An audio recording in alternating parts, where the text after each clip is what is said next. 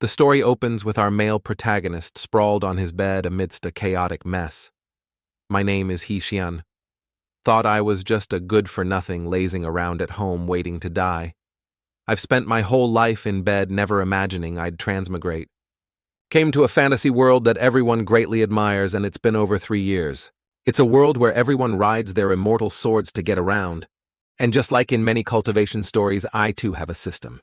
Even have a secret manual called the Dog Brother Secret Manual. Plus another secret, a pair of small demon wings sprouting from my shoulders. But what I lack is the motivation to cultivate. However, this isn't a good solution either. Wasting such a great opportunity will incur heaven's punishment. As he thought this, a scene flashed in his mind, a Daji with eyes full of killing intent, wielding a chair, chasing and beating him. No, this won't do. If I continue like this, it's not going to work. First, I'll do 10 push-ups to regain some motivation. With that, he struggled to complete 1 push-up. After the second one, Xian's face was pale and drenched in sweat. Before finishing the third, he couldn't hold on any longer, and face planted onto the floor, accepting his fate. Forget it. I'll accept the retribution. I've tried my best. What a pity for a powerful cultivator's life. Travel safely, farewell. May I not meet any lazy people in heaven. Originally thought that a good-for-nothing like me would just spend this transmigration life cloud-gazing. But I didn't realize that besides laziness, I have another fatal flaw. That is the fear of death. The system reminded him, mission time, remaining 100 final days. Mission failure will result in immediate termination of the host. Seeing this, his face immediately turned, panicked, his eyes wide as he exclaimed, "What time kill?" Immediately after, Xian got a boost of 100 million motivation points and ran for his life. This damn system never reminded me there was a time limit. He then rode a horse at full speed, constantly muttering, "I'm going to die, I'm going to die, I'm going to die." Just like that, he traveled a long distance across the endless plains to the end of the map. At this time, Xian had stopped at Yuntaishan, a normal mountain cave. Then, unable to stand firm any longer, he clutched his waist and fell to the ground, groaning. Finally made it. Oh, my old waist. As he said this, he looked up at a spirit stone in front of him. The mission objective must be to activate that treasure pearl. Damn it. Ran for over 3 months for a tattered ball. Luckily, I caught up. As soon as the protagonist touched the treasure pearl, it immediately emitted a beam of energy that illuminated the entire area. Even he was pushed back by the light, squinting as he struggled to see ahead.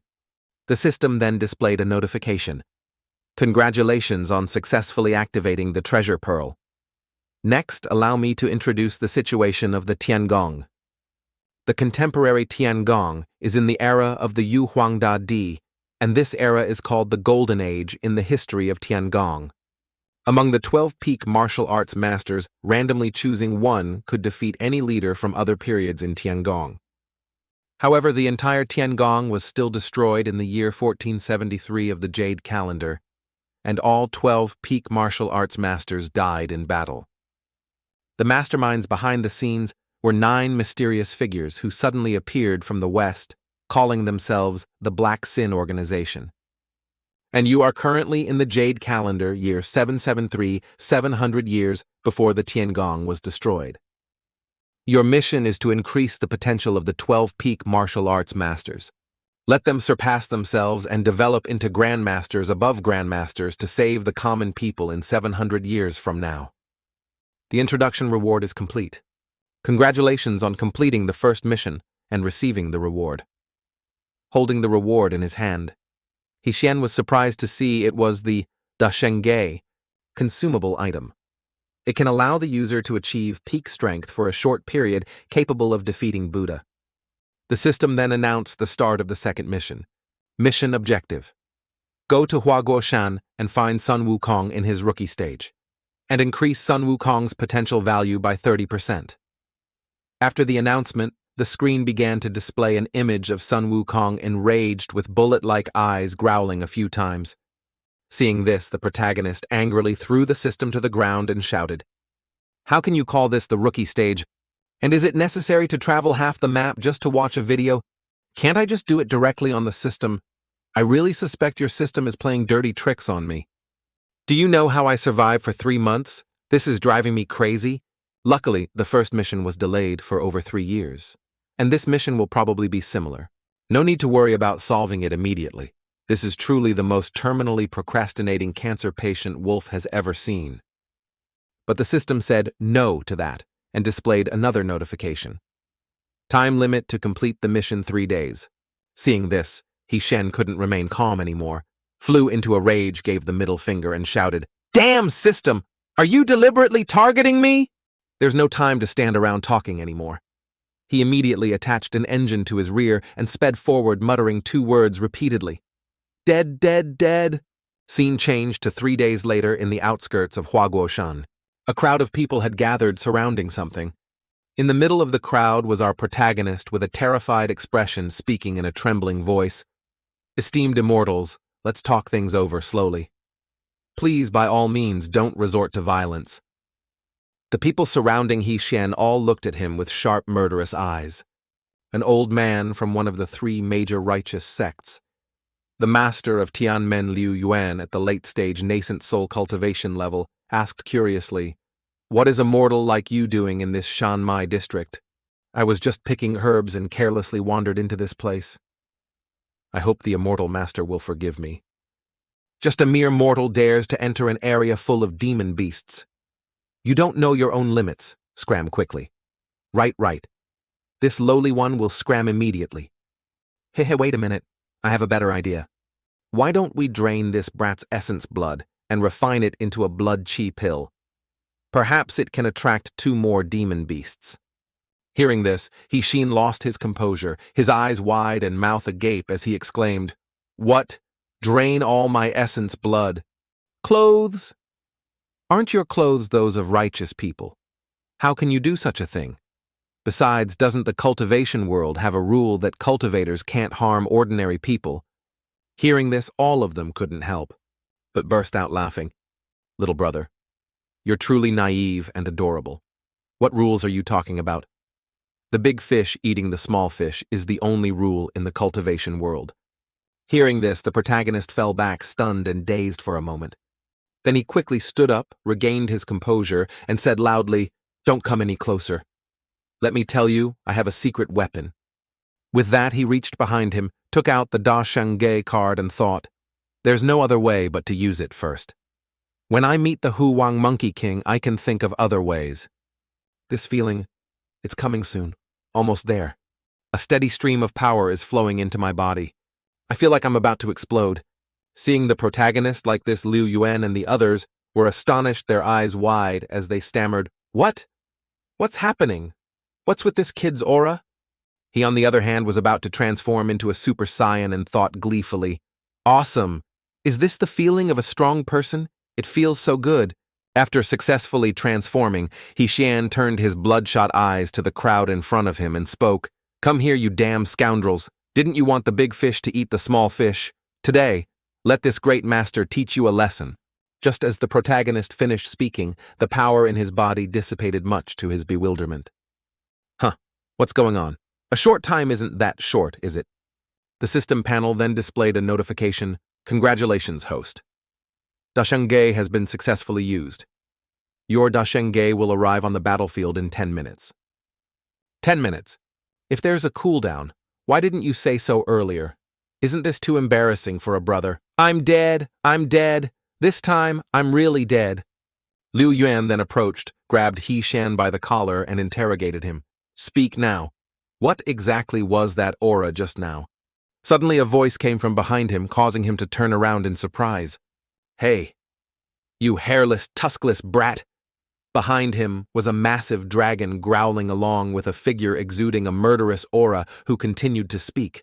"What are you looking at? I'm talking to you." When the figure became clear, it was Meiho Wang. This is the younger Sun Wukong, a sword strapped to his back. "So it's you lot who've been hiding in the shadows hunting down my monkey kin." Liu Yuan, seeing this, gritted his teeth angrily and thought, "Damn Demon King level. Why did he appear here? I only killed a few of his mid-level lackeys. Was it worth it? I came out to vent a little. Why am I so unlucky? It's too late to call for help from the ancestor now. Damn it." After thinking, the old man raised one hand towards the sky, creating a formation with his magic. What are you spacing out for? Buy me some time. Just enough time to cast 2 high-level spells will do. What, Sect Master, you dare to? That's a Demon King. A few low-level spells won't do anything. It's over. Am I going to die here today? This old lady hasn't even tasted a man yet. Less nonsense from me. As long as my treasure has enough time to charge, even a Demon King will die. Wong, standing nearby, heard this, calmly picked his nose and looked at him with half-closed eyes, replying, "Oh, really, that's scary." With that, he lay down on the ground, letting the other monkeys massage him. "Very confident, kid. All right. This king will wait for you. No need to rush. Prepare your spell to be a bit stronger. If it's not enough, I can give you more time." The 3 people standing before Wong looked at him with terrified expressions, not daring to make a sound. Meanwhile, the nearby protagonist, with a delighted expression, looked at the system panel showing only 8 minutes left and thought, right. The more the better. As for old Liu Yuan, he was smiling excitedly and said loudly, "All right then, you said it yourself. Don't embarrass yourself in front of your monkey king." 5 minutes later, the magical vortex created by the old man had become a powerful whirlwind exuding an extremely strong aura. Wong, seeing this, also stood up and spoke in surprise. "Is it done? Have I been waiting this long for it?" After speaking, a smug smile appeared on his face as he looked ahead with cold eyes. The giant vortex in front of him now began to emit a stream of immortal energy, with an extremely powerful pressure downwards. Old Liu Yuan, standing above, still maintained a smug smile as he looked down and laughed loudly. "Ha, you foolish monkey. Tell me, don't you look like a foolish villain from a novel? Do you know this is the true immortal artifact bestowed upon me by the ancestor? Its only drawback is that it takes too long to cast. An immortal artifact. Could it be a magical artifact from the Tiangong? Even I am seeing it for the first time in my life. That being said, even a demon king would probably fall." The old man, without further ado, waved his hand towards Wong, his bloodshot eyes exclaiming, "See you in the next life, stinky monkey." As he finished speaking, dozens of formations suddenly appeared in the sky, creating hundreds of spiritual energy beams that shot downwards. All the spiritual energy beams were aimed in one direction towards Wang. The immortal energy from the old man's technique created a powerful pressure that pushed people on both sides far away. Old Liu Yuan on this side also opened his mouth wide and shouted 2 words. "Die." As the old man finished speaking, dozens of spiritual energy beams also shot towards Wang. Seeing this, he wasn't scared at all, turned to look at the camera and smiled confidently. Immediately after, all the spiritual energy beams created by old Liu Yuan shot straight down at him. Ha, turn into dust, stinky monkey. I told you once the immortal artifact is activated, you will surely die. Damn stinky monkey. Stinky monkey. But just as he turned to leave, Wang's voice echoed from behind. "Aren't you celebrating a bit too early?" When the old man turned back, he saw Wang had grown larger, growling in front of him, and exclaimed, "What the hell is happening? Why isn't there a single scratch? And he's become so big." Wang then began to charge forward with sharp eyes, raising his fist. "Look closely. Let me show you what true power is." As Wang finished speaking, his fist stopped right in front of old Liu Yuan, the force of the blow sending the mountain behind him flying. His 2 subordinates, witnessing the scene, were so astonished their eyes almost popped out as they exclaimed, One punch demolished the entire mountain." Wang then looked down at the old man with a smug expression and said, "Want more, kid?" Liu Yuan, now with no spirit to fight, collapsed to his knees, his face dazed and tearful. Then he forced a smile through his tears and said loudly, "Great Lord Hao, one of a kind, I beg you to raise your hand high and spare this lowly one a path to live." Wang, hearing this, said nothing more, shrank his body, and spared the old man. Suddenly, his gaze caught the attention of the protagonist. He now realized Wang was looking at him, and his face turned pale with fright. Looking at his Dasheng great sage, which still had 40 seconds to arrive, his whole body began to tremble as he stammered, "Again. Great Lord, I wasn't with them." He ignored the protagonist's words and raised his fist in response. "Just now, you kid gave me an extraordinarily uncomfortable feeling. Looking at the remaining 30 seconds, He raised his hand to stop him trying to stall for time. Wait a moment. I actually came to find the great king to become your disciple, sir. Become my disciple. Exactly. Master, please accept this disciple's bow. Since I was 3, this disciple has heard every day the mighty tales of Master Wong from Huagosan.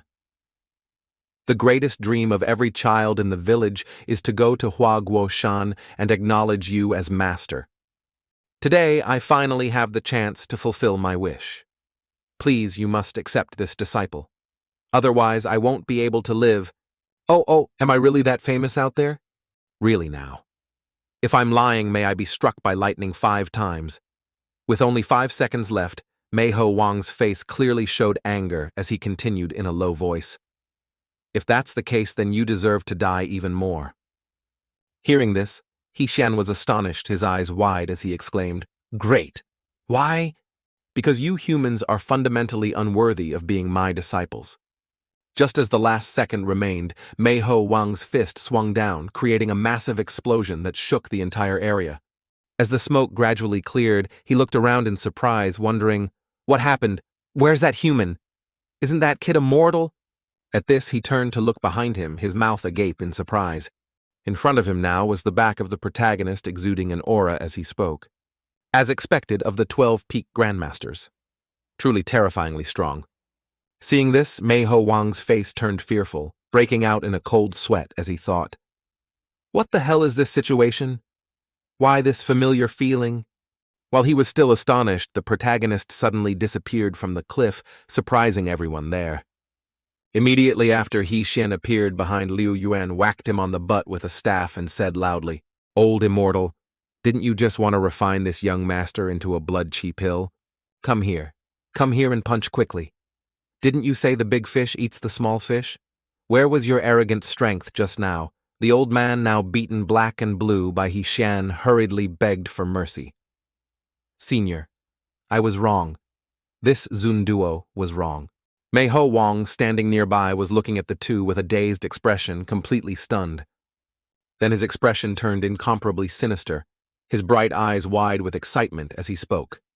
This is a bit interesting. All right, don't waste time with that trash.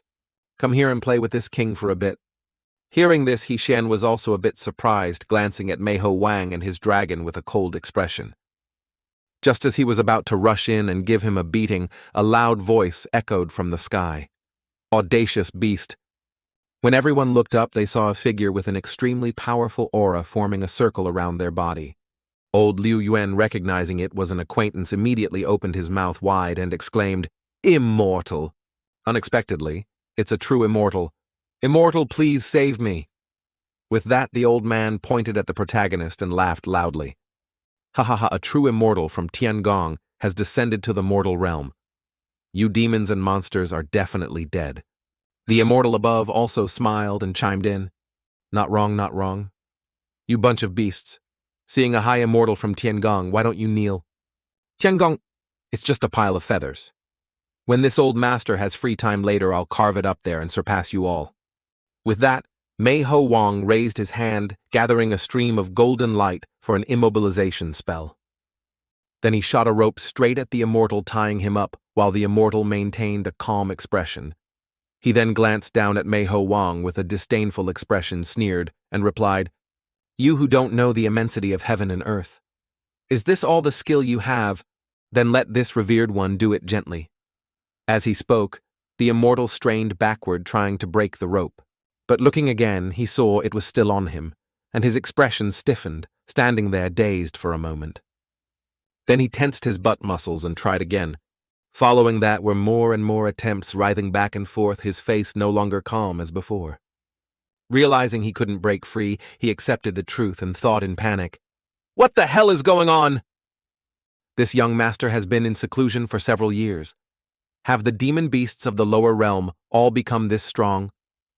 At the same time, Wong's dragon also appeared, opening its drool-filled mouth wide.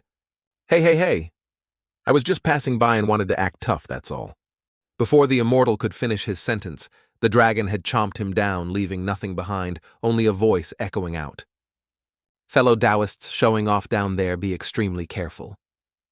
Liu Yue, standing below, witnessed the scene, his face drained of blood, sweat pouring down like rain as he stammered. Hi. Is the high immortal gone just like that? Isn't this too perfunctory, author? At the same time, on the dragon's side, after swallowing the immortal's body whole, it also evolved to everyone's astonishment. Wong, standing nearby, saw this and smiled with a hint of surprise. Ah yeah, it can break through too. Old Liu Yuan on this side had no strength left and lay on his back, helpless in the current situation. At the same time, from the dark clouds, a dragon's head changed in color began to emerge, growling a few times. When the clouds completely disappeared, its entirely new and powerful appearance was revealed, causing those below to exclaim in astonishment. Oh my god, it's really as big as Huagosan? Wow, haha. Unexpectedly, it mutated and evolved into the Shi Long Wang. Refreshing. Damn, this feels so good. Now I'm the master. Even that stinky monkey is no longer... Just as the dragon thought this, a giant golden-banded staff appeared above its head, crashing straight down. Seeing this, it didn't know what to do but exclaim in panic and confusion. What the hell is that? Immediately after, at Huagosan's location, a large-scale explosion erupted, shaking the entire surrounding forest. The first 12-winged flying dragon in history also vanished at the age of 765, leaving only a pool of blood at the bottom of the pit. Witnessing the scene, Wong and the others were stunned for 5 seconds before speaking in trembling voices. Huagosan has also vanished. Where are we sleeping tonight? The protagonist standing nearby could only scratch his head and force a laugh, replying, Ha ha ha ha, my bad. This is the first time using this Rui Jingu Bang. The size isn't easy to control. Oh dear mother. Even if I added more staff, my grandparents couldn't handle it. After thinking, he turned to He Shan and spoke firmly. Relying on weapons doesn't count as being a hero, you know. If you have skills, let's fight hand-to-hand. Hand-to-hand combat. All right then. What do you want to compete in? Strength, speed, or endurance? You choose whatever you think you're best at. This revered one can do it all. Got plenty of ideas. You just have a slightly more powerful weapon. What are you showing off for? Then this king will use my unparalleled speed to abuse you. Hearing this, he tried to appear calm on the outside but couldn't help but snicker inwardly and exclaim, You stupid stinky monkey! I am your future. What I'm best at, I'm not even sure myself. At this moment, Wong in front of him exuded an aura and continued to speak. At the end of the continent, Penglai Shendao Penglai Immortal Island birthed an infinite colorful lotus. Do you know about it? Of course I know. Very good. Then whoever gets a petal of the infinite colorful lotus first wins. With that, he didn't even give a signal and rushed forward, leaving the protagonist behind. Then he summoned his somersault cloud and flew away. In an instant, he disappeared into the sky, only his last words echoing back, This old sun is one step ahead.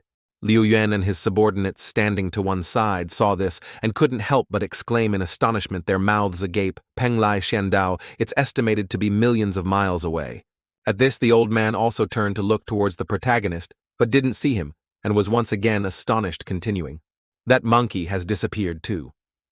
Not long after, at the Penglai Xianbao Penglai Immortal Treasure Complex, Wang's somersault cloud landed straight down below with an explosion. He on this side fell from the somersault cloud and had to land face first, sliding a long distance. Then he quickly stood up, pointed at the somersault cloud and shouted, You damn bastard! Every time you fly, you don't care how you land, right? Are you doing it on purpose? This damn cloud is clearly doing it on purpose. After shouting, Wong finally began to notice the petals of the infinite colorful lotus. Then he sneered with a smug expression. Ha ha ha ha, as expected, all 28 petals of the infinite colorful lotus are still here. Half an incense stick's time later, when he returned, he saw the protagonist standing with hands on hips, having waited there for a long time. He then began to taunt him. This won't do, you know. Coming back this late. This revered one arrived long ago.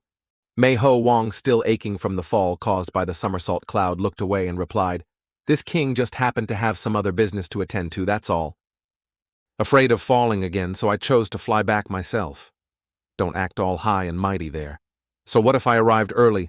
Hearing this, Xian, still with a calm expression, sneered and continued, If you can't get a petal of the Thaolin grass lotus, you still lose. Hearing this, Wong began to raise his arm, summoning an entire Thaolin plant, and said loudly, Oh, how do you know this revered one hasn't gotten it? That's because this king went ahead of you and put all the petals of the Thaolin colorful lotus in my bag. Oh my god, unexpectedly, it's really the infinite colorful lotus of Peng Lai Shendao. You got it in just a short incense stick's time. The female monkeys on this side were all looking at Wang with infatuated eyes, exclaiming, Unbelievable! As expected of the great king. He truly is a god. The protagonist, standing nearby, looked at his long nose with a disgusted expression and remained silent for a moment. Then he raised his hand, rubbed his head, laughed loudly, and replied, Ha ha ha, what's this supposed to be? Just doing it conveniently along the way, that's all. Ha, then stop talking nonsense. Hurry up and admit defeat. But there's a reason why this revered one couldn't get the Thaolin. Because I truly didn't expect this body to be so fast. As soon as I ran up, I immediately attracted the attention of all the gods and Buddhas. To ensure safety, I had to stop quickly. Not going to get the Thaolin. Those standing nearby heard this and looked at him with wide, astonished eyes, half believing and half doubting.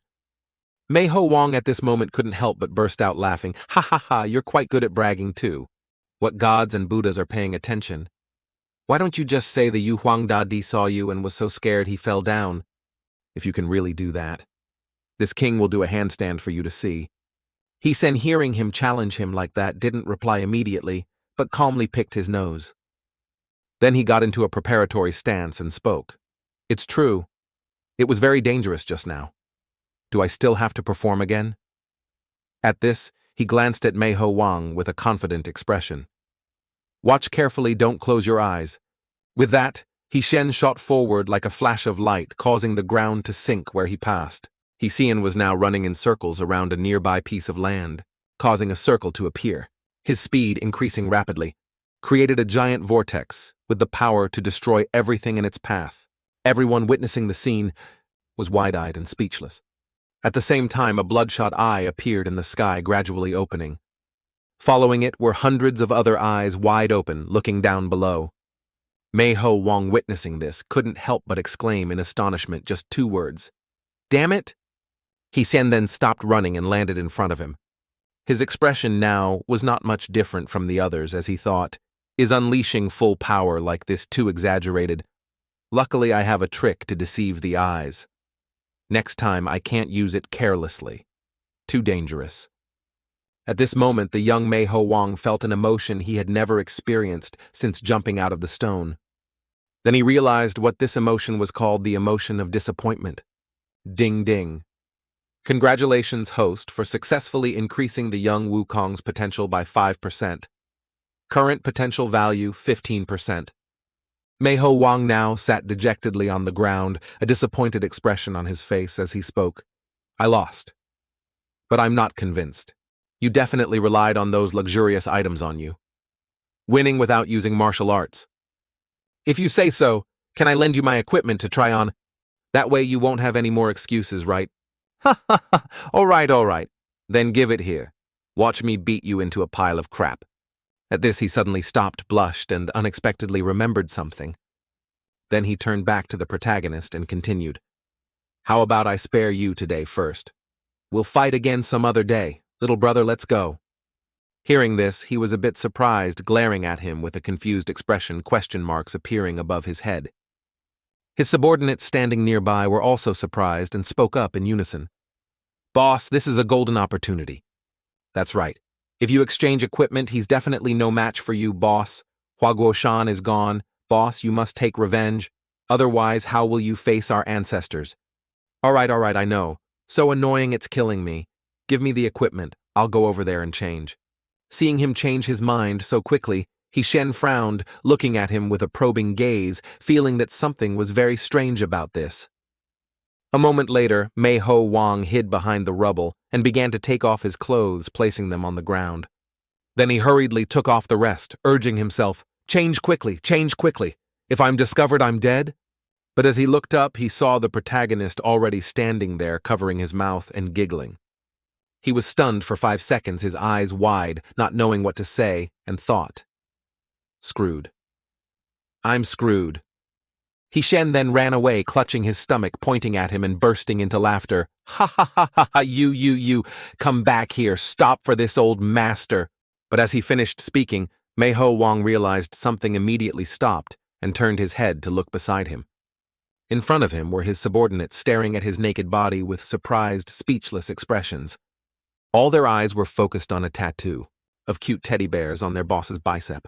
Even the 3 Liu Yuan and his men standing nearby couldn't help but exclaim in astonishment, Is this the Demon King's tattoo? Oh mother! Wong, now enraged, scolded all of them. What are you laughing at? Is there something so funny? On what basis can't a Demon King have a cute tattoo? Hey boss, calm down a bit. No one is laughing at you. You're just being too sensitive.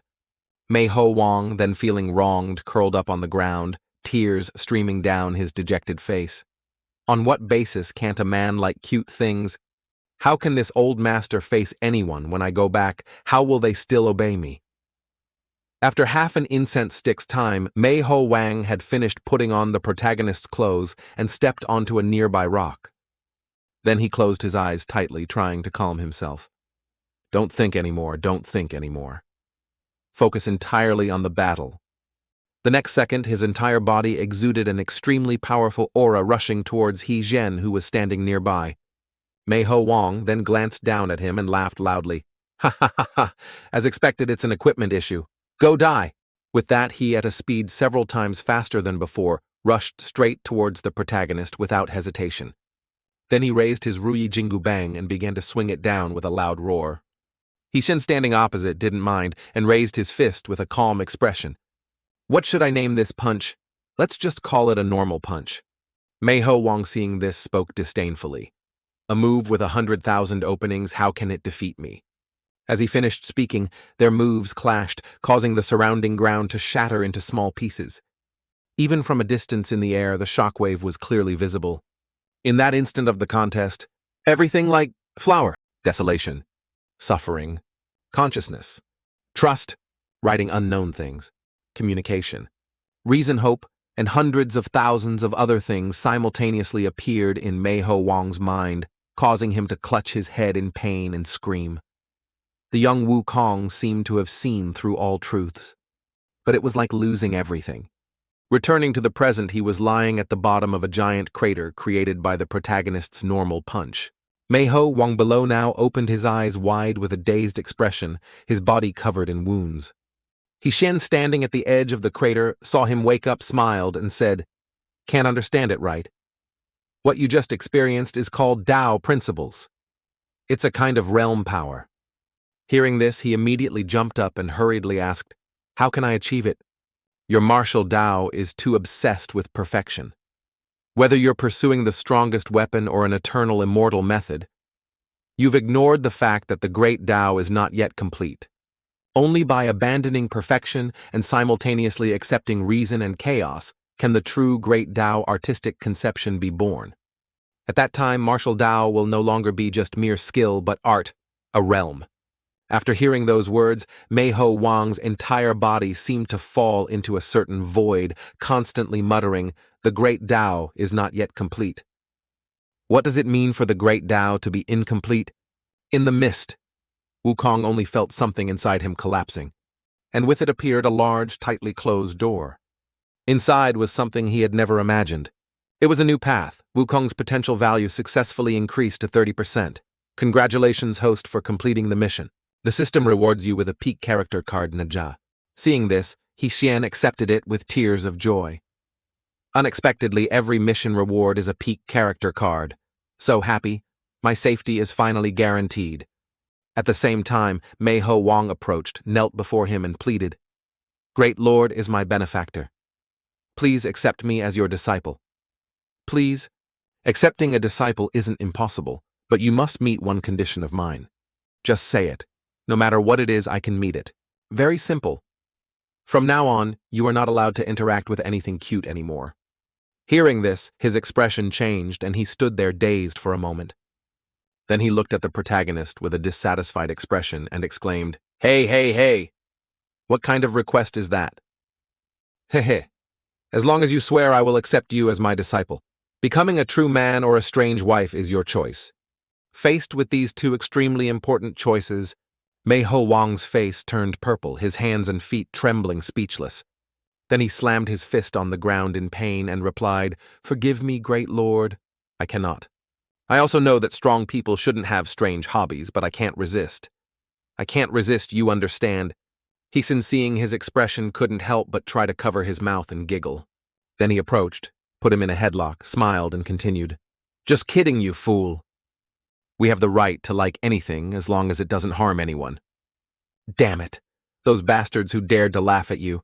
If anyone dares to call you strange later, Master will go with you and beat those bastards to death." At this, the protagonist scratched his butt, walked away, and called back, "What are you still dazed for? Hurry up." "Yes, master." At this time, the remaining crowd behind also rushed after him, shouting loudly, "Great lord, we also want to acknowledge you as master. Us too. Enough, enough, enough. More people just means more danger." That's right. Having said that, I must also say, what on earth happened to this world? The Hao Wang's servant is clearly a Western creature. Even the formations are similar. And the local people don't feel it's strange at all. It's like they've gotten used to it from practicing so much, right? Doesn't that mean the mysterious Western organizations will suddenly invade in 700 years? So what's happening now? While Xian was still wondering, the system suddenly appeared, causing him to jump back and shout, "Oh, mother, can you stop appearing so suddenly? My heart can't take it." Third mission: form a team with the young female war god, Zhuan Envy, and increase potential by 30%. The first female war god in history, Zhuan Envy. Your reputations are truly terrifying. Scene changed to that night at the magnificent and luxurious main hall of Enverguo Women's Kingdom. Inside is a four-dimensional space with countless formations of various sizes.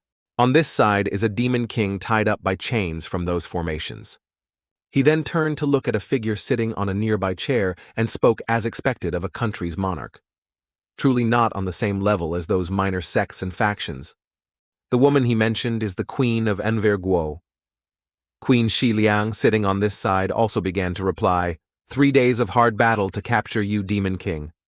No need to struggle anymore." The Demon King now gradually transformed his body into a skeleton with 2 bloodshot eyes trying to escape the chains. Even if you turn into a pile of dry bones, you can't escape. Once the Tianji Heavenly Secret Grand Formation is formed, no one in this entire cultivation world can dispel it. This king is this confident. The continent's #1 formation is indeed not an empty reputation. But what if this king says I have grasped the true power of the realm? Just as he finished speaking, another dimension appeared from under Xiliang's feet, to her astonishment. Immediately after, with its extremely strong suction force, it easily pulled Xiliang's entire body inside. Inside now was another dimension, dark as ink, along with the Demon King's voice. How about it? Very magical, right? This is this king's realm power. Domain of power. In here, this king is the true god, the lord of all existence. At this, he tied her up, just as she had done to him. And you can only let this king arrange things. Kakaka, you lost. From today onwards, the entire Enverguo Women's Empire will be my toy. Of course, you're included too. My beloved queen. Scene changed to 7 days later in the outskirts of Enverguo. Xian's back is seen approaching step by step. He is now looking at the city gate in front of him with a dejected expression. Can I see Enverguo already? I really don't want to complete the mission at all. Wong, hiding behind a rock, peeked out half his face and spoke in a weary tone. Master, do you really want to transform into this form? Are you done transforming yet? Quickly, let me see. He then stepped out in a chibi form, blushing shyly, and replied, I like cute things, but isn't this a bit too much? At this, Wukong couldn't take it anymore, covered his face with both hands, and said loudly, Damn it, so embarrassing. What's there to be embarrassed about? Didn't I tell you already? This is part of cultivation. You'll understand later. When has Master ever harmed you? So lovely. Actually, Xian's inner thought was to bring along such a harmless mascot. The chance of direct enemy encounters is reduced by 50%. While the two were talking, someone was secretly observing their every move from behind a nearby rock. He then, with an extremely cunning expression, smiled smugly and continued to observe with sharp eyes. The old man then, along with another person, appeared and approached the two, smiling as he spoke. "You two esteemed sirs look unfamiliar. You must be travelers visiting here for the first time, right? Such a tiring journey here, you must need a place to stay, right? There's entertainment too, you know." Hearing this, the protagonist stood dazed for a moment, not yet processing the old man's recent words. Then a scene of the red light district from his world flashed in his mind, and sweat poured out endlessly. "Shen, what the hell are you thinking? Don't bring your dark thoughts into a pure cultivation world like this. How can another world have that? Definitely not." Before he could calm himself, the old man continued to approach, whispering in his ear. "All young and beautiful maidens, huh?" Hearing this, all the dark thoughts in Shen's mind were 100% confirmed, along with his dazed, questioning expression. He then quickly darted away, waving his hands in refusal. No need. I'm not of age yet." The old man now revealed a sinister expression and continued, "To be frank with you, esteemed guests, Enverguo is already in the hands of our great lord. All the beauties in this entire province can do as you wish." Hearing this, Shen was a bit surprised, stopped, and wondered. In his hands, the old man then took out a treasure pearl, presented it to him, and replied, "If you don't believe it, take a look at this." At this moment, the treasure pearl in the old man's hand began to project images of girls with full figures in various poses, as if calling out to the protagonist. Seeing this, his expression turned astonished, frowning in disbelief. "If you're not satisfied enough, if you want more excitement, we have that too." The more he spoke, the more smug his face became, with an evil aura surrounding his body. "As for the extent, there's nothing we won't do that you can't think of." Wukong at this point couldn't listen anymore, gritted his teeth, and shouted angrily, "You damn scoundrels, bastards!" As he finished speaking, his fist landed squarely on the old man's snout. The old man, one cheek swollen, said in surprise and haste, What are you doing?" Wukong then jumped on the old man, grabbing his throat with one hand, raising his other fist. "What am I doing?" "Of course I'm carrying out heaven's will." Just before his next fist landed, Shen, standing to one side, quickly spoke up to stop him. "Wukong, stop quickly." Ha, my apologies. My disciple doesn't understand things and has offended you. We'll leave right now." At this, he carried his disciple, dashed off, waved goodbye, and said he wouldn't see them again. The old man sitting on the rock behind looked at the old man in front of him and asked curiously, "Just let them go like that?" The old man, now recovered from the wound on his face, looked at the protagonists retreating back and replied, "Forget it. That weakling isn't the person we're looking for." A while later, after the two had gone quite a distance. But Wukong was still fuming about what just happened and didn't even look at the protagonist, frowning as he looked ahead. The protagonist, standing nearby, also noticed this, turned to look at him, smiled, and said, "What's wrong, angry?" "No. If what he said is true, his boss has occupied the entire Enverguo. With such powerful strength, do you think he really needs to go out on the streets to solicit customers? I think they're spreading information in a small area, waiting for someone to take the bait." Hearing him say that, Wukong didn't think much of it and asked dazedly, "Is it true Enverguo is probably just bait? They have other bigger plans. But no matter what, we have to kill those old scumbags. So don't alert the enemy by rash actions." Wukong now also knelt before the protagonist and said loudly, "It was my mistake, master. This disciple actually misunderstood you as a timid mouse, afraid of trouble. I even dared to suspect that your previous strength was just an act. This disciple deserves death. Please punish me." Shen, hearing this, blushed with embarrassment, covered his mouth, waved his hand, and replied, Ha, how could that be? How could master be such a person? All right, don't waste any more time. Let's go into the city. Quick battle, quick victory. I'll listen to everything master says." While the two were happily talking, a voice echoed from behind, "Hey, you two perverts over there. All your accomplices have been defeated. Where do you think you can run?" Shen, hearing this, turned his head with a dazed expression, not understanding what was happening. He then noticed two puppets with familiar shapes and thought, "It's those two from before." What kind of magic is that? At the same time, the system panel also displayed a notification, "Congratulations, host, for finding the target, the young Zhuan Envy." Seeing this, his expression changed, his eyes wide, as he turned to look at her, sweat pouring down like rain, as he stammered, She's Zhuan Envy. Zhuan Envy, standing nearby, was enraged, gritting her teeth, staring at the two of them, and continuing, "Using women as toys. You scumbags have pushed this young lady to her limit." With that, she also held her sword and dashed towards the protagonist. He on the opposite side saw this and exclaimed in panic, his mouth agape, "Big sister, can you listen to my explanation for a sentence or two?" At the same time, Wukong behind him, suffering from severe combat disorder, replied with an excited expression, "Master, what is there to explain?" At this, he also charged straight towards Zhuan Envy, his bloodshot eyes raised, his fist up. Just before Wukong's fist landed, Zhuan Envy was one step faster, swinging her sword and slashing him multiple times. But immediately after she realized something was wrong, quickly turned her head to look behind her. That's a clone. The real Wukong now began to charge from another direction with a smug expression, saying, "Good reaction, woman." At this, he raised his fist, which was enveloped in a stream of true ki. Unfortunately, it's too late. With that, Wukong landed an extremely powerful blow, sending Zhuan Envy flying and crashing into the ground, creating a large explosion. As the smoke gradually cleared, it revealed her lying motionless at the bottom of the large crater. But Zhuan Envy wasn't so easily defeated and now struggled to sit up. Wukong, standing nearby, saw this, his expression turning excited as he said loudly, "Very good. You can still move after taking a direct punch from me. Then let this king—" Before he could finish his sentence, he was punched in the mouth by Zhuan Envy and sent flying.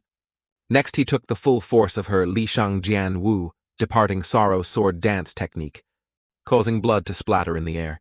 Wukong, seeing this, couldn't help but be astonished, one eye wide, as he thought, "Damn it. She hit me even with such a short attack time. So fast." Just as he finished thinking, he was knocked down, sprawling on the ground. Wukong then gritted his teeth, endured the pain, and struggled to stand up, looking towards Zhuan Envy. She, standing opposite, was also touching the wound he had inflicted, silent. Xian on this side was astonished, his mouth agape, worrying and thinking, "This woman is too strong. In just 2 rounds, she could injure Wukong so badly." Thinking of this, he placed his hand on his forehead, trying to calm himself. Calm down, calm down. Now is not the right time to use the card. After thinking, he quickly ran to Wukong's side and said, "Monkey, are you okay? Can you do it? This woman is extraordinarily strong. If it were before, it would be really difficult. But now I have Master's great Dao realm. This disciple will definitely win." Hearing this, Xian immediately stopped, glancing at him with an astonished expression. Then he lost his composure and exclaimed, "What? You mean you've learned realm power?" "Yes, Master." Seeing his disciple affirm it, he decisively raised his hand in refusal and replied, "How can that be? Impossible." "It's true. Although I can't be like Master casting, it should be no problem. If you don't believe it, just watch carefully." With that, Wukong immediately used all his strength, tensing up his bloodshot eyes, full of killing intent. Then his mouth began to mutter. The great Tao was originally incomplete. Understand chaos. Accept chaos. Zhuan Envy, standing in front, witnessed this and was astonished, her mouth agape, wondering, "What's this aura?" Wukong then clasped his hands together and recited a final sentence. "Fuse with chaos." As soon as he finished speaking, he exuded an extremely powerful aura, causing the surrounding ground to crack. At this moment, Wukong had successfully fused the 2 powers, creating a glowing orb in his palm. Xian, standing nearby, was so astonished his face contorted as he thought, "Holy cow, it's really great Dao power." This kid only saw it once. This comprehension ability is too heaven-defying. Wukong's expression now turned murderous, his bloodshot eyes full of killing intent, exuding an extremely powerful pressure. Zhuan Envy, standing opposite him, was also worried, breaking out in a cold sweat as she thought, "Not good. This feeling isn't good at all." A small light orb also made Zhuan Envy feel something she had never experienced before. That was pressure. She now hurriedly raised her arm and quickly cast a spell. "I must respond with all my strength immediately. Otherwise I'll die." After thinking, Zhuan Envy also used her wine technique to create treasure swords around her. Next, she got into a stance, pointing her sword tip towards Wukong and unleashed her Guishu ghost technique. Immediately, the treasure swords behind her all rushed forward, clashing evenly with Wukong's great Dao power. He Shen, witnessing this, was once again astonished, not believing his eyes, and exclaimed, "Normal strength, but the pressure is no less than realm power." Wukong, standing on this side, creating another light orb with his hand, also replied, "No. That's not the pressure of that woman herself. It's from those swords beside her. Each one is a legendary divine artifact. Damn it, I thought I understood her strength already. But compared to Master's strength, it's still not worth mentioning. Come on, let's—" Before Wukong could finish his sentence, he suddenly felt something and stopped. At this moment, all the great Dao power began to stir chaotically within his body. His eyes then rolled back, gradually losing his ability to fight. Screwed, I'm about to lose control. At this moment, from Wukong's position, an extremely powerful aura erupted, pushing those nearby back. After that explosion, he was also exhausted and fell forward weakly, saying, "Damn it, almost got it." But before he could finish, his face slammed into the ground, making him unable to speak further. He Xian, from a distance, hurriedly ran over worriedly and said loudly, "Monkey, are you okay?" "Master, I'm fine. It's just that my body is temporarily immobile. Realm power is too strong. I couldn't control it and suffered a backlash." "Then that's good. Practice a bit more and you'll definitely get it. As long as you're okay, that's all that matters." At the same time, Zhuan Envy was standing on a tree branch behind the two, her eyes full of killing intent as she spoke. Unexpectedly, the Yin Mo Da Wang's lust demon Great King subordinate can also have such strength. It was I who underestimated the enemy. Seeing her about to attack, the protagonist panicked and quickly raised his hand to stop her, saying loudly, "Wait a moment. Female hero, you've misunderstood. We are not subordinates of the Yin Mo Da Wang, as you say." Wukong, lying behind, heard this and angrily interjected, "Master, don't waste words on her. Just fight her directly." He Xian didn't let him finish and immediately kicked him in the middle of his face, shouting, "Fight, fight your head. All you know every day is fighting and killing. Use your brain a little." After speaking, he turned his head to look at Zhuan. Envy smiled apologetically and thought, "The peak card's duration is 10 minutes. For now, the main combatant monkey is temporarily out of commission. I must definitely win over this Zhuan Envy first. Act like a worm for now, then act when there's a chance." After thinking, He Xian looked up at her and continued, "Female hero. Actually, we are also righteous people like you. We intended to come to Envier Guo to save people. You must have such intentions too, right? Of course. You say you're not their accomplices, huh? Then where's the proof?" "Proof indeed I don't have, but I trust a beautiful female hero like a flower. Majestic posture. Refreshing sarcasm like yours, you surely wouldn't do something as laughably sinful as suspecting us, right?" After seeing Zhuan Envy say nothing, he continued to talk endlessly, shamelessly, flattering her to the heavens. After hearing those words, she was a bit flustered and replied, That's a matter of course. This young lady has always preferred to mistakenly spare someone rather than mistakenly kill someone. But if you have no proof, it's not reasonable for me to spare you. Female hero, don't panic. We have a way. How about letting us enter the city with you? If there's anything suspicious, you can kill us directly." Zhuan Envy, hearing those words, was completely led by the nose, rubbed her head, and stammered in reply, It seems not bad. All right, we shouldn't delay. You follow me." "As you command." "Oh, right. I'm used to coming and going alone. I don't like outsiders getting close. Please stay more than 2 zhang away from me." He Shen then, unconcerned, comfortably approached, put his arm around her shoulder, smiled, and replied, "Don't be so cold. We're comrades in arms now, after all." Zhuan Envy, seeing this, her face darkened and she shot a sharp glance at his hand. Immediately after, she swung her sword down in a slash, shouting loudly, "Let go of me!" He Xian, having just dodged that blow, was looking down at a crater at his feet with a panicked expression, not daring to make a sound. Then, unable to stay long, he scurried away with a fake smile on his face and replied, all right. More than 2 zhang here." A while later, as the three were walking on the road at a certain distance, Wukong spoke in a low voice. Such a cold personality, plus so many divine artifacts, she must be that Envy Erjianmo Women's Kingdom Sword Demon. Sword Demon. That's right. Sword Demon Lin Huang, huh? Master, haven't you heard of her before? Never heard of her. Who is she? Is she worth you being so serious? Sword Demon Lin Huang is one of the pinnacles of the contemporary Tiangong martial rankings. At the same time, she's also the only known member of the mysterious Shijia Sakya organization. Tiangong martial rankings. Shijia, what's that? I'm not sure about the specifics either. Probably the most powerful person in Tiangong. Not right. Someone of that rank couldn't have never encountered realm power. But just now she looked like she was seeing it for the first time. At this, Xian wanted to get some information from Zhuan Envy and called out to her, "Hey, female hero. Walking so far apart isn't good either. Aren't we supposed to fight side by side later?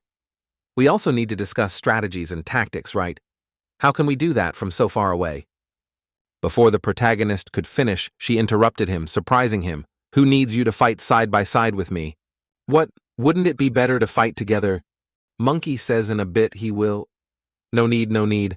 I'll solve it myself with my own strength. I don't need others to interfere." Hearing this, both of them felt a bit dejected and didn't know what else to say.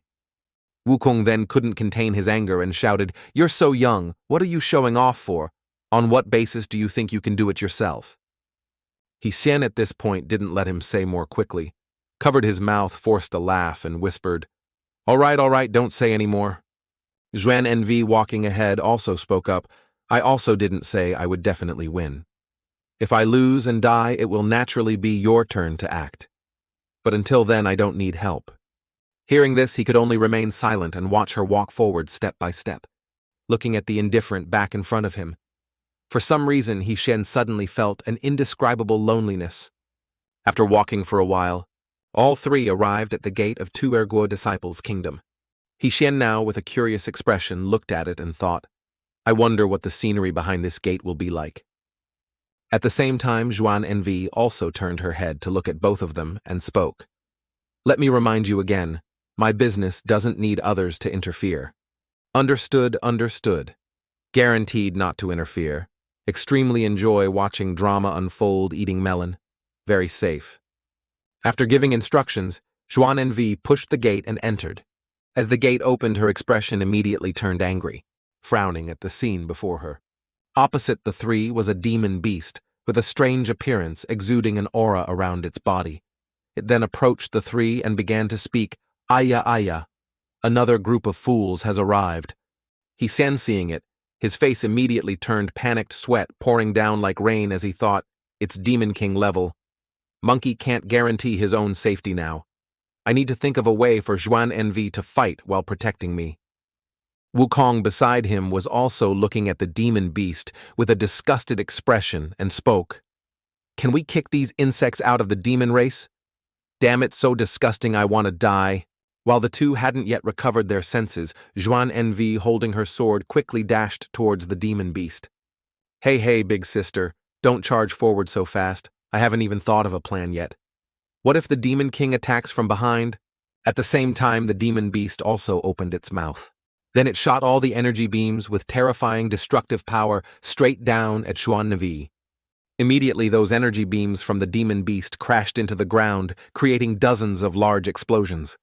As the smoke cleared, it revealed dozens of craters of various sizes on the ground, caused by the explosions. The demon beast now continued to open its drool-filled mouth and said loudly, "Ugly human, another one out of 1,000 dies at my hands." While the demon beast was still smug, Zhuan Envy's sharp, murderous eyes appeared from within the smoke, staring at it.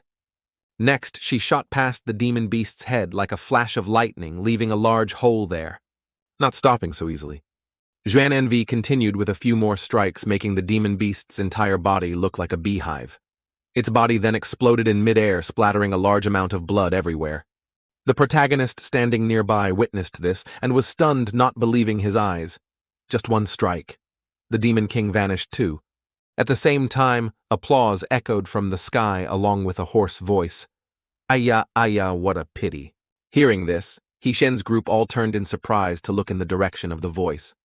In the sky now was a figure with an extremely powerful aura surrounding his body who continued to speak. My most adorable and smug little pet. Just one slash from you and it was instantly killed, as expected of the sword demon's bloodline. Zhuan Envy, standing below with a slightly surprised expression, asked curiously, "Do you know my father?" "Not just acquainted, he and I are sworn enemies. If I can't beat the old man this lowly, one will take out a blade and slash. How about it? Am I very shameless, right?" At this he raised both hands to the sky and burst out laughing. "Ha ha ha, domain power. Open." The three He-Shan's group standing below witnessed this with a shared expression of astonishment and exclaimed, "This is realm power." The Demon King then looked down at the three, smiled smugly, and continued, "Let me tell you, in this domain, this king is an absolutely invincible existence. Just moving one finger is enough to take your life." At this he waved his hand, controlling his spiritual energy ropes to bind Zhuan Envy's body. Then he glanced at the other two behind her with excitement on his face. Immortal, a heavily injured Demon King. This combination, you can't handle it. While the Demon King wasn't paying attention, Zhuan Envy, though, tied up, still raised her arm and began to cast a spell in response. "I don't need others to save me." At this moment, treasure swords with extremely powerful pressure gradually appeared in the sky, pointing downwards. She then immediately roared, breaking the ropes around her body, her eyes shining brightly. The Demon King, witnessing this, was astonished, his mouth agape, as he exclaimed, "How can this be? We're in my domain. There's no absolute invincibility in this world. It's just great power, that's all. But this entire sword formation created by divine artifacts is enough to fight you. Compared to that monkey, this strength of yours is still full of weaknesses." Wukong on this side heard this, his expression turning smug as he replied, Hey, of course. How can it compare to my master?" He-Shan, hearing this, became angry and quickly covered his mouth, shouting, "Shut up! What if he hears and attacks us?" The Demon King now also landed on the ground, using his Kulu-Hai Skullsea demon technique to create dozens of ferocious skulls with bloodshot eyes, all aimed at Zhuan Envy. He then immediately controlled all of them to rush towards her at high speed. Zhuan Envy, seeing this, wasn't scared at all, frowned and replied, "What's the use of having a large number? With that, she raised her sword and used her Jianqi Yingdi Fei Wu cherry blossom butterfly. Flying dance created countless cherry blossom petals. Then she struck them all towards the skulls of the Demon King that were rushing towards her. The two sides' techniques clashed immediately, creating a series of large explosions in the air. He-Shan also felt this and asked Wukong beside him, "Both sides are very strong. Hasn't Monkey recovered yet?" "Not yet, Master." "Damn it. To ensure safety, I should probably prepare to activate it right, because the protagonist can't die." As he used the Naja card, the system also displayed a notification. Naja card activated. Your Naja will be on the field in 5 minutes. Still 5 minutes. Could it be that the system evolves every time a mission is completed? Returning to Zhuan Envy's battle now, she was looking up at the skulls with disdain and spoke. So many openings. With that, Zhuan Envy swung her sword, easily destroying those skulls. The Demon King now continued to raise his arm, gradually creating another skull. At this moment, "I'll give you this grand gift." With that, the skull in his hand grew larger, its bright eyes looking towards Zhuan Envy. She on the opposite side had also dealt with the pile of skulls and rushed towards him. Then she began to stop and raised her sword, continuing, "Quantity doesn't equal. Then I can't lose even more." As soon as she finished speaking, a giant sword immediately appeared from the sky, crashing straight down onto the Demon King's skull. He, standing under the sword, also felt something unusual, but didn't know he was facing that abnormality. He-Shan and the other standing nearby witnessed this, and couldn't help but exclaim in astonishment, "Oh my God, it's really no less than the Ruyi Jingu Bang. They're all divine artifacts after all." Zhuan Envy now also coldly and decisively swung her sword down, shouting 2 words, "Huang Luo." Immediately her giant sword also plunged straight down at the Demon King, causing a large explosion. He was suddenly ambushed, and couldn't resist, only able to scream. A while later, as the smoke gradually cleared, it revealed the Demon King lying motionless in a large crater in the middle of the courtyard. A moment later he began to struggle to stand up, speaking in a weak voice. "Damn it, it's not over yet." Zhuan Envy, standing before him, now pointed her sword at his face with sharp eyes and ordered, "Raise your head. Look into my eyes." With that, a formation appeared in her eyes, causing the Demon King to be hypnotized. His body was now bound by two giant swords beside him. Zhuan Envy within his space was approaching, step by step, her bloodshot eyes speaking. If we're really talking about an absolute domain, my illusion technique is probably more accurate. Every second here is equivalent to a day. The mental pressure you have to endure is 100 times greater than outside. In a flash, 10 seconds passed, and the Demon King couldn't take it anymore, collapsing backward.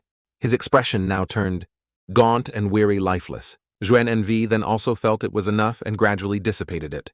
He Xian and the other, witnessing this, couldn't help but exclaim in astonishment, whispering to each other. "What's going on? Why does it feel like the enemy just lost the will to fight? It seems to be the rumored bloodline's secret technique.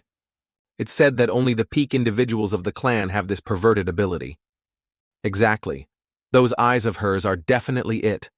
Zhuan Envy now looked down at the Demon King in his pitiful state at her feet and continued to speak. "Admit defeat. In your current state, you're no longer my opponent. As expected of the sword demon Enver, I long ago predicted I couldn't be your opponent. But have you ever thought why this king time and time again chose to fight you in Enver Guo?" Hearing this, her expression turned astonished, her eyes wide as she stared at him. The Demon King at this moment had regained his momentum, raised both hands to the sky, and said excitedly, "Of course, it's because of the formation, you fool." At this moment, a giant formation of the Demon King began to appear in the sky, along with lightning striking down. It didn't take long for him to create a formation under Zhuan Envy's feet. Next, he immediately activated the National Protection Grand Formation, creating another formation from the sky, gradually pressing down. Zhuan Envy was now also pressed down by its pressure, unable to move, only able to grit her teeth and endure. Ha, didn't expect it right. Ergo was bait from the beginning, and all their actions were to trap you in this grand formation. Using the strength of an entire nation, even the sword demon's descendant can't do anything. Zhuan Envy's eyes now shone again. She roared and escaped the formation he had created. Then she gritted her teeth and replied, sweat dripping down her face. "Then you underestimate me too much." With that, she unleashed her Shenwai Fa Xiang body outside Dharma form technique.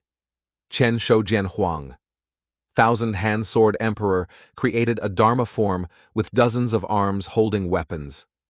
The two young men standing nearby were once again astonished and said loudly, "What is this? I've never seen this Dharma technique before." But the nearby Demon King wasn't scared at all and smiled smugly. Zhuan Envy also saw this, flew into the air and continued to speak. So calm. "Are you confident enough to fight my Dharma form, joking, sword demon? If you play your trump card, how can I? Then why are you so calm?" "Calm, huh? Of course it's because I've prepared thoroughly. Actually, this king has always been waiting for you to play this trump card." Hearing him say that, Zhuan Envy's expression turned surprised, frowning as she asked, "What did you say?" The Demon King didn't reply immediately, but just smiled and began to cast his spell. Although he said nothing, Zhuan Envy also realized the problem, her expression immediately turning fearful and dark. Could it be? At this moment, the ring on her finger was gradually glowing in front of her fearful face. Immediately after, long, sharp bones pierced out from Zhuan Envy's chest, along with a formation of the Demon King surrounding her. He Xian and the other, witnessing this, were also astonished, their mouths agape, speechless. The Demon King on this side was joyfully clutching his face and giggling. Ha, success. As expected, success. Ha, didn't expect it right. This king actually managed to find the weakness of your trump card, which is your true body. After the Dharma form is created, if the true body suffers any damage, it will also collapse and suffer a backlash. With such a powerful Dharma form protecting you, weaknesses are considered nothing to fear. But what if this king's attack is from the inside? He Xian, hearing this, thought back to the two puppets in the old man's form that Zhuan Envy had quickly defeated and realized. Zhuan Envy put them into her storage ring. That was a trap. The Demon King on this side approached Zhuan Envy step by step and continued. Dharma form backlash plus the suppression of the grand formation. Now you truly... At this, he immediately swung his hands, landing a flurry of punches all over her body without any mercy. The more he punched, the the more excited he became, saying loudly, "You like using special magical artifacts to turn bad people into toys for punishment. How's my intelligence, great young lady? You don't even dare to kill people. Yet you want to be the descendant of the Zhuimo blood demon, ha ha ha ha ha ha." At this moment, the Demon King pressed her head down to the ground disdainfully and continued, "Can't even last a moment anymore." Not stopping there, he continued to punch until he was satisfied. He looked at Zhuan Envy's pitiful state, unable to hide the smugness on his face, and asked further, "Hurts, doesn't it? Regret it, don't you? My clansmen felt the same way when they met your father that year. Not calling your accomplices for help, want to die already." She, lying before him, now resigned to her fate, replied indifferently, "I admit defeat, you do it." "Ha ha ha, want me to do it? How can it be so easy? I must slowly torture you just like your father did that year." No. It will be more cruel. Don't act like you don't care about all that damn stuff." "Fear me, fear, or should I cripple these white thighs of yours first as an appetizer before eating?" Just before the Demon King's blow to cripple Zhuan Envy's thighs landed, an external interference caused his technique to deviate in another direction. Seeing this, he flew into a rage and shouted, "Who is it?" At this moment, the person who appeared before him was the protagonist, transformed into Naja, currently riding a ring of fire on his feet. He then, like a gust of wind, rushed to hold Zhuan Nu in his arms, looked at her and spoke, "This guy really won't beg for mercy even if he's dying." Zhuan Nu was currently mesmerized by Heshen's cool and imposing face, her own face blushing. But a second later, she quickly pushed him away, struggling and shouting, "This presence, are you the kid from before transformed? Hey, don't move around so much, okay? I'm still not very good at standing on this ring." The Demon King, standing below, witnessing the scene, interjected with some surprise, "Kid, you're indeed not an ordinary mortal. But why didn't I sense any presence from you before, detestable brat with an unknown origin? My body is too weak now. I must use all the remaining power of my realm for a quick victory. One strike to kill." After thinking this, he unleashed a full-power palm strike towards the two of them, exclaiming, "All of you die for me." Zhuan Nu, seeing this, her face turned panicked, and she quickly said, "It's the power of the realm, ignore me. Run quickly." Heshen, hearing this, glanced sharply behind him to see what was happening. "Want to compare realms with me, fine? Then I'll show you what a true realm is." As he finished speaking, he retaliated with a blow of his own, easily dispelling the Demon King's power. Zhuan Nu, witnessing this, widened her eyes and looked at the male lead with an astonished expression. Meanwhile, Wukong on this side was smiling, proudly pleased with his master. The nearby animals were also terrified, and quickly hid behind a rock, trembling, not daring to make a sound.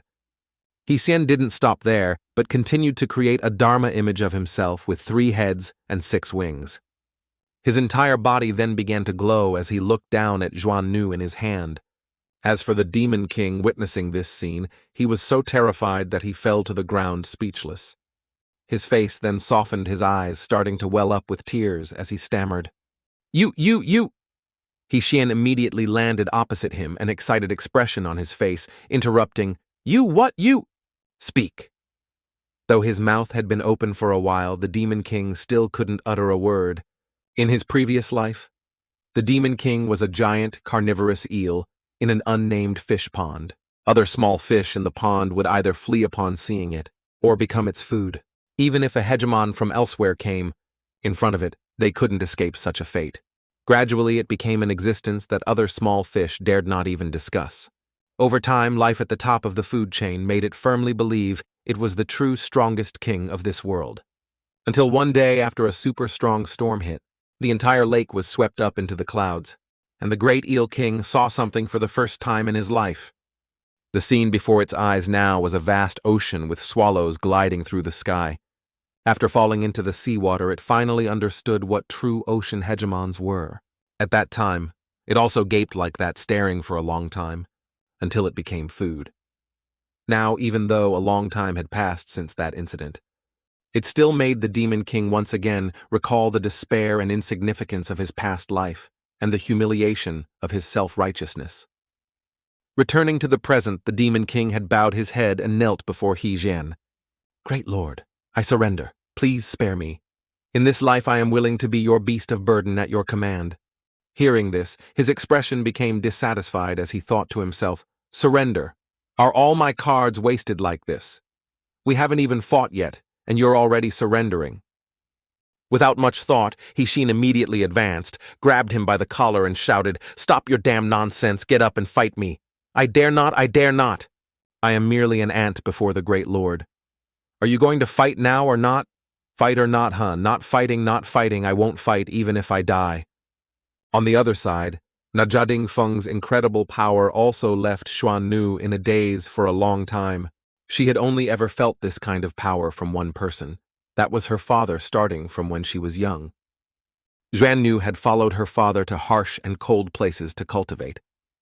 But such a figure of stature always left her with only a distant back view. Even during meals or sleep, she wasn't allowed near. Her father told her, solitude is the most important quality of the strong. Even if it was painful, she endured. Even if she couldn't understand. She always believed in her father. One day, as usual, Xuan Nu followed her father into a forest. Suddenly, she paused when she heard a sound coming from a nearby bush. Without much thought, she approached, parted the bushes with her hands, and curiously looked inside. It was a small fox looking at her with the innocent eyes of a child. One person, one fox, four eyes stared at each other silently for a long time. The fox then, without hesitation, stood up and joyfully ran towards her.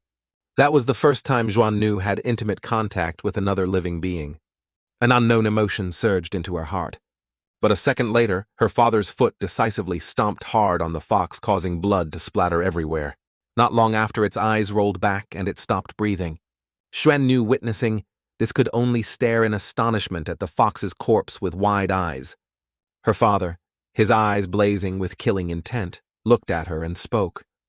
"What are you doing? Do you want to keep it like those low-class people? What are you standing there for? Answer me quickly."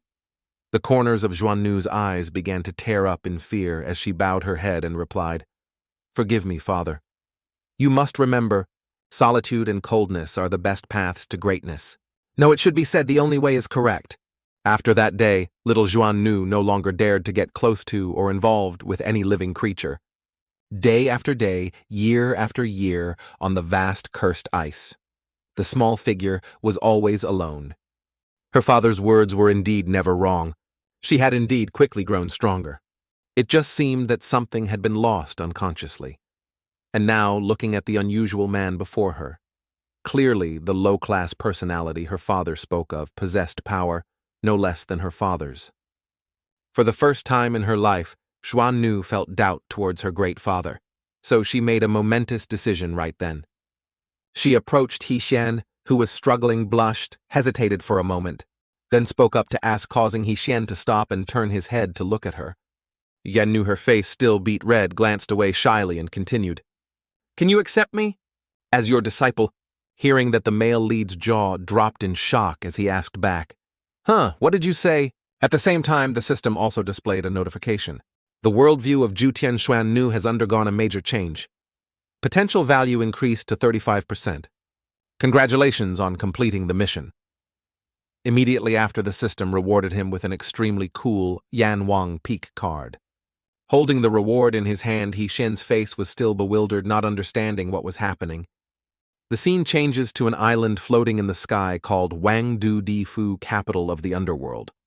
At this moment, inside the palace city, two figures are talking to each other.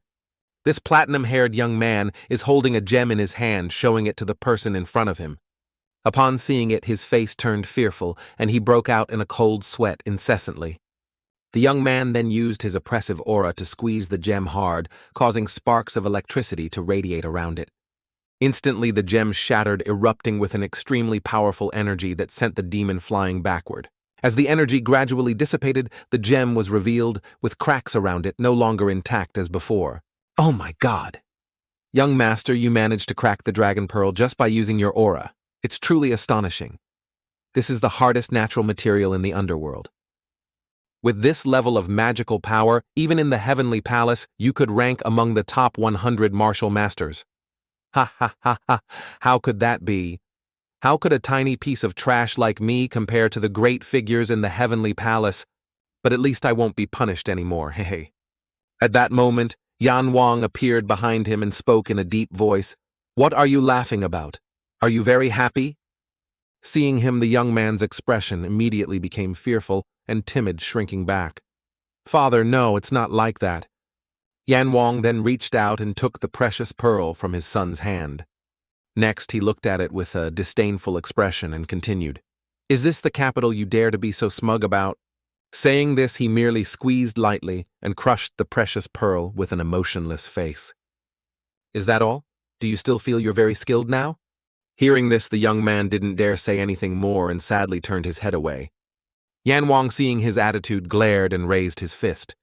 "This king is asking you." As he finished speaking, his fist swung straight into his son's face with a devastating blow. Taking that blow sent him flying backward, crashing into the wall with a loud thud. Not stopping there, Yan Wang continued to approach him. Then he swung his hand, grabbed his neck tightly, and lifted him into the air. "Let me remind you, trashy talent like yours, even with utmost effort, is only third rate. Without effort, you wouldn't even reach ninth rate." Saying this, Yan Wang threw his son down, turned his back, and left, giving an order. 10 days of confinement. Wake up. Useless scum. The young man lay on the floor, not daring to say anything, watching his father's retreating figure with a sad expression. At the same time, at the temporary encampment in the mountains, on this side, 2 soldiers were standing, relieving themselves and talking. "Really now? What kind of rule-breaking is this? Even to pee, we have to be 3 zhang away from the camp." "Speak less. The reason our Longqi army is invincible under heaven is because of our strict military discipline, isn't it?" While the 2 were talking, they paused upon hearing a sound coming from a nearby jar. The 2 then curiously approached the jar, wondering, "What's this sound?" From inside the jar, dozens of misshapen cloth masks were protruding. One of the 2, seeing this, recoiled in fear and exclaimed, "What the hell is this?" The other, with an unfrightened expression, gritted his teeth and replied, "What's there to be surprised about?" Saying this, that person picked up the jar and looked closely at it. Probably some idle heretical cult made this. Pointless. Before the soldier could finish his sentence, a stream of demonic energy cut through his body, giving him no time to react. The last one standing on this side, witnessing the scene, was further terrified, his eyes wide open, speechless. Now surrounding him were giant demons with blood-red eyes staring at him. Looking at the extremely grotesque creatures before him, he couldn't help but exclaim in panic, "What kind of monstrous thing is this?" A second later, the unfortunate soldiers' terrified scream echoed throughout the entire forest. Time flew by. 10 days later. After rescuing the king and the people of the New Air Kingdom, He Xian had to flee throughout the night. That was because the entire village wanted to repay him, but He Xian couldn't handle it alone. On the way, for some unknown reason, the little monkey king not only couldn't recover, but also fell into a deep sleep. In other words, during these days of travel, there were only 2 people He Xian and Zhu Tianshuan knew. The male lead now turned to look at Zhuan Nu beside him and started a conversation. "Zhuan Nu, good disciple. Besides practicing martial arts, do you have any special talents?"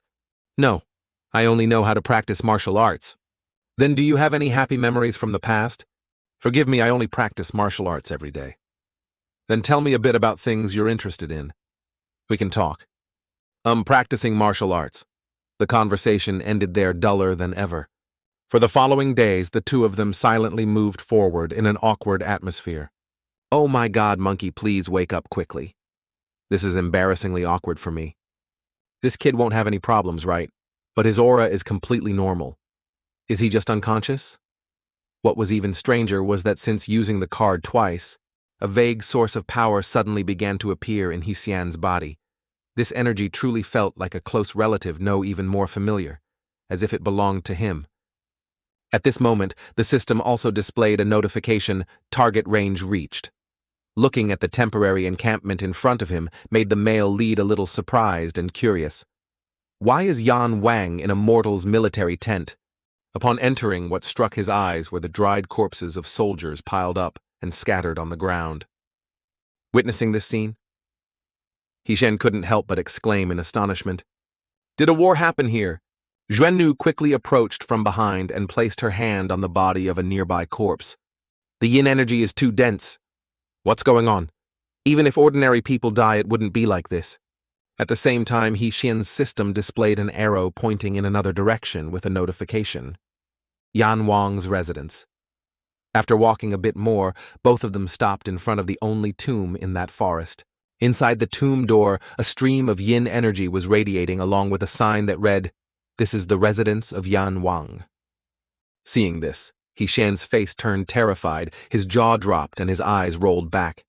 The kid, frightened by tomb-raiding novels from his past life, now thought of the horrors below and trembled as he spoke. "Could it be in this tomb? You're kidding, right? No, I don't want to go in. But if the mission isn't completed, my little life will also be lost. Mommy, I want to go back to Earth." Zhuan Envy, standing on this side, looked at the male lead's pale face and asked with some curiosity, "Master, are you scared?" Hearing her ask, He Xian was startled and paused for a moment. Then he tried to act like he was fine, patting his head and forcing a smile in reply. "Ha, how could that be? Your master is so strong it's boring, so I usually like to act as if I'm very old. Just ignore me." Zhuan Envy, being honest and unsuspicious, heard this and praised with some admiration. A master is indeed a master. His way of doing things is too hard to understand. After saying that, she unhesitatingly stepped into the tomb, leaving the male lead behind. "Then let me go measure." Hey, walk a little slower. Don't get too far from me." A moment later, after both had entered the tomb, Zhuan Envy looked at He Xian's bloodless face, who was clinging to her, and praised in surprise, "The master acts really well." But to reiterate, the yin energy here is getting heavier and heavier. Suddenly, a strange sound came from a nearby rock crevice, startling the male lead, causing him to jump and yelp. His expression now became extremely vigilant, as he asked softly, "What was that just now? What sound was it?" Looking closely, it was the sound of a frog slowly hopping forward. Seeing this, the male lead felt relieved, placed his hand on his chest, and sighed. "Turns out it was just a frog. Scared the hell out of me." His complexion then brightened up again as he continued forward, unaware that danger was lurking behind him. After a few steps, He Xian sensed something and instinctively turned his head back. Only then did he see a group of demons, freezing in place for 5 seconds. Zhuan Envy, standing nearby, also saw them, her expression turning angry as she thought, "All king-level nether beasts. What's going on? Creatures from the netherworld cannot appear in the human realm. Not right. There must be a great chaos happening somewhere." Returning to the male lead's side now, he was running for his life, his mouth constantly exclaiming, "About to die, about to die, about to die." But he hadn't run far before the monster's tentacles rushed out and wrapped around his body. Next, it opened its large mouth wide and slowly brought the male lead in amidst his screams. Help. I'm about to die, about to die." Zhuan Envy, standing below, heard this, looked up at him, and prepared to act. But she then remembered the male lead's instructions, paused, smiled, and spoke. "It's okay. Master is so strong, he must be playing around again." "What?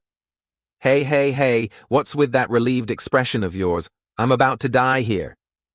Saying this, He Xian looked at the distance between himself and the demon's mouth and exclaimed, "Am I really about to die?" 2 streams of tears then rolled down his helpless face. "I'm done for. This time I'm really done for. I said I can't cultivate immortality." The scene shifts to Wukong, who is unconscious and lying on the ground. He then suddenly opened his bright eyes wide and looked towards the male lead. Then he surveyed his surroundings and sprang to his feet. Next, he raised his arm with a serious expression and began to channel his energy, unleashing the incomplete Tao technique. "All things are born from the Tao." As he finished speaking, Wukong immediately waved his hand, sending a stream of energy towards the demon. The previous blow instantly created a large hole in the demon's chest, felling it. He Xian was thus rescued, falling from above. Wukong, standing below after eliminating one, glanced at the remaining ones and spoke. "Too many Tao demons." At this moment, all of them rushed towards the small but full of potential Wukong in front of them. Seeing this, his expression unwavering, he glanced at all of them with a sharp gaze. But at this moment, another demon appeared from behind, swinging its giant foot down, aiming straight for Wukong's body. He Xian, standing on this side, saw this and worriedly shouted, "Careful behind you!"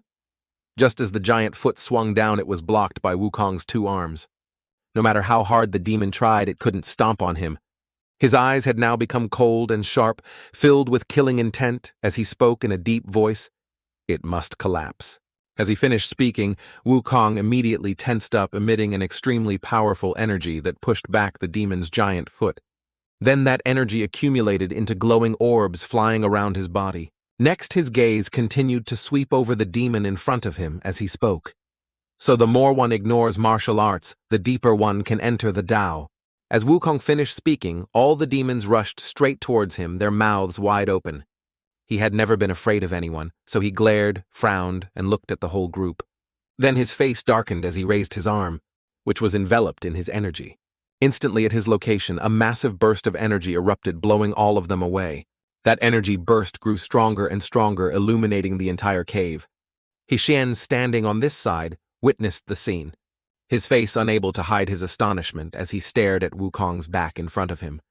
Wukong then turned his head, gave a thumbs-up, smiled, and spoke. "Master, how was it?" "This kid's aura is completely like he's transformed into a different person."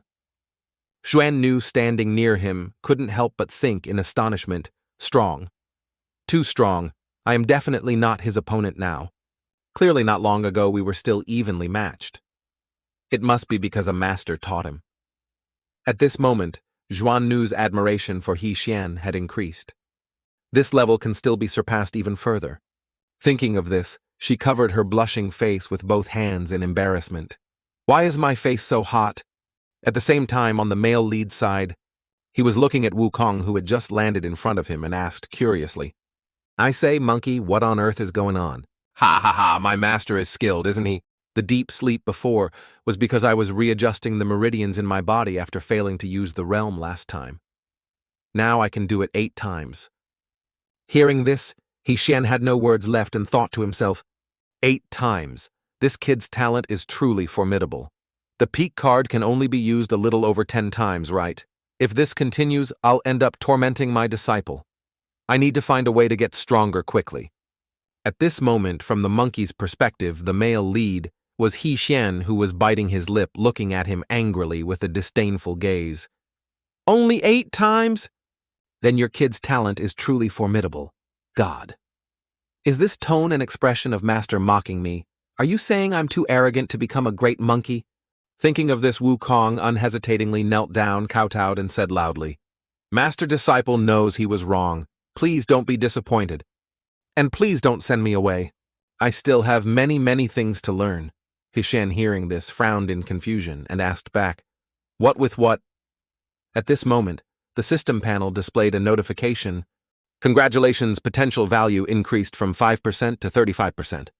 Obtained reward, Small King's Mask Prop Gift Pack."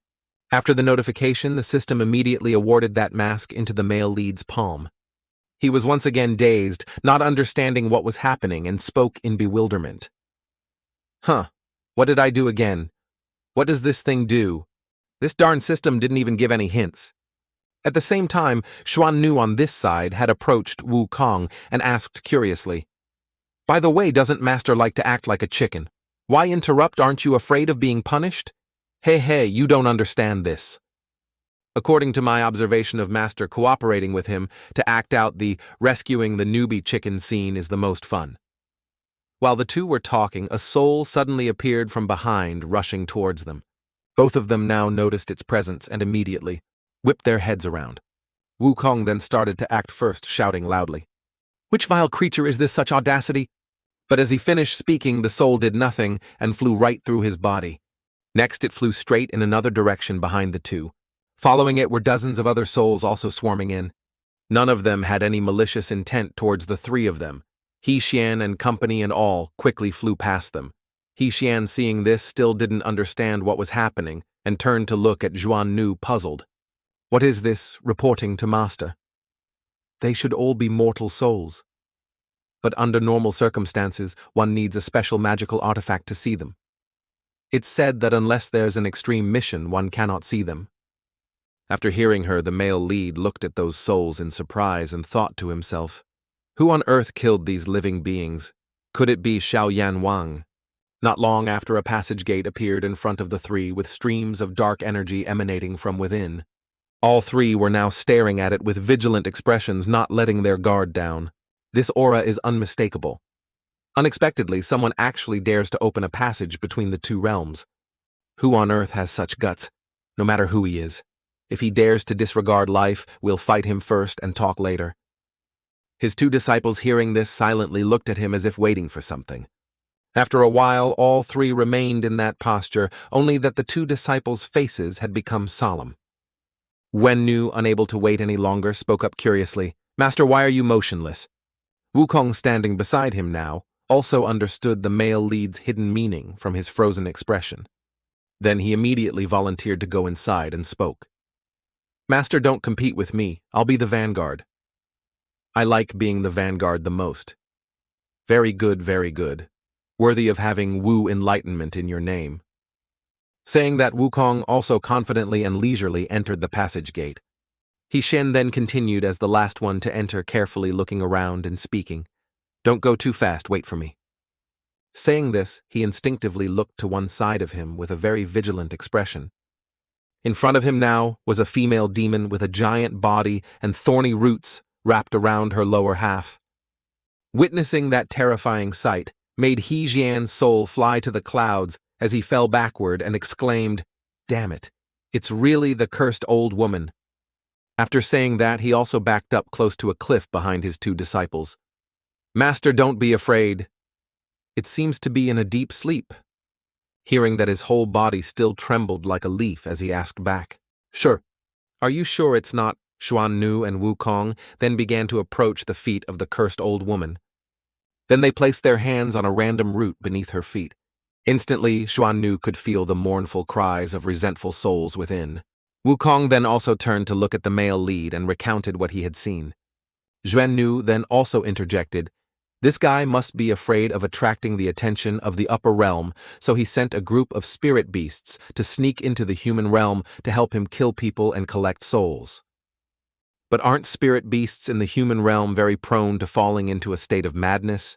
Just use a special magical artifact to set up a small barrier beforehand, and it'll be fine. It can make a proud king-level creature become its slave. The power of this monster is immeasurable. No, this big guy is also helping someone carry out their deeds. Wukong, hearing this, gaped in astonishment, his eyes wide. "What? Helping someone carry out deeds? That's right. See the coffin hanging in its belly? The one lying inside is their true boss." "Then how did you see it?" "I don't feel anything special. Because I recognized that its master is an old acquaintance of my father. A great figure who was once the 10th on the heavenly realm martial ranking." The two young men, hearing this, were completely shocked and exclaimed, "What, the 10th of the heavenly palace martial ranking? I didn't mishear, did I? You said he's the 10th great figure in the heavenly palace martial ranking." "That's right. I recognize the special totem on the coffin." He Xian, standing behind, heard this and quickly spoke with a panicked expression. "Then what are you standing there for? Let's scram quickly." Just as he finished speaking, a voice suddenly echoed from somewhere. "Want to run? Try running and see." He Jian, hearing this, his soul flew to the clouds as he darted to hug Xuannu's body and exclaimed, "Mommy, who is that? Didn't it lose consciousness?" "Master, it's not this big guy. It's the sound behind her. Don't panic. Wait for old son Wukong to go check first." Saying that, Wukong immediately approached, looked down with an astonished expression. There really are people. In front of Wukong were the figures of two people tied up before someone. It seems like it's not just one person. The two people tied up on the vines are Heibai Wuchang with bruised faces. The one who had just taken care of them stood in front, smiling smugly and disdainfully speaking. The left and right arms of old Yan Wang only have this level of skill. Boring to death. Don't fantasize about escaping anymore. With your strength, you can't escape. Bai Wuchang, on this side with a fearful expression, quickly said loudly, "That guy is really a monster. A monster, do you understand? 30 years ago, nearly 2 entire cities of common people died unjustly. It was all his doing just to relieve boredom. Do you really think such a person would be grateful to you for helping him come back to life? Stop dreaming. He'll be the first to kill you. While his soul isn't fully gathered, yet turn back while you still can." The three-eyed one, after hearing this, showed no remorse on his face. Instead, he smiled excitedly and continued, "Do you really think I revived him to receive his gratitude? It's all just for chaos, my dear. Bai Wuchang, hearing this, asked back with some surprise and curiosity, "What do you mean? To make the world return to the beautiful moments of 30 years ago? What's my tiny life worth? A worthy death, my dear." Ha ha ha, just thinking about it is wonderful. This bastard is crazy. Xiao He, let me buy you some time. Quickly go report to the great king. It's best to still inform the heavenly court. But in our current state, how can we escape? Rest assured. My trump card hasn't been used yet. You just need to run, that's all. As he finished speaking, Bai Wushang instantly broke free and leaped into the air. Then he channeled his energy and unleashed a technique. 100 Ghosts, Secret Art, 33, Glass Paradise World, Seal. Instantly, the three-eyed one's entire body was frozen by Bai Wushang's technique. He Wushang also took that opportunity to untie himself and escape. Then, looking at Bai Wushang beside him with a worried expression, he quickly said, "Stop quickly. Run quickly. If you don't want me to die in vain, stop talking nonsense." He Wushang, hearing this, was suddenly surprised, gritted his teeth in astonishment. But then he quickly regained his composure and replied seriously, "I understand." After saying that, He Wushang began to channel his energy using the crimson flowing light ghost shadow technique to create streams of spiritual power around his body. Next, without delaying another second, he shot off like the wind. After flying for a distance, he turned his head to look back with a worried face. "Xiaobai, you absolutely must not die.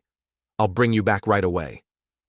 But just as He Wushang finished his thought, the three-eyed one had at some point appeared behind him, raising both hands with an excited expression.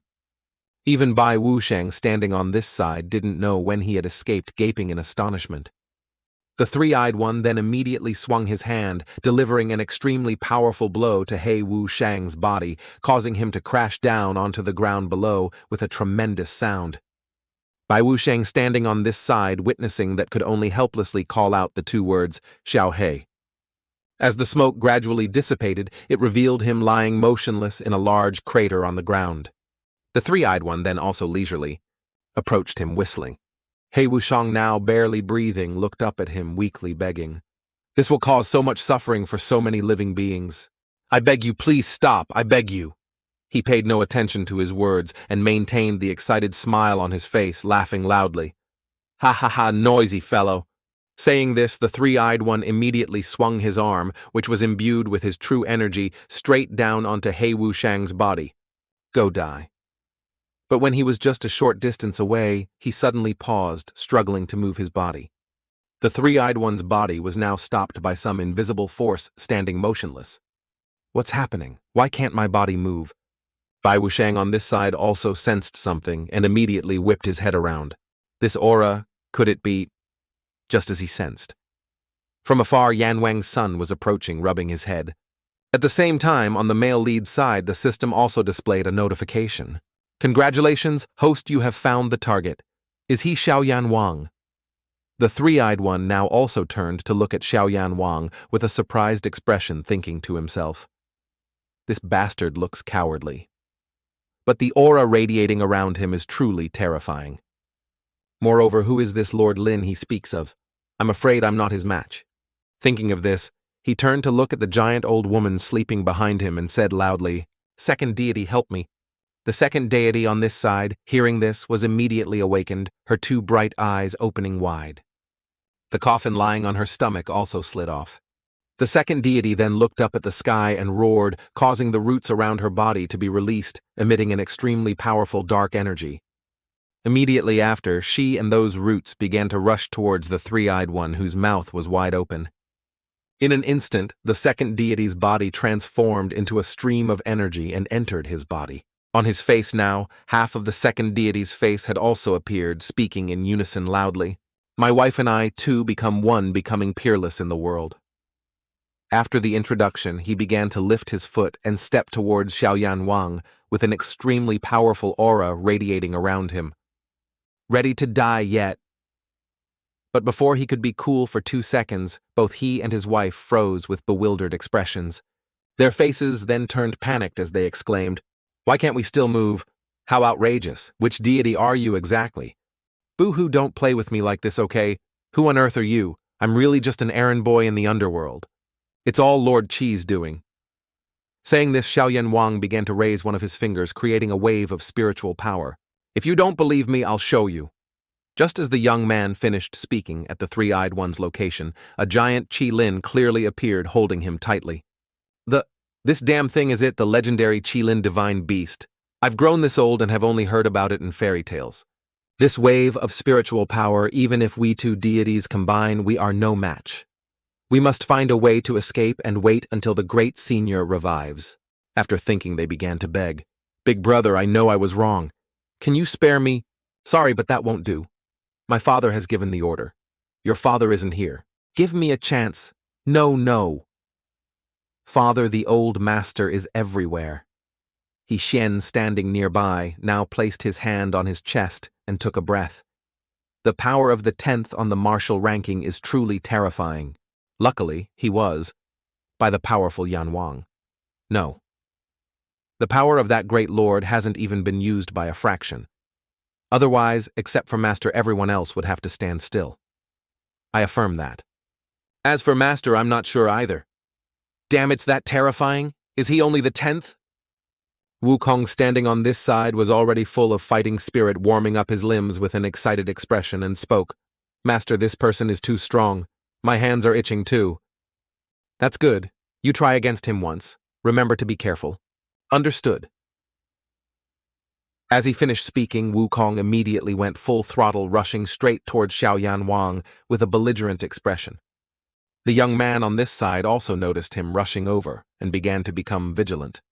Just as Wukong entered Xiaoyan Wang's attack range, he was immediately bound by a ink dragon technique from him. Wukong, seeing this, frowned, gritted his teeth, and silently acknowledged Xiaoyan Wang's ability.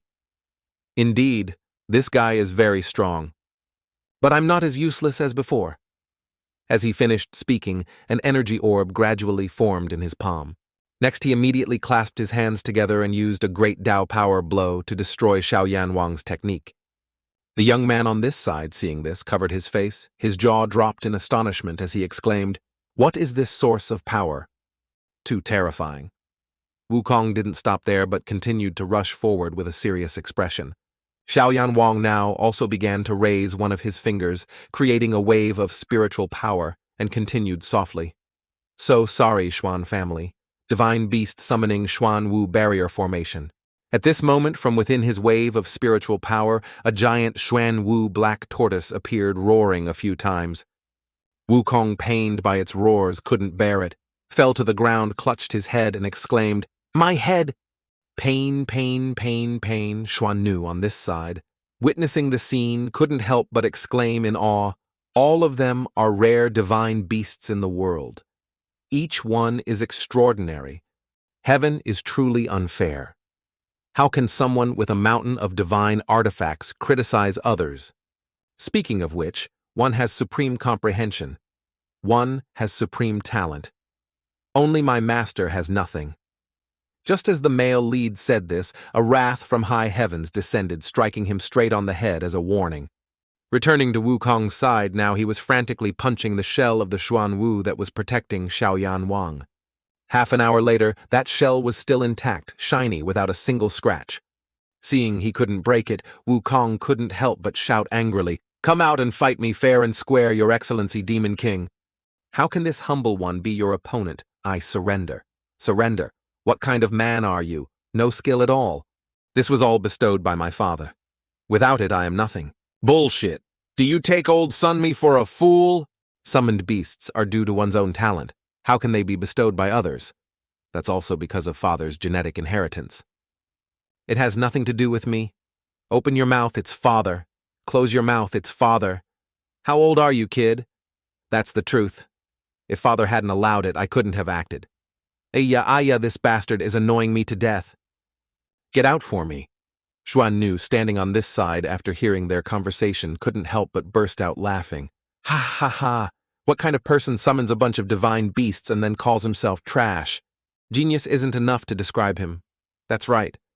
Why do I also feel this guy was PUA'd by his father growing up? PUA. What does PUA mean?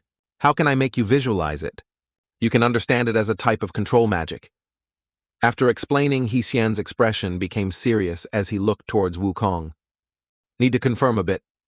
Shen then raised his arm high and said loudly, "Monkey, stop first. Take me there." Wukong, hearing this, also stopped and turned to look at him with a puzzled expression. Then he also followed the order and brought the male lead before Xiaoyan Wang. "Haha, little brother, I have something else I'm curious about. Your strength is so great, why are you always so modest?" "It's not modesty. Compared to my father, I'm just like worthless trash, not even worth mentioning." "Your father said that, isn't that a bit too harsh?" No, father is just doing it for my own good." "Then may I be so bold as to ask a question? Have you ever been to places other than the underworld?" "No, never. Father told me to limit contact with outsiders. I already have no talent. If I'm disturbed by others and delayed, it's even more hopeless." Hearing this, Shen could only helplessly place his hand on his face and think, "Oh God, it's really the PUA type, beyond saving." Wukong at this moment interjected curiously, "Master, why are you telling him these things? Give me 1 incense stick's time, I promise to break his cage." "Wukong, don't say any more. This little brother is too embarrassed. It's my fault for mistaking you. Truly offensive. Please, Your Excellency, be magnanimous and don't hold it against me." "Ahem, Senior, you're exaggerating. It's okay. If there's nothing else, I'll take my leave first." Okay. Please proceed at your leisure." Both of them then returned to their positions, watching Xiaoyan Wang's retreating figure grow smaller. Shen now turned to look at Xuannu and asked curiously, "Xuannu, are you sure your concealment artifact won't be discovered?" "Master, rest assured. This is something Father gave me. Father said that apart from those in the top 10 of the martial ranking, no one can see through it." "Yeah, your father has so many treasures." Wukong, standing behind, also rubbed his head and asked curiously, "Master, then why exactly do we have to follow him? You're not planning to take another disciple, are you?" "I of course have my plans. This person's personality is so insecure, even using the peak card might not increase his potential value. The key to increasing his potential definitely lies with his father." "There's something else I want to say, Master. Is there something wrong with your body?" Hearing him ask it made him a little surprised and curious. "Why do you ask that?" "With Master's unfathomable strength. Before I clearly couldn't sense even half a point of spiritual power leaking out, but now I can sense a little bit leaking out. Approximately Qi condensation, stage 7 or 8, something like that." Xuannu, standing beside him, also interjected, "I also sensed that. I thought it was my illusion." Hearing them say that, Shen stood there blankly for a moment. Then his eyes lit up as he thought to himself, "Qi condensation, stage 7 or 8. Indeed, it's not my illusion. My body has become stronger again thanks to using the peak card. If that's the case, this strong sense of familiarity probably isn't wrong. Could it be that I was truly a peerless expert before my memories were altered and I was mixed in as a loser?" While the male lead was still happily thinking about nonsensical things, Wukong beside him started pointing at Xiaoyan Wang's back and spoke, "Master." "He's about to leave." Seeing this, he immediately dashed off, calling his 2 disciples, "Quick, following him. At the same time, in the Asura martial arts arena of the underworld, a match was being held with hundreds of spectators watching. When the signal just started, a monster rushed forward, opened its mouth wide, accumulated an orb of spiritual power, and shouted, "Try this," after saying that he shot a stream of spiritual power from his mouth towards the other one. The old man standing in front of him, seeing this, raised his hand to block it gently with a smug look on his face. Not stopping there, the fat guy continued to rush forward, raising one of his arms high. "Try this and see." Just as he swung his hand down, the old man in front with agile movements circled behind him and spoke, "It's my turn, right, fatty?" As he finished speaking, the old man immediately swung his fist, but it was quickly blocked by the fat guy. The old man then launched a kick, catching him off guard, unable to react in time, and was hit. The fat guy also didn't lose out, swinging his fist straight at the old man's face, forcing the old man to quickly raise his hand to block. The others standing below witnessing the scene couldn't hide their excitement and spoke up, worthy of being the second killing general. "His strength is indeed domineering. When will we reach their level? In my dreams it seems more feasible, ha ha ha." At the same time, old Yan Wong on this side had stood up, looked at the 2 fighting in the air, and said loudly, "Enough, stop for this king, a bunch of useless fools. Fighting more is just like bears fighting. The two of them up there hearing this also stopped and turned to look at him angrily, thinking indeed the old man wants to start bullying again. Yan Wong then also began to open his mouth wide and continue shouting, "With your pathetic level, you're not even worthy of this king glancing at you 100 years ago. Great king, please forgive us. It's that we subordinates didn't learn well. Don't call me great king. You are not worthy." Saying this, the old man began to point his finger at each one, giving orders. You, and you all. Come at me with all your strength. Let you remember how high the sky and how thick the earth are. What are you standing there for? Act quickly. All those people were now terrified, knelt down on the ground, bowed their heads, and said in unison, "We dare not, we dare not, we subordinates absolutely dare not." Hearing this, the old man smirked and thought to himself, "Forgiving you, you wouldn't dare either." After thinking, the old man's eyes turned blood red with an extremely powerful aura as he continued, "A bunch of useless fools. If you dare to fight this king even when you can't win, I'd still consider you men. Not like now, you are truly despicable. Damn it, believing that old bastard's dog shit." Last time the Western Ghost King believed the old bastard's dog shit words. He was beaten by the old bastard under some pretext and hasn't gotten out of bed for half a year. What the old man wants is simply the pleasure of everyone kneeling and licking his shoes. Truly an old hypocrite. Doesn't even dare to go to the heavenly palace, just madly showing off his might in his own home. He's the useless one. At the same time, Xiaoyan Wong from outside had also returned and announced, "Father, your child has returned." Seeing this, the old man also glanced over and asked curiously, "Finished your business?" "Yes, finished. Indeed, there was a demon king causing trouble, but he has been put in prison, sir." "Put in prison? Didn't I tell you to bring his head to see me?" "Ah, didn't father say to put him in prison? Isn't this the earth prison token you specially gave me?" Hearing this, the old man couldn't argue back and became furious, gritting his teeth. Then his eyes turned blood red as he looked at Xiaoyan Wang and said in a deep voice, "Are you implying this king remembers incorrectly?" "No, I didn't mean that." Not giving him time to explain, the old man had already raised his fist and interjected, "Then let me ask you, would this king give a wrong order?" As he finished speaking, he swung his fist and punched his son mercilessly in the face. Taking that blow sent Xiaoyan Wang flying far away, crashing onto the martial arts arena, causing dirt and stones to fly everywhere. As the smoke gradually dissipated, it revealed the young man lying motionless on a pile of rubble. Not stopping there, Yan Wang continued to approach his son step by step with a cold expression. The subordinates standing behind, seeing this, trembled like leaves, not daring to make a sound. At this moment, the old man had also reached him and looked down at his son. Then he slowly bent down and reached out his hand. Next, he grabbed his collar, lifted him into the air, and said loudly, "From now on, whoever dares to doubt this king will end up like him." "Have you all heard clearly?" The ones kneeling before the old man now also shouted in unison. "Yes, we obey, great king." Is this old man taking the opportunity to warn everyone? Even if he's wrong, he has to be right. Even a vicious tiger doesn't eat its own cubs, yet he uses his own son to kill the chicken to scare the monkey. Damn beast, with so many people around, doesn't he need to save some face for his son? Old Yan Wang now looked at his son and continued speaking. "I ask you again, did I tell you to put him in prison or to bring his head fa? Father, you really did say to put him in prison." Hearing this, the old man's face turned fierce again as he stared at him with blood-red eyes full of killing intent. The subordinates kneeling on this side were also panicking for him and spoke loudly, "Young master, don't be stubborn anymore. You'll really die." Yan Wang now began to raise his fist high and ask again, "What did you just say? Speak louder for me." This king is deaf and didn't hear clearly. Just as the old man was about to punch again, a beam of light, suddenly, appeared from behind, landed and stopped him. The male lead and his two disciples leisurely walked out from within and spoke. Hey, old man. I was worried there were too many people here. If I didn't save you some face, it would be a bit too much." "Now it's good. You really don't need any face, do you, old man?" Wukong and Xuannu behind him also began to warm up their joints with excited expressions, looking at old Yan Wang. The old man standing on this side was also looking at the three of them with a sharp gaze and spoke in a deep voice. "Where did these snot-nosed brats come from?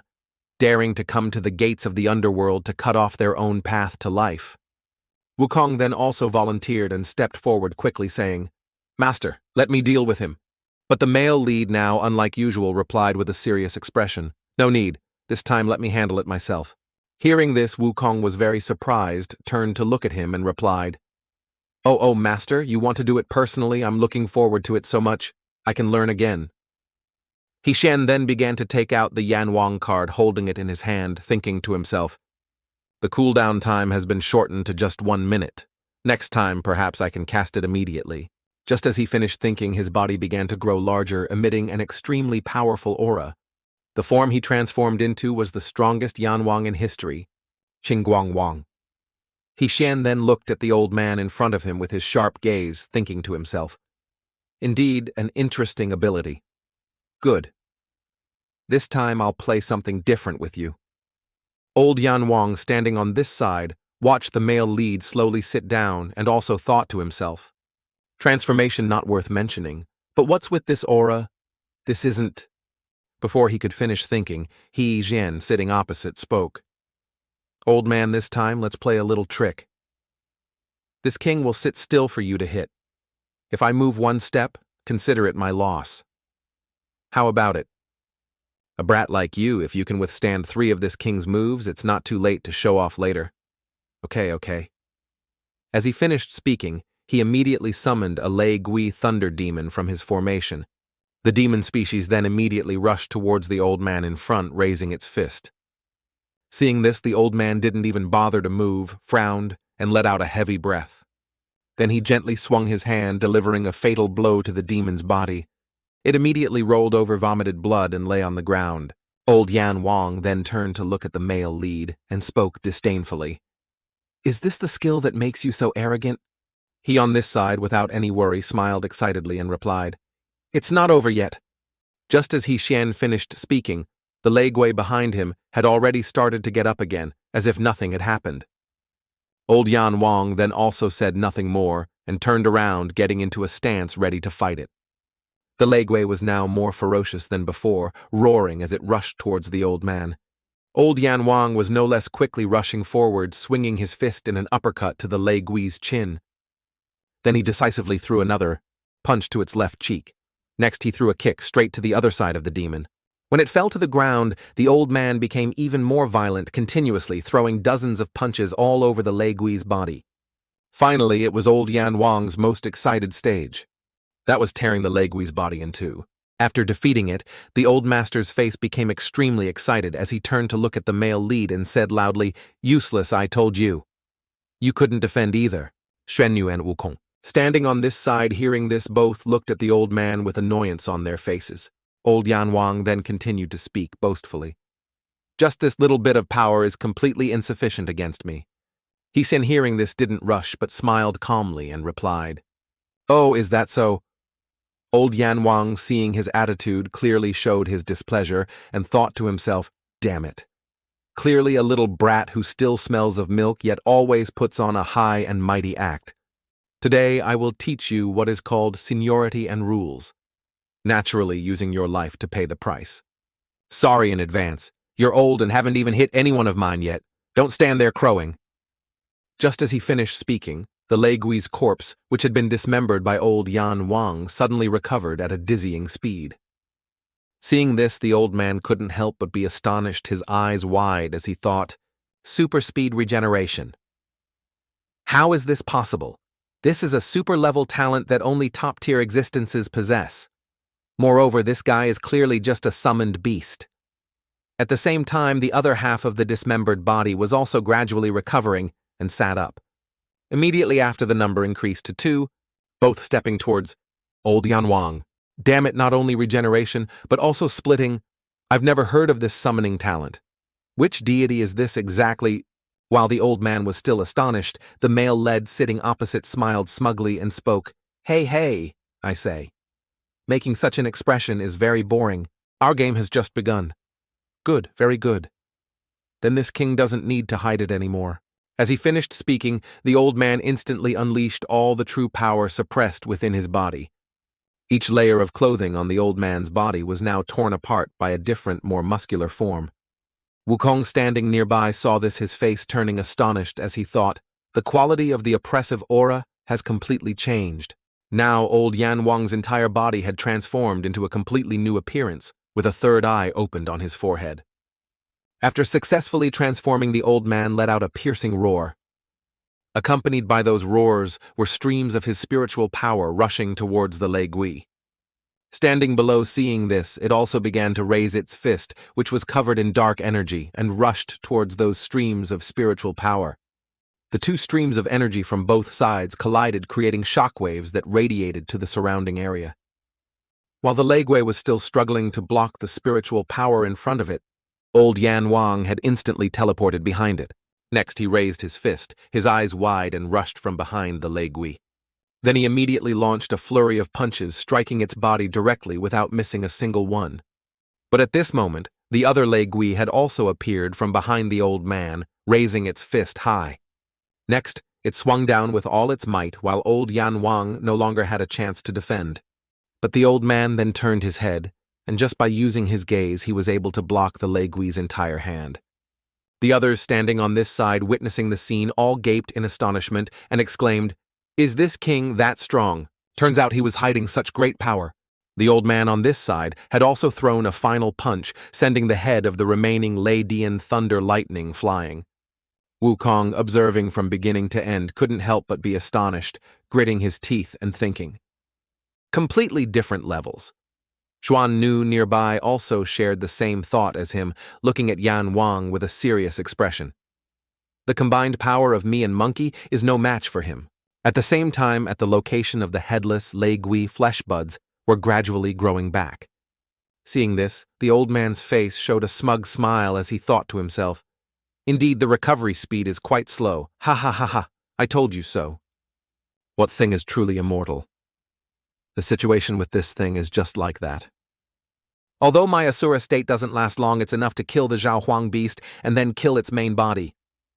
Thinking of this, old Yan Wang rushed towards the recovering Lei Gui and said loudly, "While you're weak, I'll take your life." As he finished speaking, the old man immediately raised both arms, gritted his teeth, and began to swing down.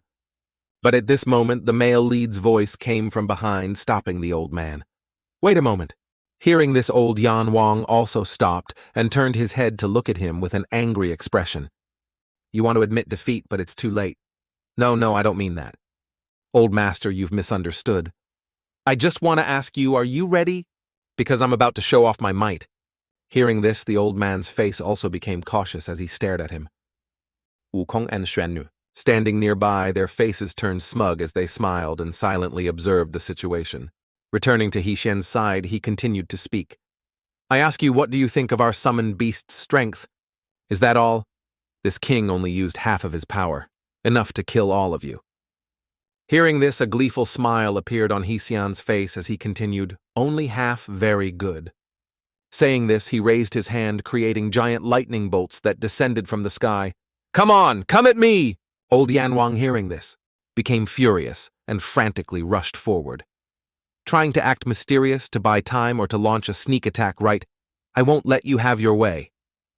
As he ran a few more steps, he saw something and stopped in surprise. In front of him were the remnants left by the lightning bolts that had just struck.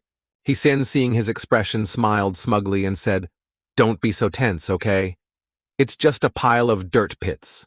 The old man on this side also didn't dare to act rashly, only gritting his teeth in anger. What on earth is this kid trying to do? While old Yan Wang was still surprised, He-Shen now began to raise one of his fingers to the sky. Then he created a formation that appeared on the ground. From within that formation, a polar bear stepped out, letting out a piercing roar. Its form was dozens of times larger than the male lead's transformed body. The polar bear then looked towards old Yan Wang and continued to roar. Seeing it, the old man was as docile as a puppy, sweating profusely, not daring to make another sound. He-Shen sat across from him with a smug expression and sharp eyes filled with murderous intent as he smiled and said, "How about it? Just a few parts of your power.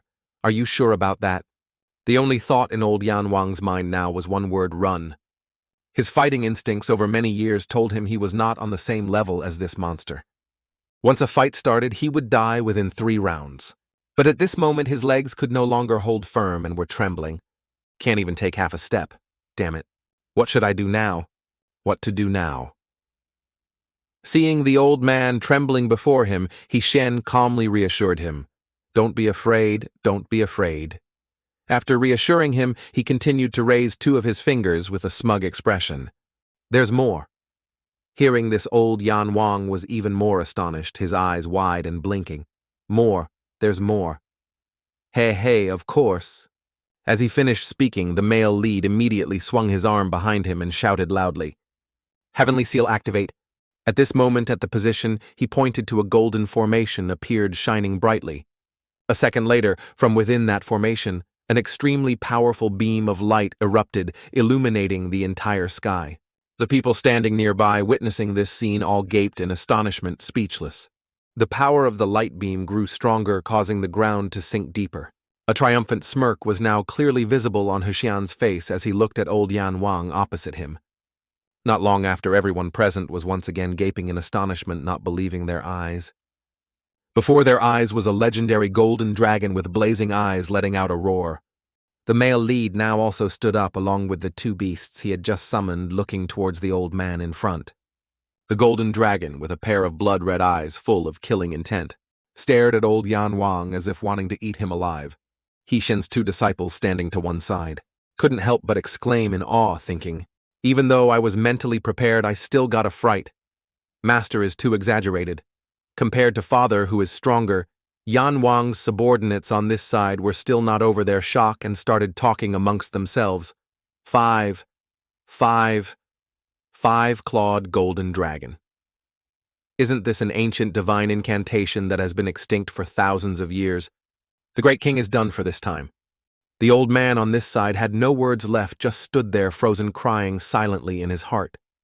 Shen on the opposite side now began to sit down, rummaging for something, and spoke. Calm down, calm down.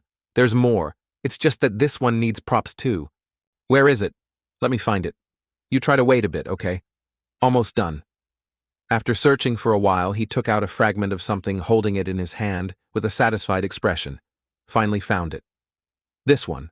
As he finished speaking, Shen became serious, clenched the fragment tightly, and said loudly, Ancestral seal open. Instantly, at a nearby location, a formation appeared, radiating an aura around it. From the sky, dark clouds were also swarming in, descending with lightning bolts accompanied by an aura.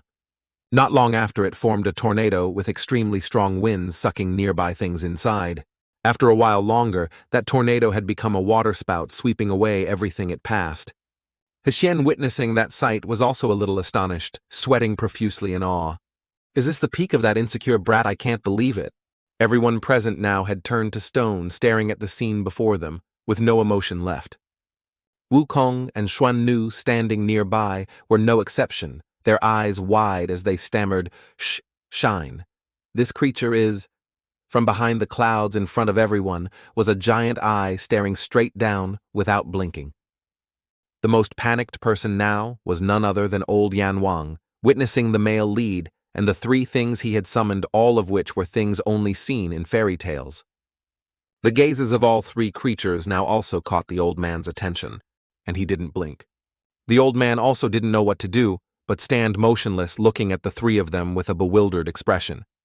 Then he tried his best, but still couldn't lift his feet. Damn it! Run quickly. Move, damn legs. The old man's entire body was now trembling like a leaf, his face contorted in fear as he looked at the male lead's group. Then he quickly transformed back to normal and forced a smile, speaking, Ha ha ha ha! I wonder which great lord from the heavens descended to the mortal world to provoke this humble one. Quickly retract your divine powers, sir, what can't fight anymore. How dare I, how dare I? If your excellency raises your hand, this humble one will vanish into thin air, ha ha ha. Hearing this, Shen began to stand up, approached old Yan Wang and continued, Then that's good. Now I ask you again, how does this king's strength compare to yours? How many parts this humble one was blind before and didn't recognize Mount Tai? I beg your excellency to be magnanimous and let me go like a fart. We not even your excellency's little finger. Ah, no. Can't even compare to your fingernail. As long as you wish, this humble one will become your dog in the underworld. You can command me as you please. Quite good at flattering. Very good.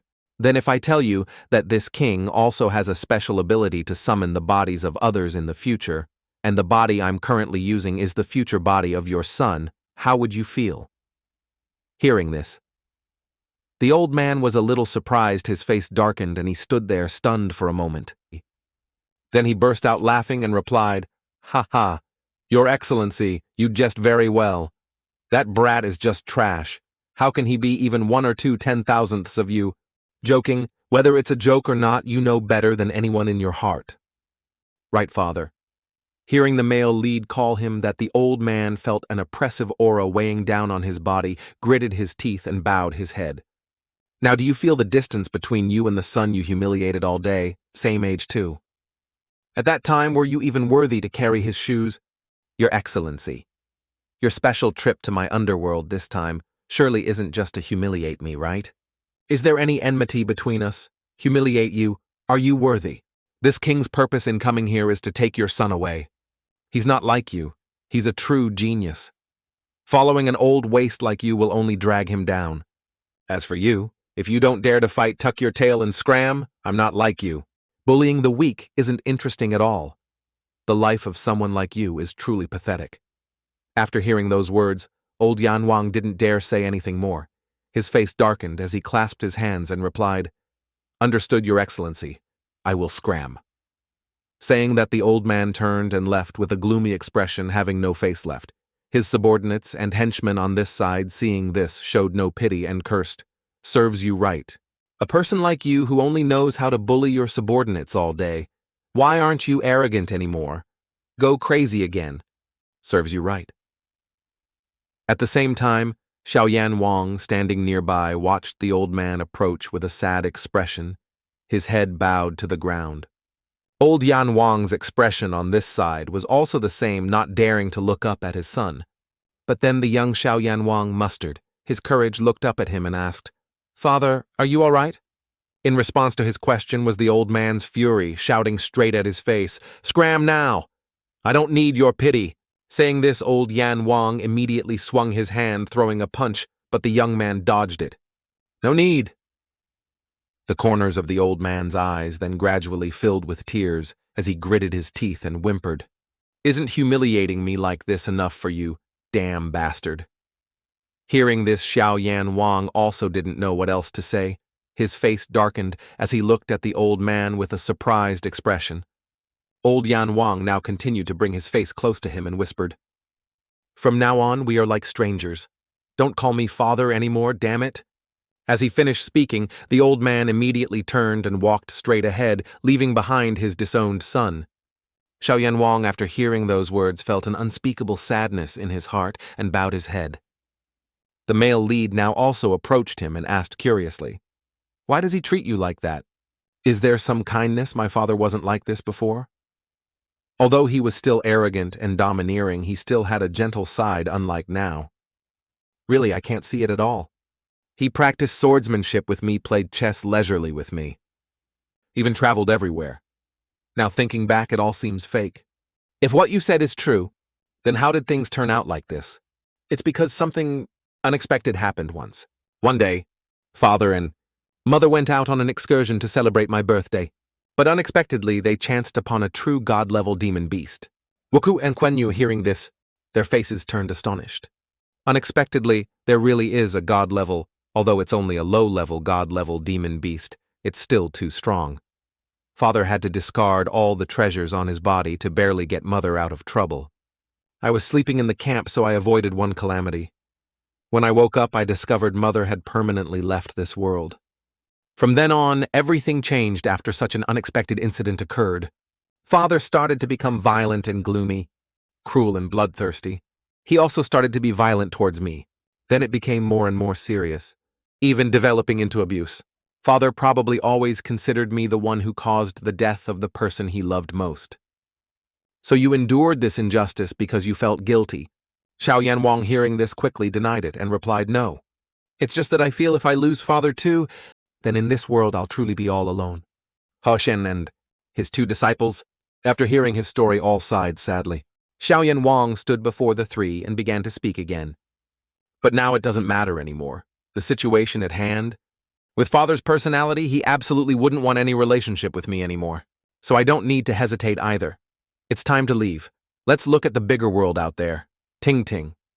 Qinguang quickly escaped the influence of his father. Potential value increased to 33%. Congratulations on completing the mission. The system then also rewarded him with a peak Holy Fox Daji card. Holding that card in his hand, Xian's mood was not happy looking at it with complicated feelings. At the same time, on old Yan Wang's side, he was now sitting in front of his wife's grave. The old man looked at the tombstone with a sad expression and spoke Nian Nian. In the end, I still couldn't fulfill my promise to you.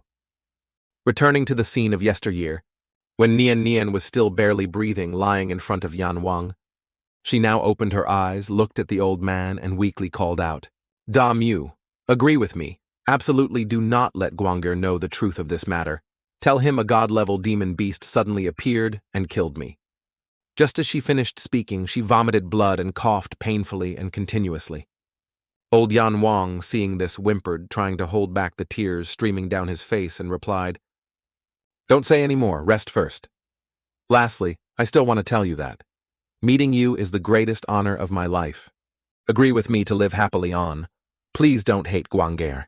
See you in the next life." After saying that, Nian Nian also breathed her last, leaving Damiu in extreme pain, screaming in a voice that blended with the thunder in the sky.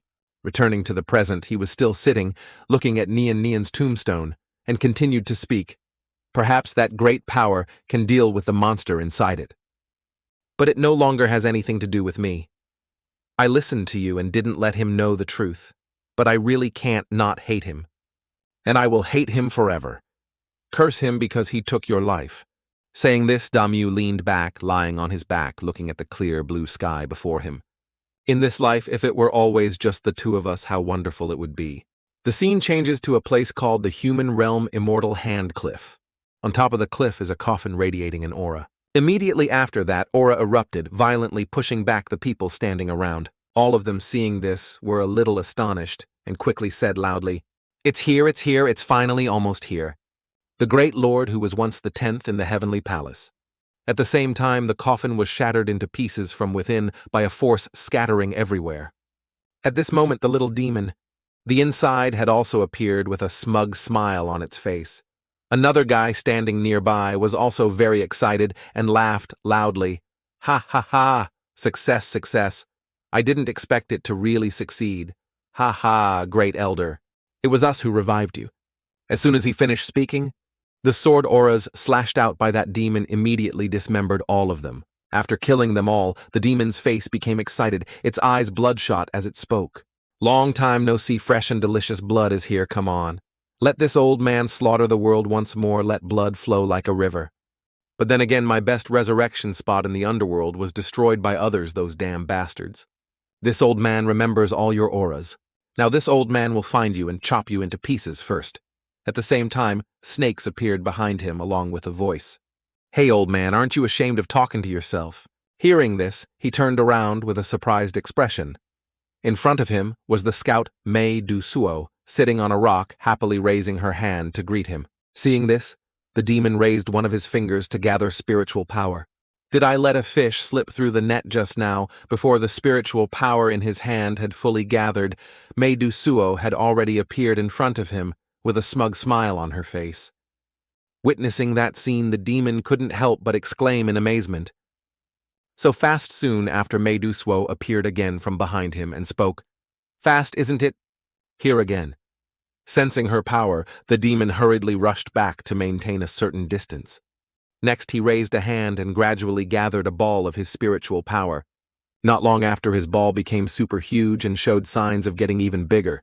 Mei Du Suo stood on this side, unafraid, smiling as she raised 2 fingers and aimed precisely at the demon in front of her. Immediately after, she shot out a blast of energy that flew over and left a large hole in him. The orb behind him was then easily destroyed with just 1 blow from her. Witnessing this, the demon was so astonished, his jaw dropped secretly, thinking he couldn't believe his eyes. What's going on? What trick is she playing? Although my strength hasn't fully recovered, this bitch is absurdly strong. I've never even heard her name. Meidu Suo, still smiling, stood on this side, flicked a finger down, and continued. The people of this world are surprisingly weak. As soon as she finished speaking, the demon's other arm immediately broke off as well. Not stopping there, Meidu Suo continued to hold out her entire hand in front of the demon, causing him to be so terrified he couldn't even speak before he could regain his senses. A sinister smile appeared on her face as she glared and leisurely continued, "The weak don't deserve to live in this world, you know." Next, it was no surprise that the demon's body was covered in large holes created by Meidu Suo's previous attack. He instantly took the opportunity to vanish into thin air, leaving her standing there alone. Seeing this, Meidu Suo could only sigh in frustration and complain. He got away again. I can't fight these brats in this world. He runs really fast, I didn't even get to use my ultimate move. As she said this, an extremely powerful stream of spiritual energy appeared in the sky and struck down right where the demon had been standing. It's truly a pity. At this moment, Meidu Suo sensed something and narrowed her eyes in surprise. Unexpectedly, I can sense the aura of another descended one here. Let me see which colleague it is. The person who appeared in the dimension she created was none other than our protagonist, advancing with his disciples. Seeing this, Meidu Suo's face became excited, and she burst out laughing. Ha ha ha ha ha. I didn't expect it to be a senior. This is great. I'll go meet with you then. After saying that, Meidu Suo didn't hesitate and leaped into the sky, rushing towards the protagonist's group. Returning to their side, Xian had stopped in front of a large cliff, staring intently at it. The three disciples standing behind were also eagerly observing his every move. Xian on this side had begun to raise his arm, which was enveloped in a stream of true ki, and then swung his hand, shooting a stream of spiritual power towards the cliff. That stream of spiritual power shot straight into the cliff, creating a large explosion that shook the surrounding area. When the smoke gradually dispersed, it revealed a large, not-too-deep dent in the cliff. Wukong saw this and was so surprised his jaw dropped, unable to believe his eyes. This power is a bit ordinary. The other two disciples also shared the same sentiment and remained silent. Just when they thought it was over at this very moment, the claws of a beast began to emerge from the hole and set down on the ground. Soon after, the shape of that beast also appeared, along with an extremely powerful aura emanating outwards. Zhuan Envy, witnessing this scene, was once again astonished, her eyes wide. But a few seconds later, the beast gradually dissipated quickly, disappearing neatly without a trace. Seeing this, Wukong's face darkened and he spoke up. Although the spiritual power is only at the late stage of foundation establishment, its strength is also ordinary. But what was that terrifying ancient aura in the stone cave just now? Saying this, he turned to look at Qinguang beside him, puzzled. You also sensed that ancient aura just now, right? I saw it. Indeed, my perception wasn't wrong. What was that? Some kind of summoning technique. Qinguang, standing in front, heard this and quickly denied it. Definitely not. Its aura is completely different from a summoned beast. Not a summoned beast? Then what is it? I don't know either. After saying that, both of them continued to look at the back of the protagonist in front of them, observing.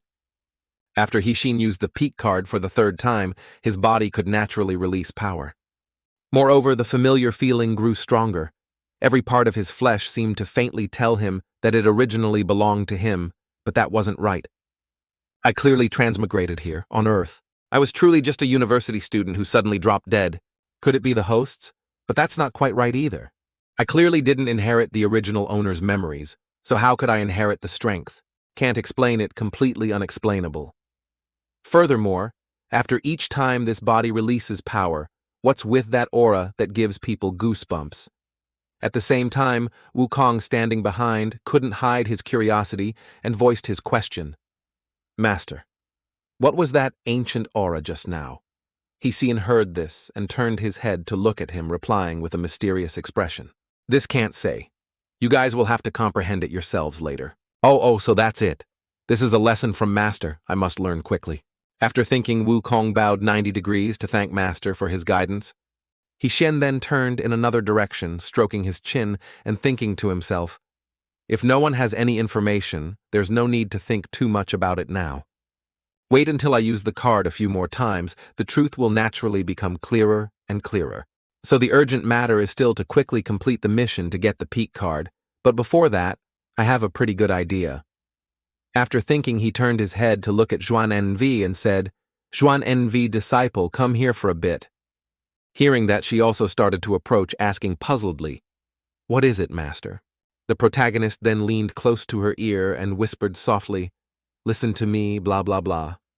After saying that, Xian asked again in front of her flustered and worried expression, "What do you have it? If I have it, I still have it. It's okay, just listen to me like this, like that. Yes, sir." The two young men standing on this side were looking towards the two of them, curiously talking to each other. What are Master and Zhuan Envy talking about? I don't know. After a while, Xian started to turn to look at the two of them and spoke. "As your master, I ask you, who do you two think is better?" Hearing this, both of them looked bewildered and asked back, "Who is better?" "That's right. Zhuan Envy and I have discussed it a bit. Whoever is stronger between the two of you will become the senior disciple."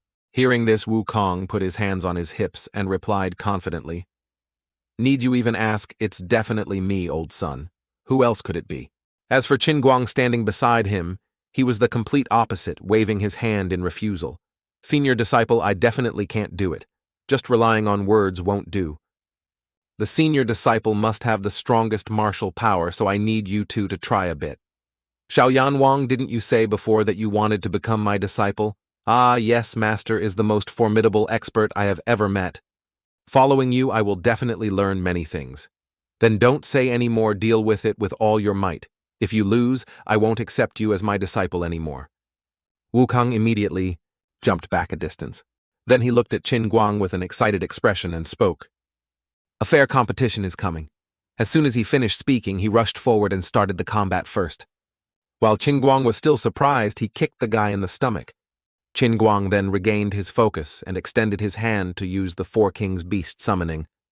Number 2. Wukong on the opposite side also continued to rush forward, raising his fist and shouting, "I won't let you finish chanting." As soon as he finished speaking, he launched a series of punches at Qin Guang's body, causing him to be unable to dodge and take the full brunt of the attack. At the same time, a flash of light appeared from behind Wukong, causing him to sense it and stop his attack. Then he dodged to the side, avoiding a blow from that flash of light. Because he had lost momentum, Wukong then landed on the ground below and retreated a few steps. At this time, the Mo Long had also been summoned by Qin Guang, roaring piercingly in front of Wukong. Seeing this, he couldn't help but exclaim in amazement. "Has it reached the level where it can be summoned without casting a spell?"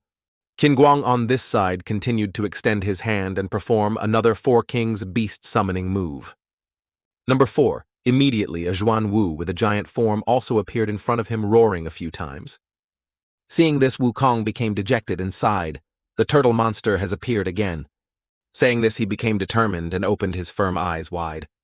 "But this time, little master, I won't spare you either." At the same time, the Mo Long was rushing down from the sky towards Wukong, opening its mouth wide. Wukong at this time also began to lower his body, gradually creating energy orbs around himself. Next, he jumped into the air and threw a straight punch into the Mo Long's mouth, emitting an extremely powerful stream of energy. Taking that extremely powerful punch, it didn't even have time to yawn before it was instantly blown away. Qin Guang, witnessing this scene, couldn't help but be amazed and thought to himself, "Just one punch defeated Mo Long."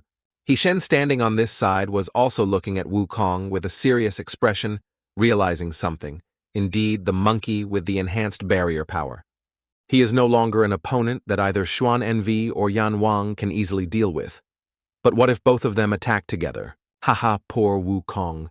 Why does it feel like throughout the whole journey only he is sent out to fight? After thinking, he turned to look at Zhuan Envy standing behind him and spoke. "Zhuan Envy, disciple, you can go into battle now." "Yes, master. I'm all prepared." Hey, speak softly or those two will know."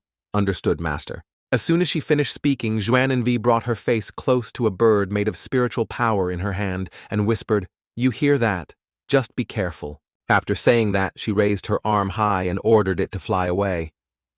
The bird she created is a magical artifact, the divine bird of the father. It then easily burrowed into the turtle shell. Wukong, facing his previous obstacle, was punching his fists together, gritting his teeth and speaking. "I admit the turtle shell was indeed very troublesome before, but it's not like that anymore. These 3 realm boundary orbs are the greatest respect I can show you. You can't win." As soon as he finished speaking, Wukong threw 3 realm boundary orbs which rushed forward at a dizzying speed. The two of them then could only look at those 3 realm boundary orbs, anxiously waiting to see the result. At this moment, the 3 realm boundary orbs collided with the turtle shell, creating a large explosion in the sky. Ha ha ha, you lost. You definitely can't withstand this move. After the explosion ended, it revealed the Xuanwu still intact without any damage, standing tall in front of Wukong. Seeing this, he was so astonished his jaw dropped, and he exclaimed, "Hey, hey, hey, what's going on? Why isn't it injured at all?" "That's not right. I clearly tried to attack it before. I knew in my heart that 3 destructive orbs were more than enough. There's only one possibility this guy is still hiding his true strength. Damn it now, there are only 4 left. Even if I break the shield, he still has 2 divine beasts, so it's useless. Damn it, I underestimated the enemy." After thinking, Wukong gave up and turned towards the 2 protagonists standing below. Seeing this, he also felt a bit curious and thought to himself, things have come to this. With the monkey's intelligence, he must have assessed the situation. He wouldn't do anything stupid now, would he? Wukong up here was clenching his palm so tightly that his veins bulged. I'm really not resigned, but I admit I lost. At this point, Wukong's entire body trembled. Zhuan Envy, standing below, saw this and spoke with some concern. "Master, is the monkey all right?" "Don't worry. He's the great sage equaling heaven. The more disappointed he is, the more courage he'll have." Just as he said. Wukong's expression became excited again, and he frowned and spoke. "It's getting more and more interesting. Haha, see, look. Master truly has a keen eye for people." Wukong at this time turned around and pointed at Tiangong, speaking, "Kid, listen carefully to what old son says. The position of senior disciple will temporarily be yours. One day old son will take it back with his own hands and wash away today's shame. In the future, I will defeat you in the field you are best at." At this point, Wukong had summoned a supergiant dragon in his hand. Zhuan Envy, witnessing this scene, was so astonished her jaw dropped and she exclaimed, "No way!" And our protagonist standing on this side was stunned with an expressionless face. Then his emotions burst out and he shouted angrily, "Damn it, you kid, learn to summon beasts. Isn't this a bloodline talent? Damn it, you have Sharingan right, Kakashi." Perhaps it was innately talented in summoning. It just hadn't been activated. Very good, very good. You can take the protagonist position of this manhwa. I won't fight you for it. At the same time, the system panel also displayed a notification. Congratulations to the Monkey King for encountering an obstacle. The greater the disappointment, the more the potential value increases by 5%. Xiaoyan Wong received great encouragement. Potential value increased by 5%. Seeing this, Hixin's face became smug, and he thought to himself, haha, indeed, just as predicted. Not long before, when he called Zhuan Er to his place. The words Hixin whispered into her ear were, "Does that super-powerful old father of yours give you props that can assist others?" "I do, but what does Master want to do?" "It's like this. The monkey is naturally quite bold. Since learning the power of the realm, he usually refuses to cultivate. Xiaoyan Wang's inferiority complex, although half of it is to go along with his father, the other half is genuine. So I think if Xiaoyan Wang can defeat the monkey, it might benefit both of them." Master's words seem to make sense. Just do as Master says. Returning to the present, he glanced at Zhuan Envy with a smug expression and spoke, "So am I right?" Right. Both of them were happy at this moment and high-fived each other to celebrate their victory. Hixin then turned to look at the 2 young men in the sky and continued, "All right, if victory and defeat have been decided, retract your divine powers and come down. We have to go to the next destination." At the same time, the scout Mei Du Suo had also arrived, a sinister smile on her face as she spoke. "Senior, are you playing with this trash to relieve boredom? If that's the case, then I'll join in too." As soon as she finished speaking, she immediately glided past Qinguang's Xuanwu and gently cut it in half. All 4 of Hixin's master and disciples, witnessing this scene, were astonished and stood stunned for a moment. The Xuanwu then gradually dissipated before everyone's stunned eyes. "Zhuan Envy, has your support artifact lost its effect?" "Not yet." "Then we're in big trouble. Just one confrontation."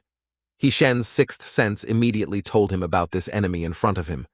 No opponent he had encountered before could compare. He even felt that even if he used the peak card and finally won, it would be roughly very tragic.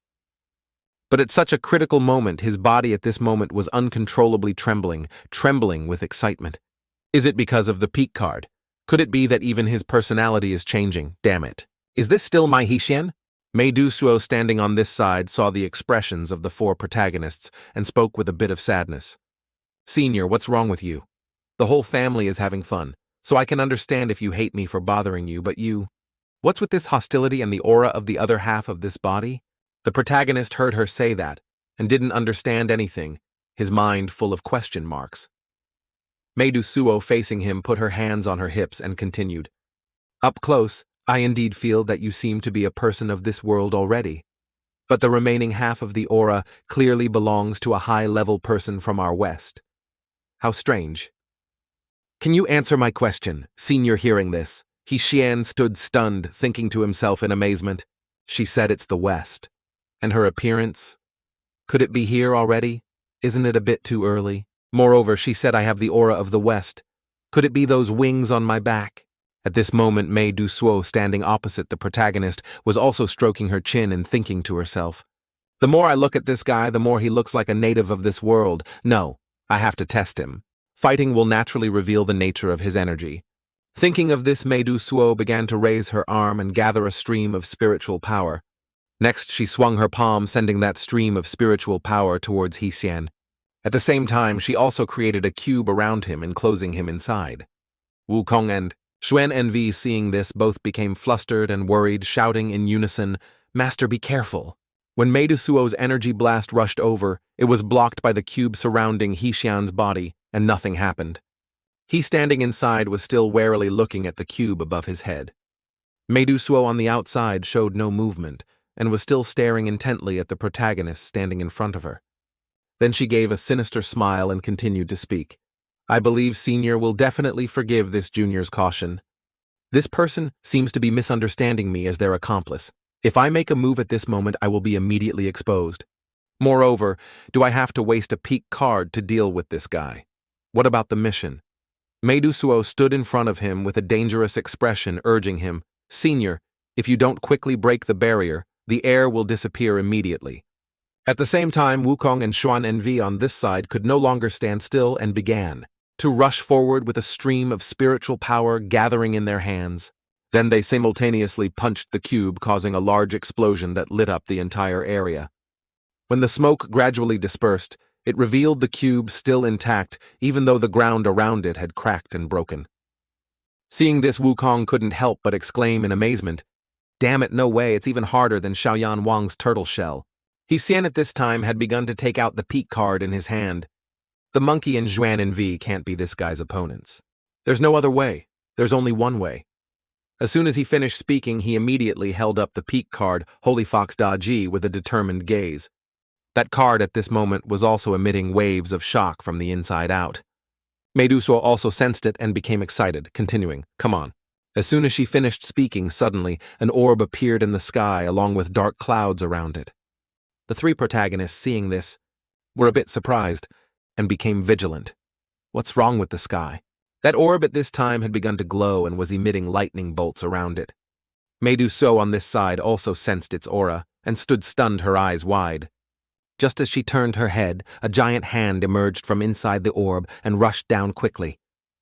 Witnessing this scene, Mei Dusuo was once again astonished. Her face darkened, and she gritted her teeth and exclaimed, What the hell is this? Immediately, that giant hand grabbed her easily, without any extra movements.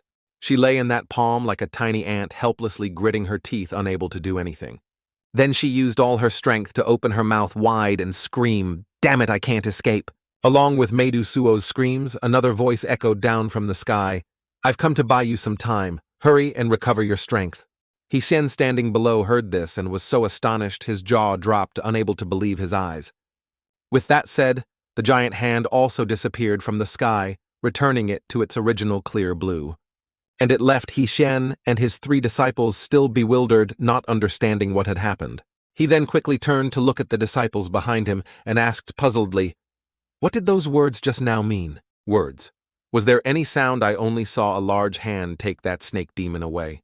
It must be some top-level big shot from the heavenly palace. I didn't hear anyone say anything either. After hearing those words, He-Shin's face became astonished, and he thought to himself, didn't hear it. Then it was clearly meant for me to hear. Quickly recover strength. What earth-shattering secret is hidden in this body after all? Who am I after all? Where did I come from? My head hurts. I have to speed up the progress quickly. Only by unlocking the Heavenly Palace card can I clarify everything. After thinking, he turned his back and left, calling his 3 disciples. Let's go quickly. We're going to the next location. In this current situation, thinking too much won't help. Oh right, I forgot, I haven't checked this prop yet. Previously, it reminded me that there wasn't enough energy, and it needed a certain amount of time to absorb the energy of heaven and earth. It should be almost enough now. Thinking of this, He-Shin didn't hesitate and activated it, creating a formation at his feet. Immediately that formation appeared, revealing a gate with another dimension inside. Seeing this, he was also a bit surprised and puzzled. What is this? A door. The system at this time also displayed a notification. The user of the king's mask will have the qualification to open the king's door. In the king's space, those who enter will have infinite resurrection ability and infinite energy. There are 108 small worlds inside, including all different types. The strongest king, as well as countless small monsters, powerful bosses. Infinite small monsters, infinite stamina, infinite recovery. This is the super fast experience instance, the noble experience of VIP 10. Is the DLC really that good? But currently, every time I use the peak card, I get stronger, even faster than this. Clearly the benefits are still higher than this. Damn it, how can I waste this perverted prop? Thinking of this, he realized something and paused. Wait. If I don't use it, I can let my disciples use it. Saying it like that is indeed like playing a game and opening an auto-grinding system. Oh my god, are we going to auto-grind this time? No more ruthless. Directly complete the trial round for me. Although the system likes to play with me, it has never truly harmed me. So they probably aren't too dangerous. The system had also reminded me before. If a disciple increases by 60%, there will be a new reward. After thinking, He-Shin began to look at the 3 people in front of him and asked, Hey, do you guys trust Master? Hearing this, all 3 of them, as expected, replied in unison, Of course we believe you. Good, very good. Currently, there is a heavenly opportunity right before your eyes. Inside, there are countless of the strongest demon kings for you to train with and pass through. Moreover, in there, you will have infinite stamina and infinite recovery ability. In other words, it's hard for martial artists to find a life and death battle in their entire lives.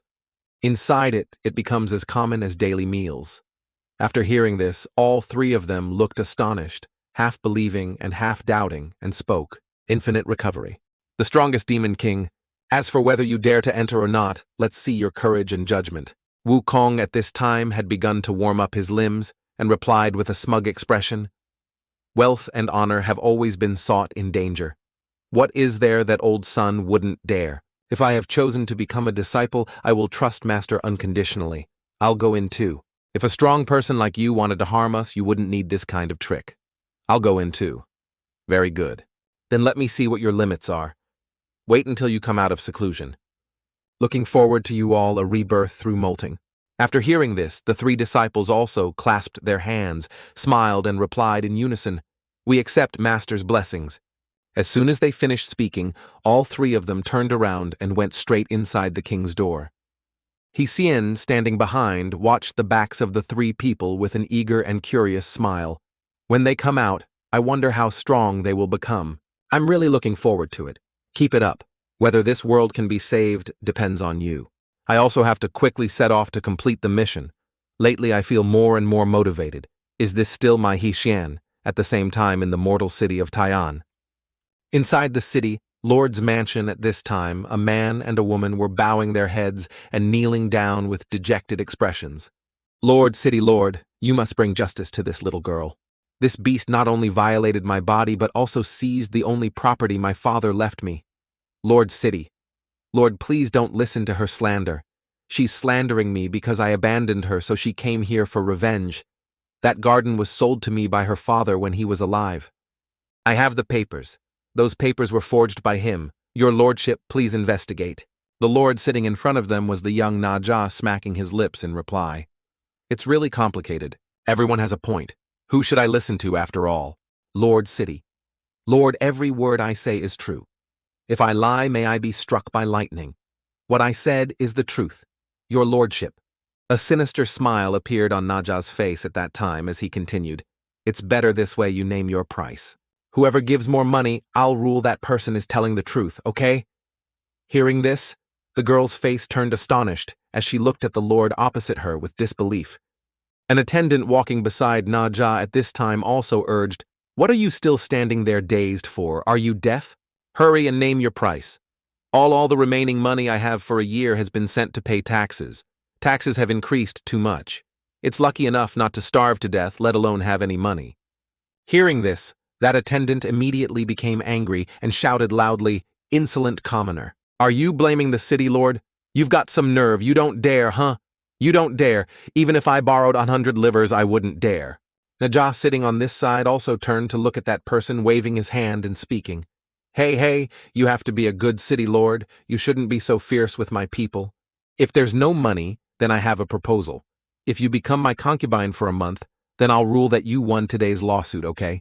Hearing this, the girl's face flushed red, and she stood stunned for a moment, speechless. Seeing her expression, Naja couldn't help but hold his stomach and laugh loudly.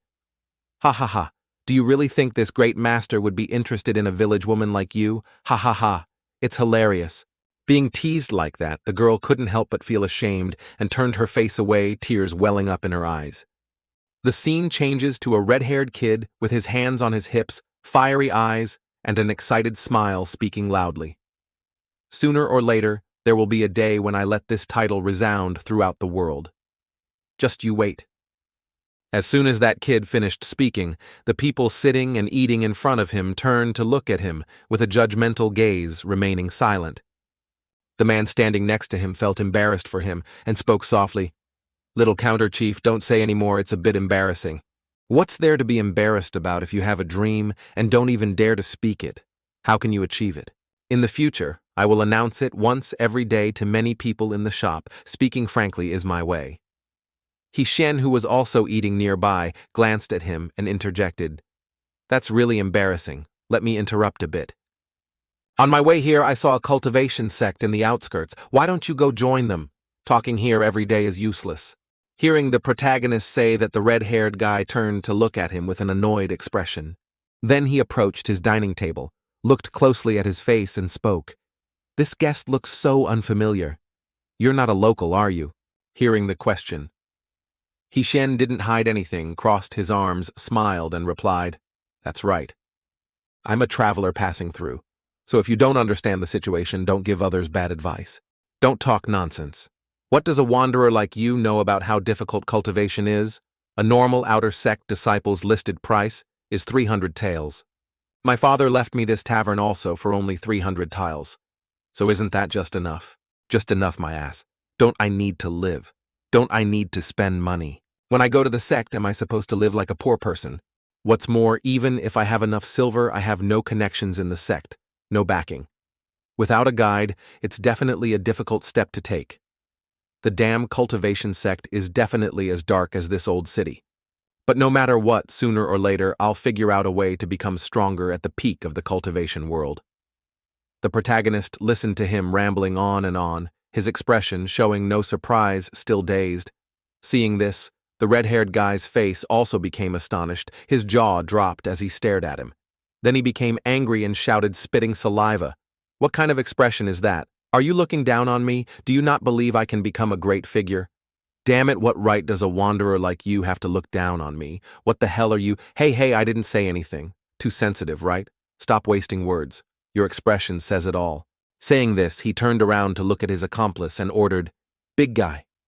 Teach him a lesson for me, little counter-chief. That's not very good. Stop wasting words. If I tell you to fight, then fight. I'll take all responsibility. All right. Offending young Master Dong without eyes, consider yourself unlucky.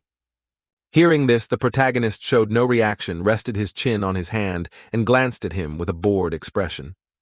Just as the big guy was about to make a move, the outer door was suddenly blasted inwards by an extremely strong force.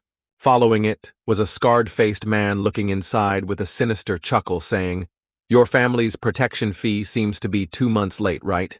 Hearing that voice, the big guy immediately recognized who it was and broke out in a cold sweat, not daring to turn his head. What's wrong? Are you planning to refuse to pay? Want to fight fire with fire against us, brothers? At this moment, the red-haired guy standing nearby began to laugh awkwardly and replied, Ayo isn't this big brother Kuya of the Erlong gang. It's not that I won't pay. You also know that damn city lord collects taxes that are really too high. Next month I will definitely pay in full. Hearing the reasons he gave, Kuya's face darkened as he stepped towards him. Then he raised his fist high in front of the other guy's fear and continued, Hey, let me tell you. At this point, he immediately swung his hand and punched the red-haired guy straight in the face. He took the full force of that punch and was sent flying, falling heavily to the ground with a pained expression, letting out a sharp cry. The other guy standing nearby saw this, his face becoming even more frightened, trembling and stammering, young counter-chief. Kuya, at this time, looked down disdainfully at the red-haired guy at his feet and continued, Are all your family members dead letting a brat talk to me? What are you being arrogant about? Isn't it just because you have a gang backing you? Wait until I can cultivate in the future. I will definitely beat all of you to a pulp. Hearing this, Kuya reached out and grabbed his neck, replying, Later. Then I'm afraid you won't have a chance. Our brothers are here today to send you to see Yan Wong. At the same time, on the protagonist's side, the system panel displayed a notification. It was detected that the red-haired young man has a special talent. Upgrading potential will earn rewards beyond the DLC level. Seeing this made him glance at the red-haired guy in surprise, puzzled. Special talent immortal can actually interest the system. Thinking of this, Xian began to stand up, his bloodshot eyes, full of killing intent, gradually advancing towards Kuya.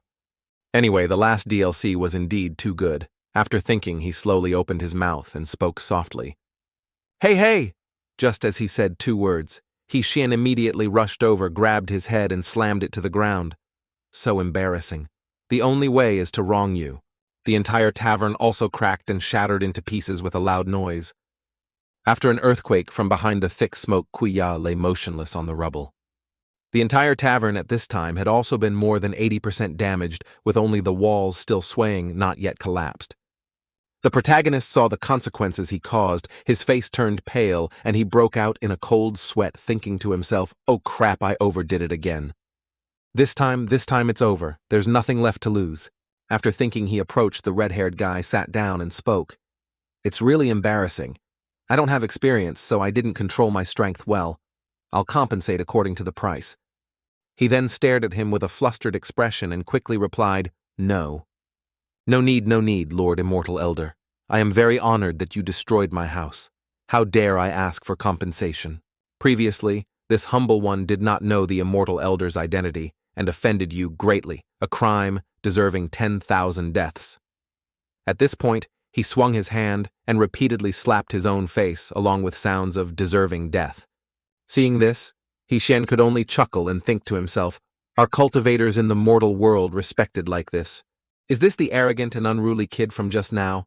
All right, hurry and get up. I still have something to ask you. Hearing him say that, he didn't hesitate and immediately sat up straight, obediently listening. Now tell me what happened with that damn city lord you guys were talking about. After asking, Xian turned his head to look at the mission in the system panel and thought to himself, The system reminds that the target is in the city lord's mansion. It's very likely the city lord they were talking about. After thinking, he continued to ask, From your tone earlier, it seems he's a bad person, reporting to the Immortal Elder. It is like that now, but it wasn't before. 2 years ago, our city of Tyion, under his rule, had abundant conditions and a stable society. The people were wealthy and happy. Since the beginning of this year, I don't know why he suddenly became numb and dull. Although he didn't commit major evil deeds, he was indifferent and didn't care about the suffering of the people, even disregarding their lives. He increased taxes heavily just for his own enjoyment, making the lives of the city's people worse and worse, causing them to start complaining and lamenting. People even suspected that he was controlled by some evil spirit. Hearing this, Xian couldn't help but be surprised and asked again, Evil spirit? If not, how could such a big change happen? It's impossible to explain. That's right too. Oh, Immortal Elder. We venture to ask a question. Are you inquiring about the city lord with the intention of eliminating the threat to the people? Xian was simply doing his mission, but hearing this he became delighted, rubbed his head, and replied, "Of course. Eliminating villains for the people is an undeniable responsibility. Worthy of being an immortal elder, truly righteous, but I advise you 10,000 times not to do so. Why? Don't you really hate that city lord? He is indeed very hateful, but that city lord is not as simple as you think. Oh, go on. The city lord, he is also an immortal. Previously, he carelessly offended someone outside the city sect.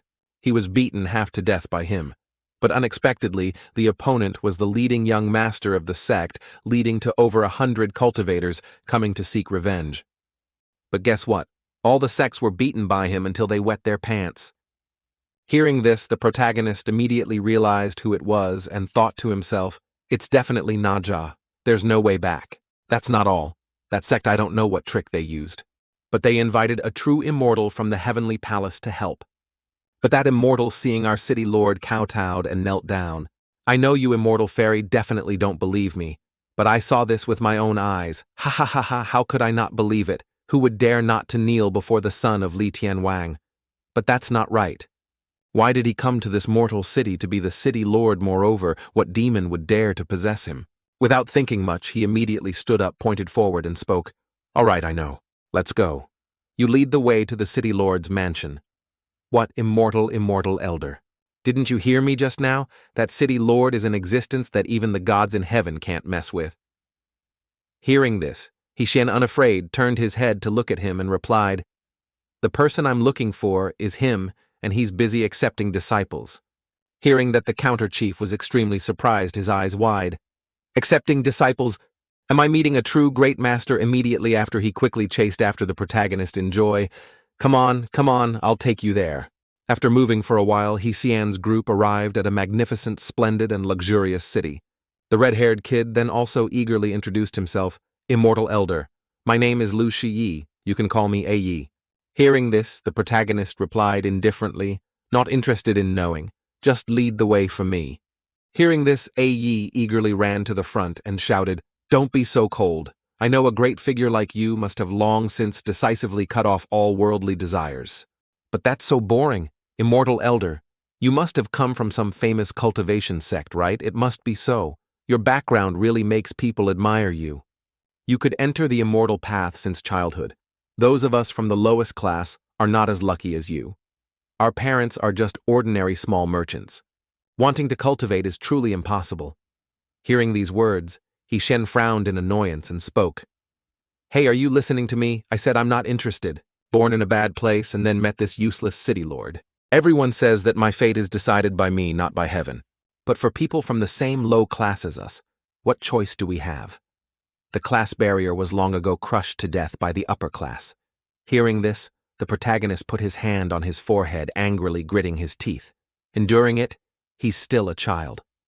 His vision network of relationships and way of thinking are all far inferior. But before he could calm down for 3 seconds, Yi spoke again, making Xian's blood boil and his face turn green with anger. Other people's starting line is even our finish line. Sometimes we can never even reach it. First fate, second luck, third feng shui. Ranking fate first is not without reason. Before he could finish speaking, the protagonist angrily kicked the stone repeatedly, causing him to sit down on the ground in fear. I said, I'm not interested. Are you deaf or something? Seeing that scene, Yi was so scared he broke out in a cold sweat and shouted with his mouth wide open, I know, I'll shut up.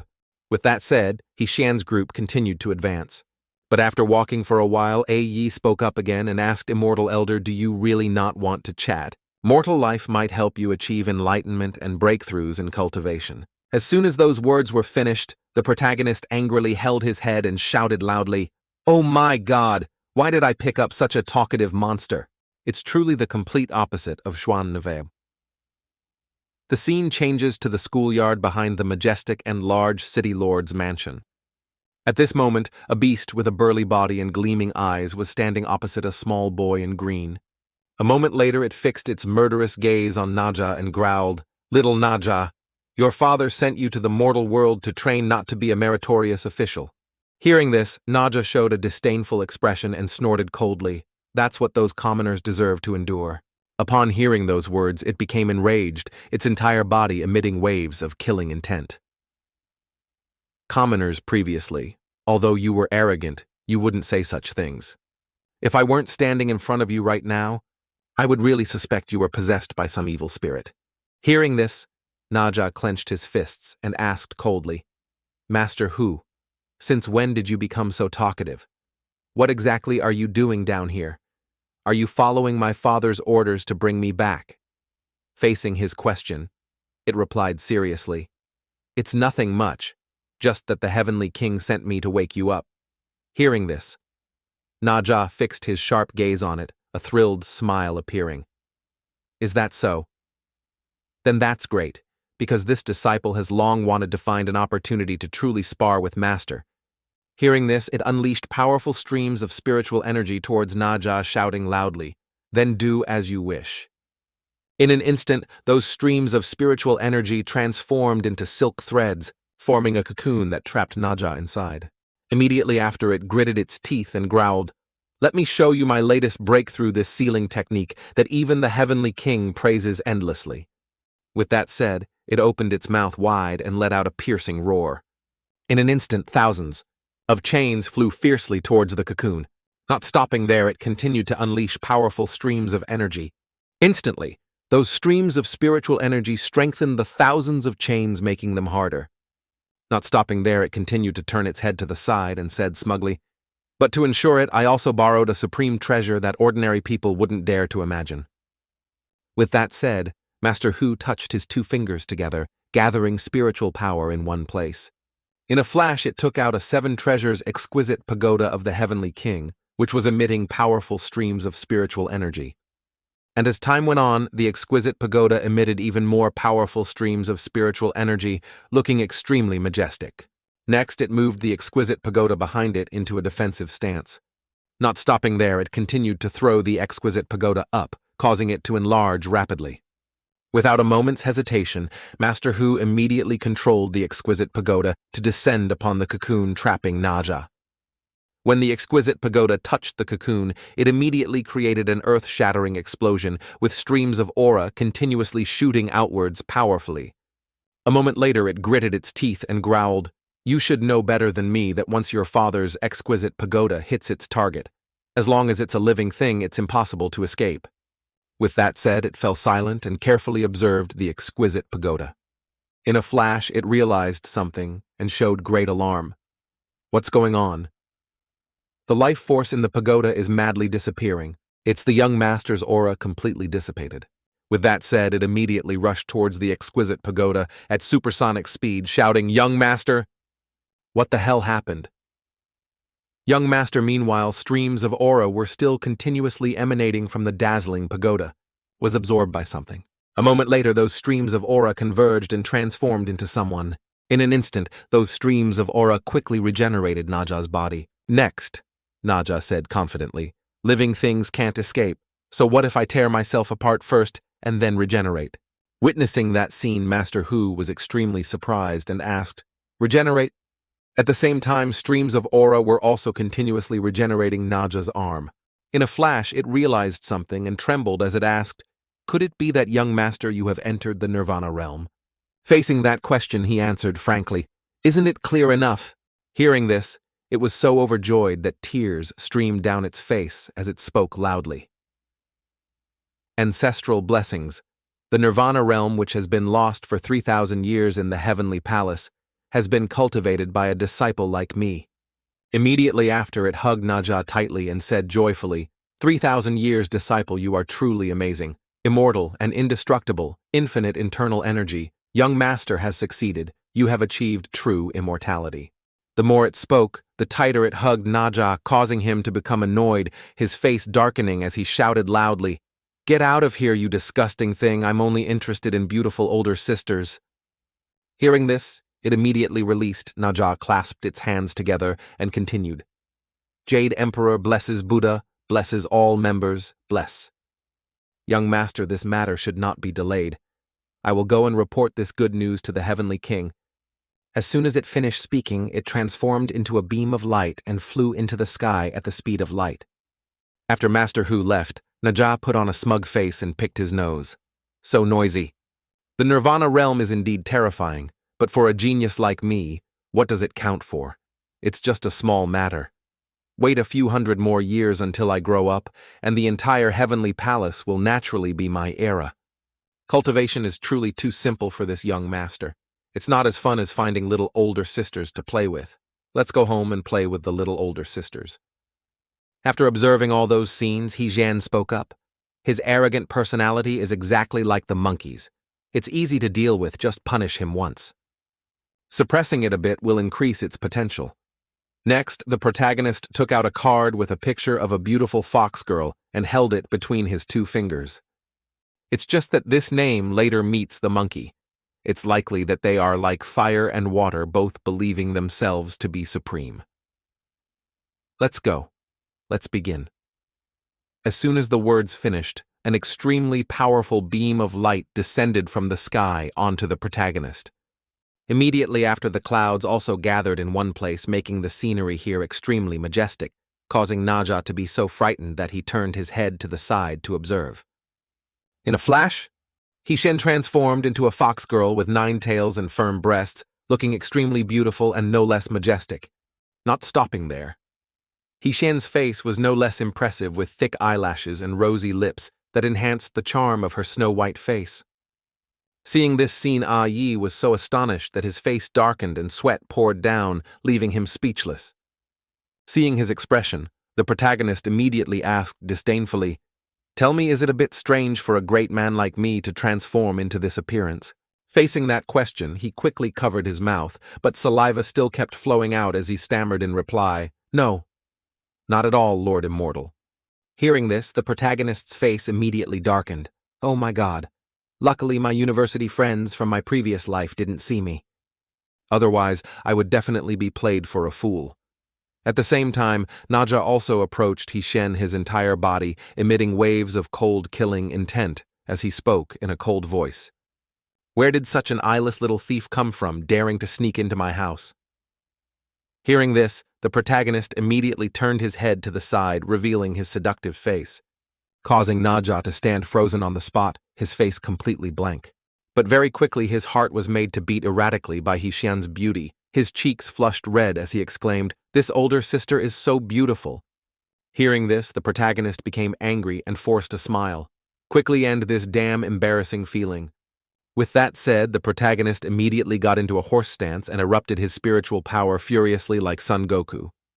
And as time went on, those streams of spiritual power spread around more and more fiercely, but Naja still showed no fear. In an instant, something happened that made the protagonist's eyes widen in surprise. When he noticed that the streams of spiritual power had dissipated, He immediately became alarmed, his face turning purple. "What's going on?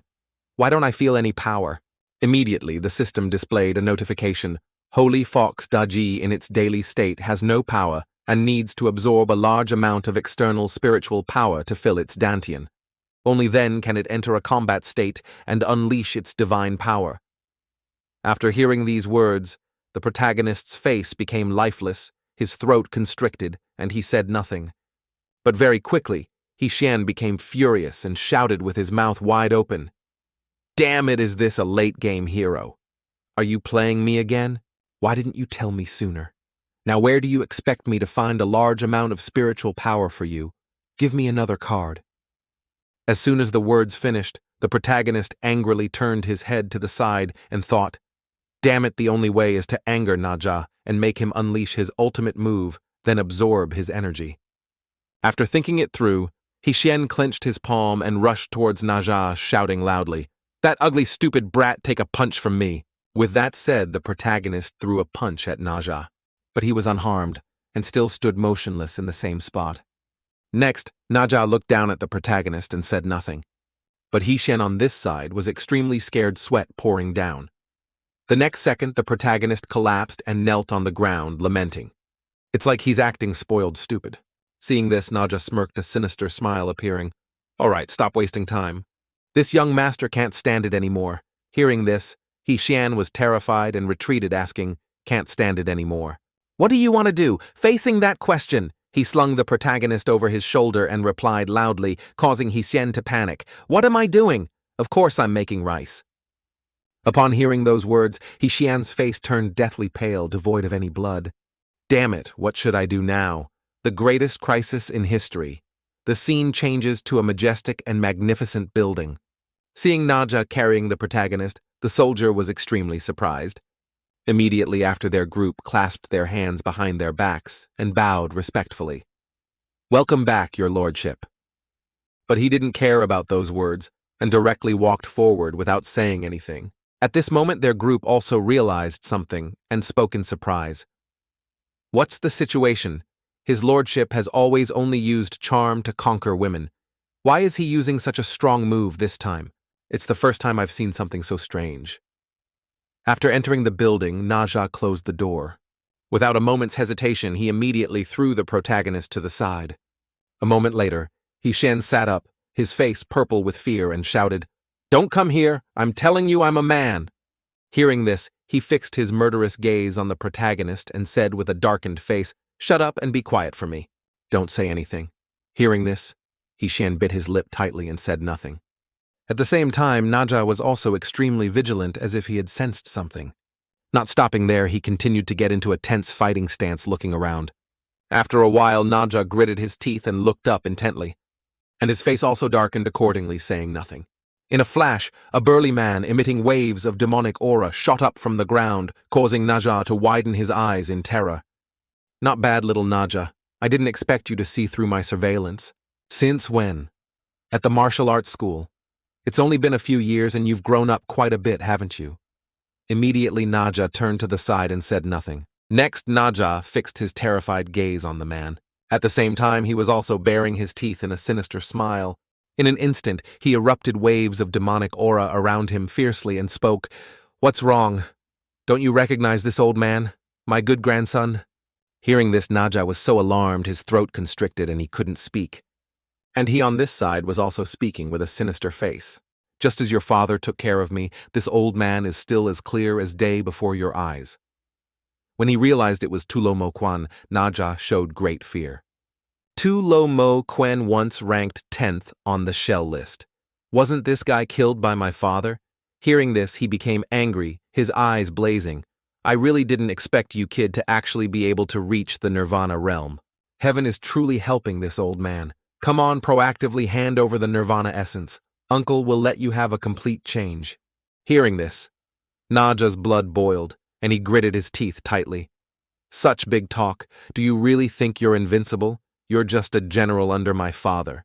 Immediately, Naja took a stance and erupted his spiritual power around him, powerfully shouting, "Today I will let you know that the era has changed, you damn old man."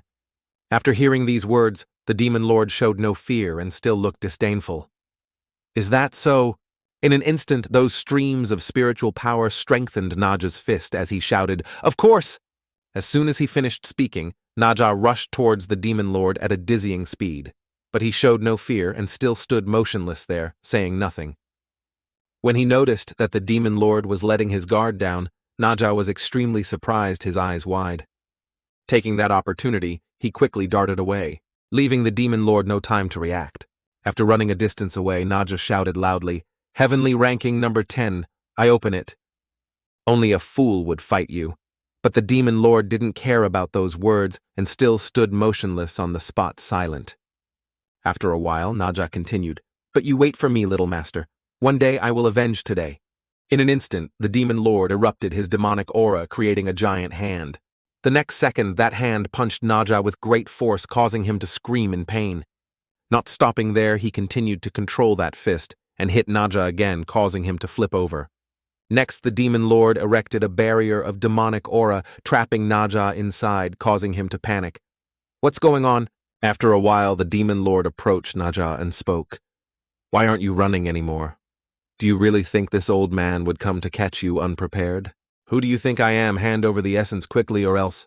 Although the Nirvana realm cannot die, this old man can torture you. Combining the Nirvana essence and this old man's spirit-devouring body in less than 10 years, I can not only recover my peak strength, but also find your old man to take revenge." Hearing this, Naja's blood boiled. and he erupted, his spiritual power rushing forward at supersonic speed. Just a barrier, and you want to trap this little master? As soon as he finished speaking, Naja launched thousands of punches like sledgehammers at the barrier, looking like a storm. But the demon lord showed no fear, and calmly said, "I advise you not to waste your energy, grandson. This is no ordinary barrier. This is the #1 treasure I was most proud of when I was alive. The energy inside it is so powerful that it can create a small barrier on its own. Even if Shakyamuni came here, he absolutely couldn't break it. Do you understand? It absolutely cannot be broken." But before he could be smug for 3 seconds, the barrier was melted by something. Causing the demon lord to be so surprised, he stood frozen on the spot, speechless. Meanwhile, the protagonist was also powerfully absorbing the demon lord's barrier. And as time went on, Hsien absorbed more and more frantically. In an instant, the barrier disappeared. Seeing that scene, the demon lord was stunned and stood dumbfounded, speechless. The next second, his face turned ashen, devoid of blood, as he exclaimed, "What the hell is going on?" After absorbing it, the surrounding space became strangely quiet. A moment later, the demon lord's jaw dropped in horror as he exclaimed, "What the hell is this? Who are you? Damn it. Although I don't know what strange technique you used, it's useless. You like absorbing, right? All right then, let this old man let you absorb enough." With that said, the demon lord erupted his demonic aura, creating a dark and ferocious dragon. Then he clenched his fist and approached the protagonist. At the same time, streams of demonic aura were still continuously emanating powerfully, causing the protagonist to be so astonished his eyes widened. The pressure is too strong. A moment later, the demon lord gritted his teeth and growled, "Come on, suck it all up for this old man. Let's see if you can withstand this move." As soon as the words finished, the dragon gathered the surrounding demonic aura, forming a giant orb. Without a moment's hesitation, it immediately shot the demonic aura towards the protagonist. But Hsien showed no hesitation, extended his hand forward, and erupted his spiritual power. And the protagonist's eyes were also extremely determined. When the two attacks collided, they immediately emitted intense auras. Very quickly, his attack was frantically absorbed by Hsien. Seeing this scene, the demon lord immediately realized something. This feeling isn't good. In an instant, the dragon's body was also disintegrated by Hsien's suction force. A moment later, Hsien had absorbed it, leaving only a little. Immediately after absorbing it, the protagonist fixed his sharp gaze on the demon lord, causing him to be completely stunned, speechless. The next second, the demon lord shouted in terror, "Damn it, even my dragon was absorbed, impossible, absurd." And Naja on this side was also stunned and speechless.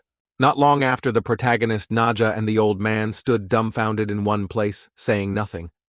After calming down, the protagonist looked at his arm, which was emitting streams of spiritual power. This absorbed energy seems to be able to be actively released. Thinking of this, Hsien fixed his sinister gaze on the demon lord and smirked.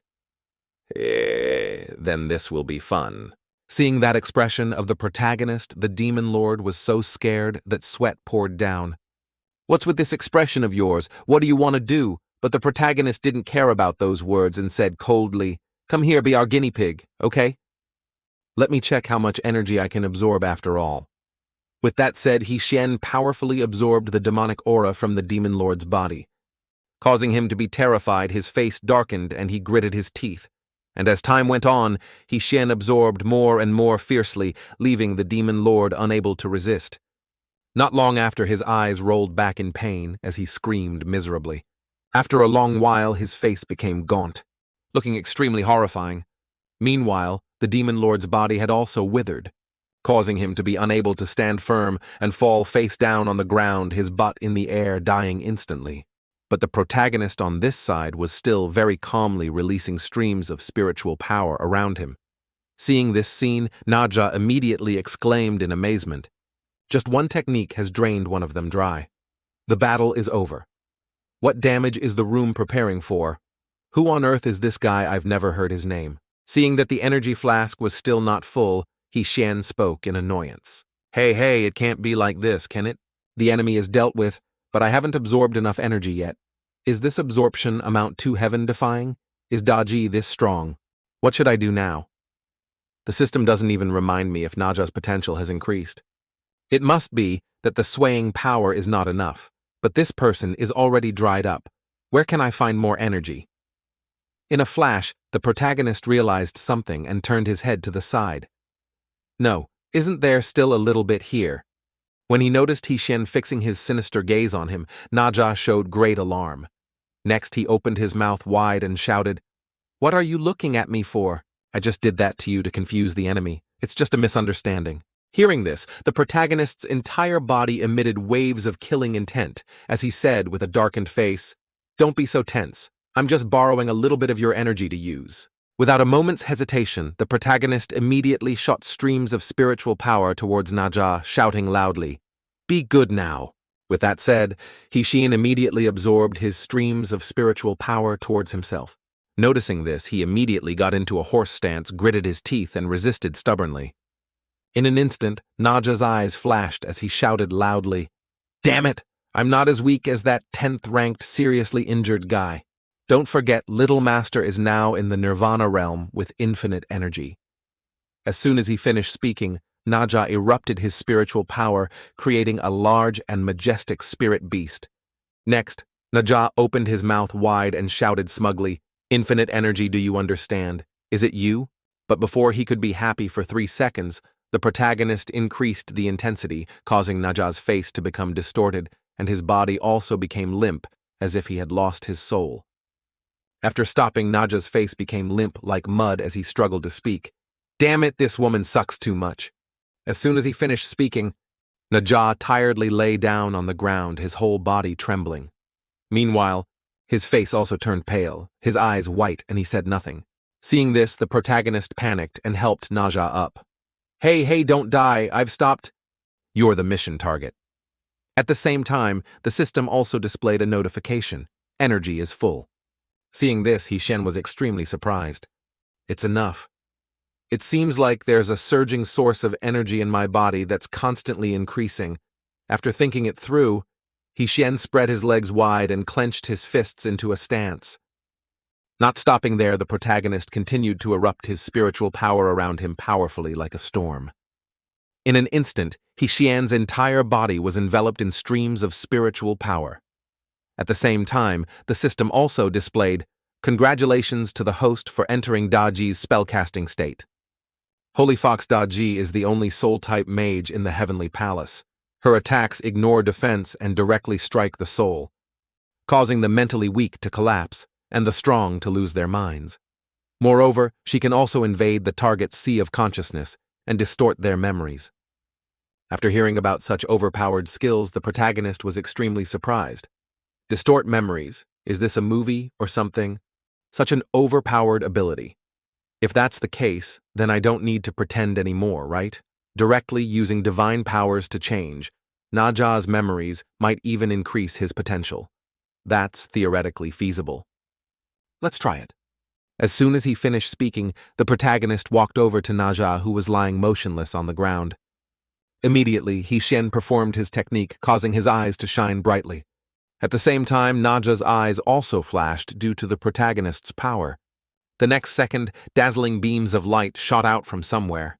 In an instant, the protagonist had entered Naja's mysterious sea of consciousness. Seeing this, Xian was extremely surprised. This is Naja's sea of consciousness. In an instant, something caught the protagonist's attention.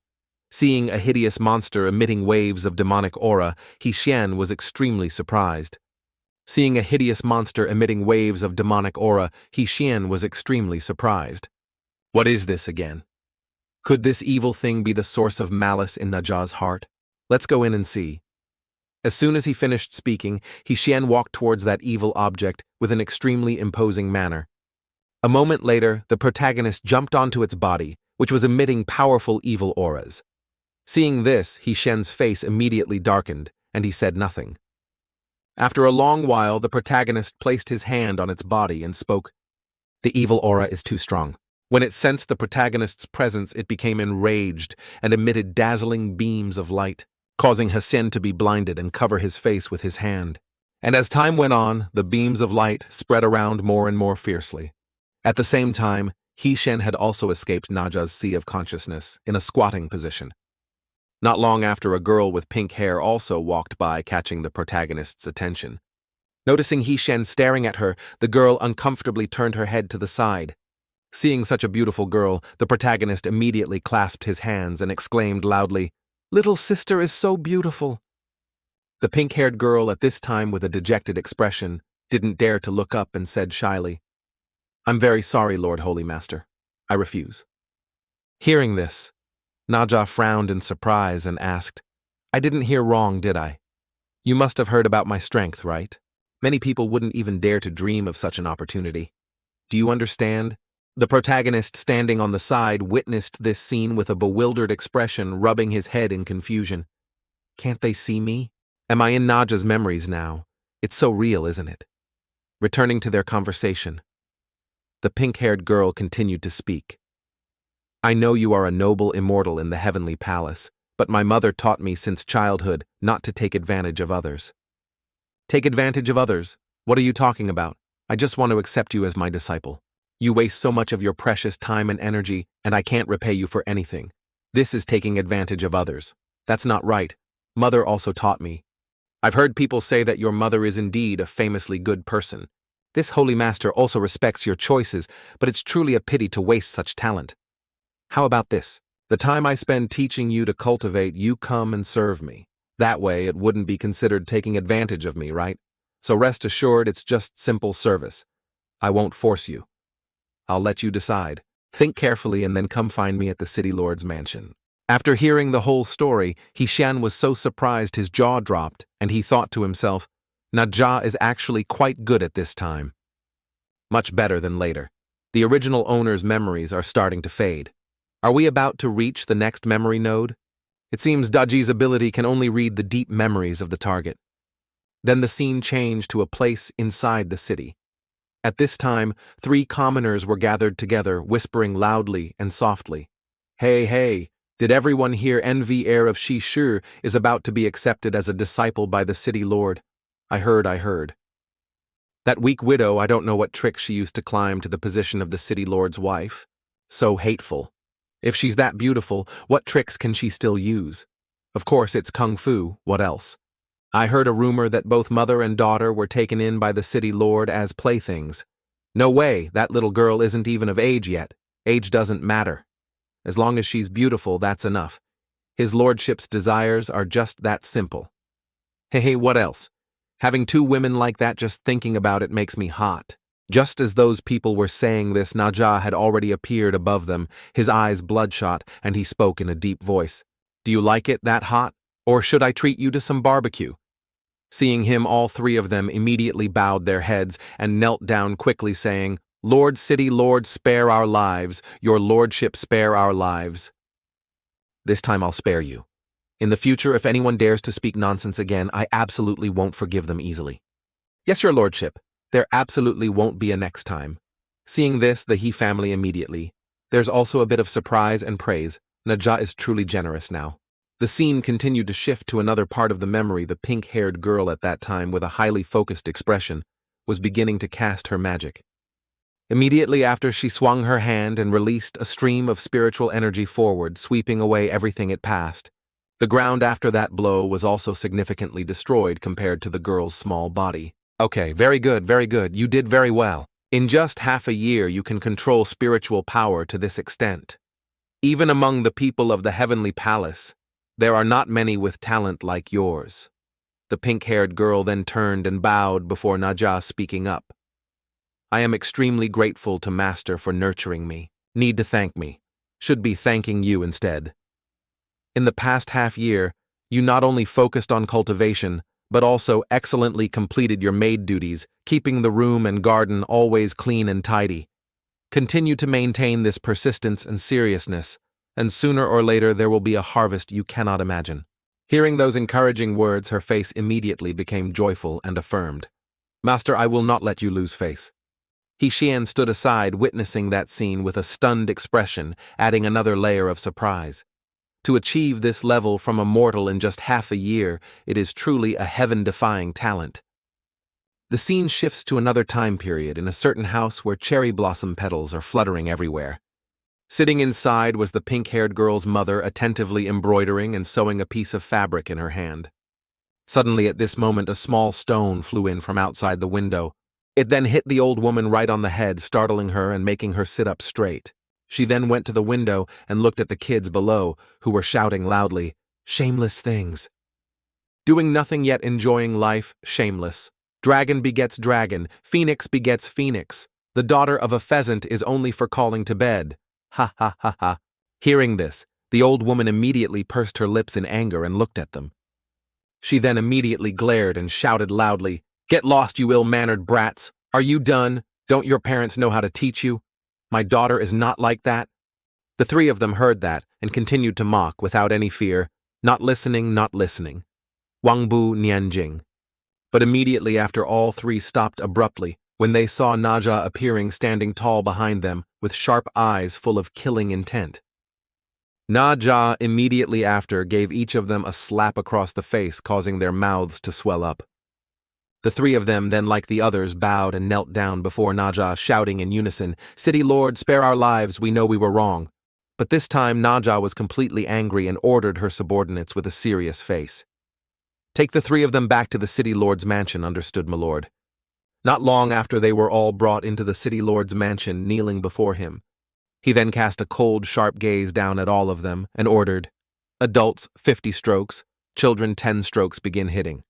An old man among the three elders heard this, and his face immediately turned panic-stricken and fearful, speaking loudly, "My lord, they are just children." "Right. That's why I'm giving you 50 strokes, isn't that right? But just because you think they are young and can't even tolerate a little punishment, that won't do." At this time his disciple standing next to him also spoke up, "But master, 10 strokes may be nothing to adults, but these children might even die. They slandered you and your mother like that. You still want to beg for them?" "Not begging, I just think that using words to hurt others shouldn't cost a life. That would be too unfair to them." Hearing this, Naja didn't make things more difficult, but closed her eyes and reduced the punishment. "It also makes sense. So the little ones changed to 3 strokes. Just don't let them die, remember? It is you who fabricate injuries to others, repaying kindness with enmity. I saved a life for your children." Hearing this, they all bowed their heads down and said loudly in unison, "Thank you, female bodhisattva." After hearing those words, Naja didn't want to see their faces anymore and immediately spoke to dismiss them. "Get lost, you insolent brats." Saying this, he began to turn and look at the pink-haired girl, asking gently, "Are you really okay? I don't care. I'm mainly afraid it will affect your reputation." "It's all right, master. An upright tree doesn't fear death. Time will prove and erase everything." "Ha ha ha ha. These words don't sound like they could come from the mouth of a child only 13 years old. Let's go. Quickly start today's training session. The goal is still to break through yesterday's limit." "Yes, sir." However, the innocent young girl was unaware that the real villain had infiltrated the crowd, and most upright trees are not necessarily fearless. Later, in a certain house in the city, the old man who had just been hit 50 times on the buttocks was lying on the bed, his whole body trembling and crying out, "Oh, my butt. Ha ha ha ha, old Wang, I thought you were dead for sure this time." "Me too, the city lord is truly generous in his intent. He just knows he is in the wrong, that's all. Damn it, they only let you do things but not speak. It's truly unreasonable. This damned society only allows officials to commit arson, but not the common people to light lamps, damn it. He dared to hit my son. Just you wait, when I'm fully recovered, I'll show him what a storm is like. Cannot even raise his head." 3 months later. The rumors between the city lord and the young disciple still haven't faded. On the contrary, they are getting dirtier and dirtier. The people will believe what they wish to believe, and if they believe in that girl's luck, it seems they are also proving their own misfortune. Around this time, Naja was also leading his young disciple for a walk on the streets. Wherever the two of them went, they only received suspicious glances from the surrounding people. On the street, those petty people, although they didn't say a word, the sneer on their lips truly annoyed people. Even if you're angry, there's nowhere to vent. On the contrary, it shows one's narrow-mindedness. Naja immediately after also turned his head back to look at his disciple, questioning, "Disciple, don't you pay attention?" She still replied with a naive and innocent smile on her relaxed face, "Master, I'm truly fine. Just ignore them, it's fine. We can't control them either, it's fine. If you don't care, then I don't need to think too much either. It seems that even as a master, I cannot be as generous as my young disciple, huh? The young girl at that moment revealed an optimistic smile that made Naja feel very relieved. But no matter how optimistic she was still just a child only 13 years old. One day, half a year later when she was found, her body was in the cold, swift-flowing river. Before dying, there wasn't even a slight sign, only thanks to someone who left a letter for her master. Master, I have some personal matters that require me to leave for a while, to handle alone. Please don't worry about me, goodbye. The foolish young girl until the end was still worried that her death would sadden her master. The common people only brought misfortune upon themselves. At this moment, Naja's body suffered a great impact and emitted an aura of anger around him. The increasing resentment caused that aura of anger to erupt into an extremely powerful ray that shone straight into the sky. Naja's body then gradually lost consciousness with a pair of bloodshot eyes uttering curses. Damn it, kill them! These damnable, despicable people, these wretched, despicable people, I want to tear their mouths apart.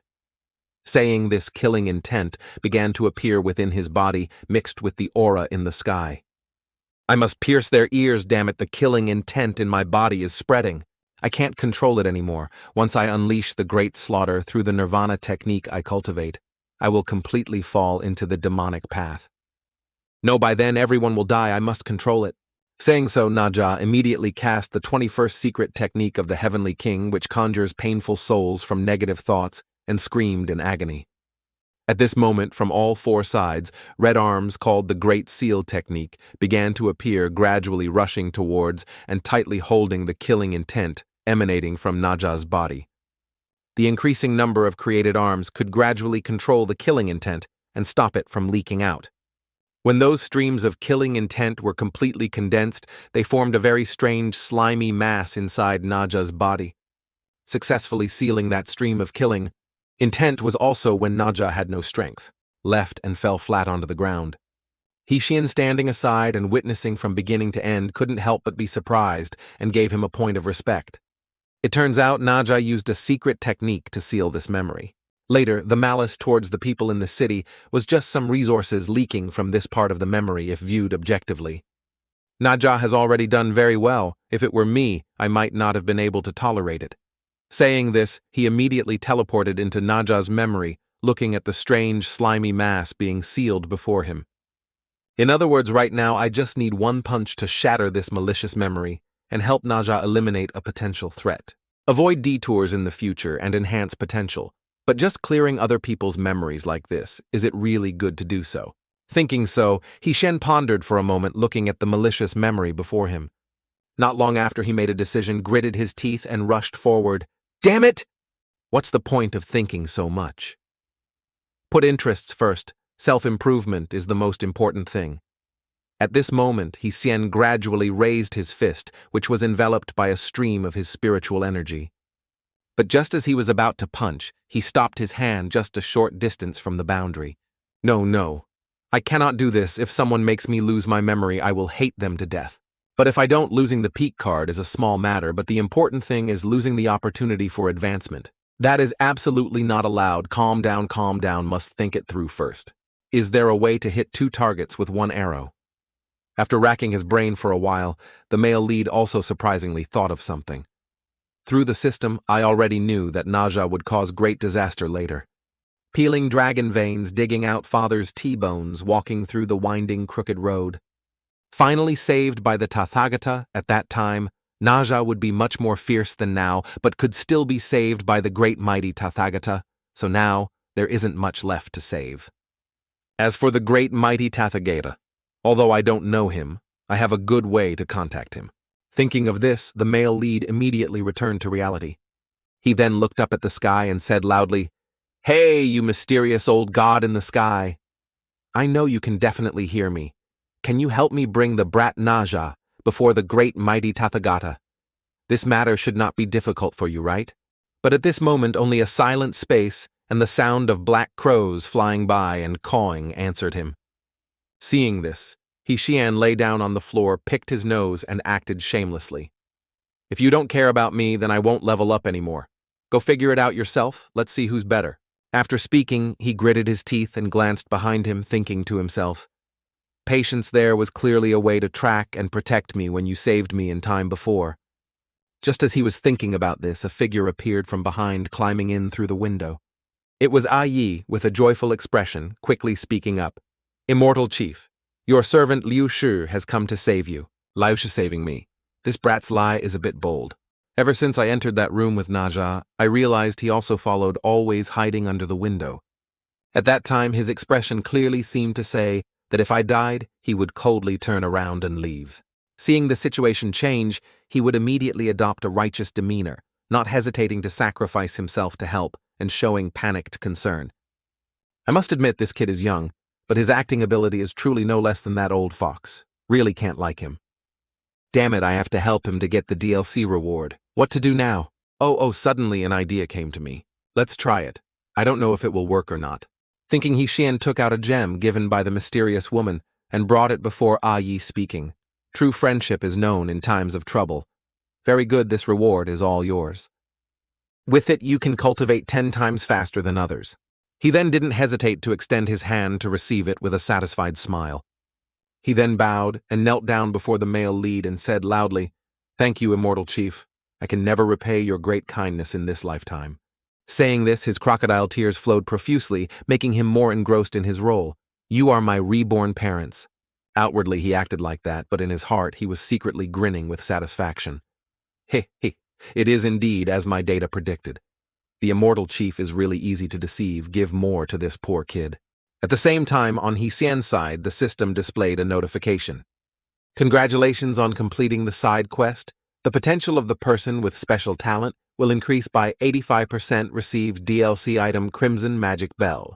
Seeing this, his face immediately became sinister as he looked towards Chang, thinking to himself, 85% of a mortal's potential value is indeed a lot. Next, let's do the experiment I came up with. Xian immediately rushed forward and decisively snatched the gem from Yi's hand, surprising him. Give it back to me. At the same time, the system panel displayed a notification.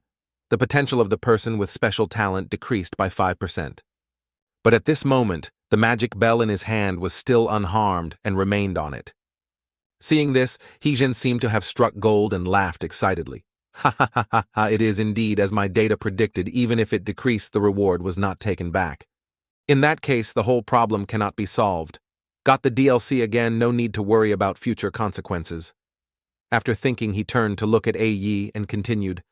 Okay, the auction is over. Thank you, brother, for your help. We'll meet again, if fate allows. I still have things to do. I'll go first. At this moment, he could only stand frozen and blankly stare at his back with question marks appearing in his mind. Auction. What kind of situation is this? In this lifetime, Liu Shi could never realize how many opportunities he missed due to his bad impression. Luckily, he wasn't seriously harmed. Oh no, it seems I've also lost a little.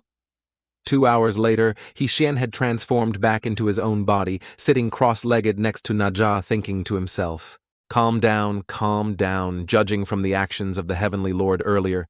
This method can definitely pass. I must believe in my own judgment.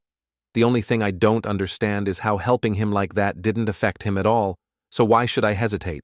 While he was still wondering and contemplating, from the sky, the Heavenly Lord finally appeared, along with a dark cloud approaching.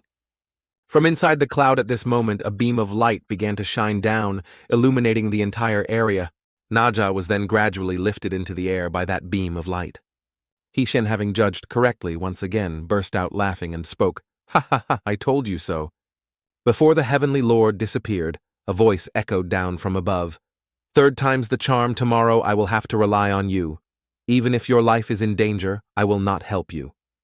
Hearing this, the male lead's face immediately turned thoughtful, and he pondered to himself, why, could there still be something difficult to say? Ding ding. Congratulations on completing the main quest so fast. The Heavenly Lord is not the Tathagata, is he? He has completely eliminated the malice in Naja. Not getting lost for 300 years, potential value increased by 37%.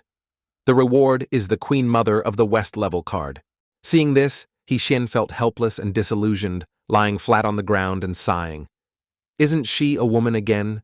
It's really troublesome. Oh well. The time limit to complete the next mission is only 5 days. I must seize the opportunity. After running a few steps, he suddenly realized something and stopped abruptly. Oh, right, I almost forgot, although Naja is gone. But the people who like to spread false rumors didn't receive any punishment. It's quite strange, isn't it? Half a month later, a new piece of news began to spread quickly. The wider the range it spreads, the more exaggerated it becomes. There is news that ancient cultivation ruins have appeared in Tyion City, and a large amount of treasures have appeared. And some curious rogue cultivators being idle went inside to explore martial arts and discovered 2 important treasures. Afterwards, an unsolvable situation arose and cultivators swarmed into Tyion City like a disturbed beehive. Most of the outsiders are greedy and cold-blooded.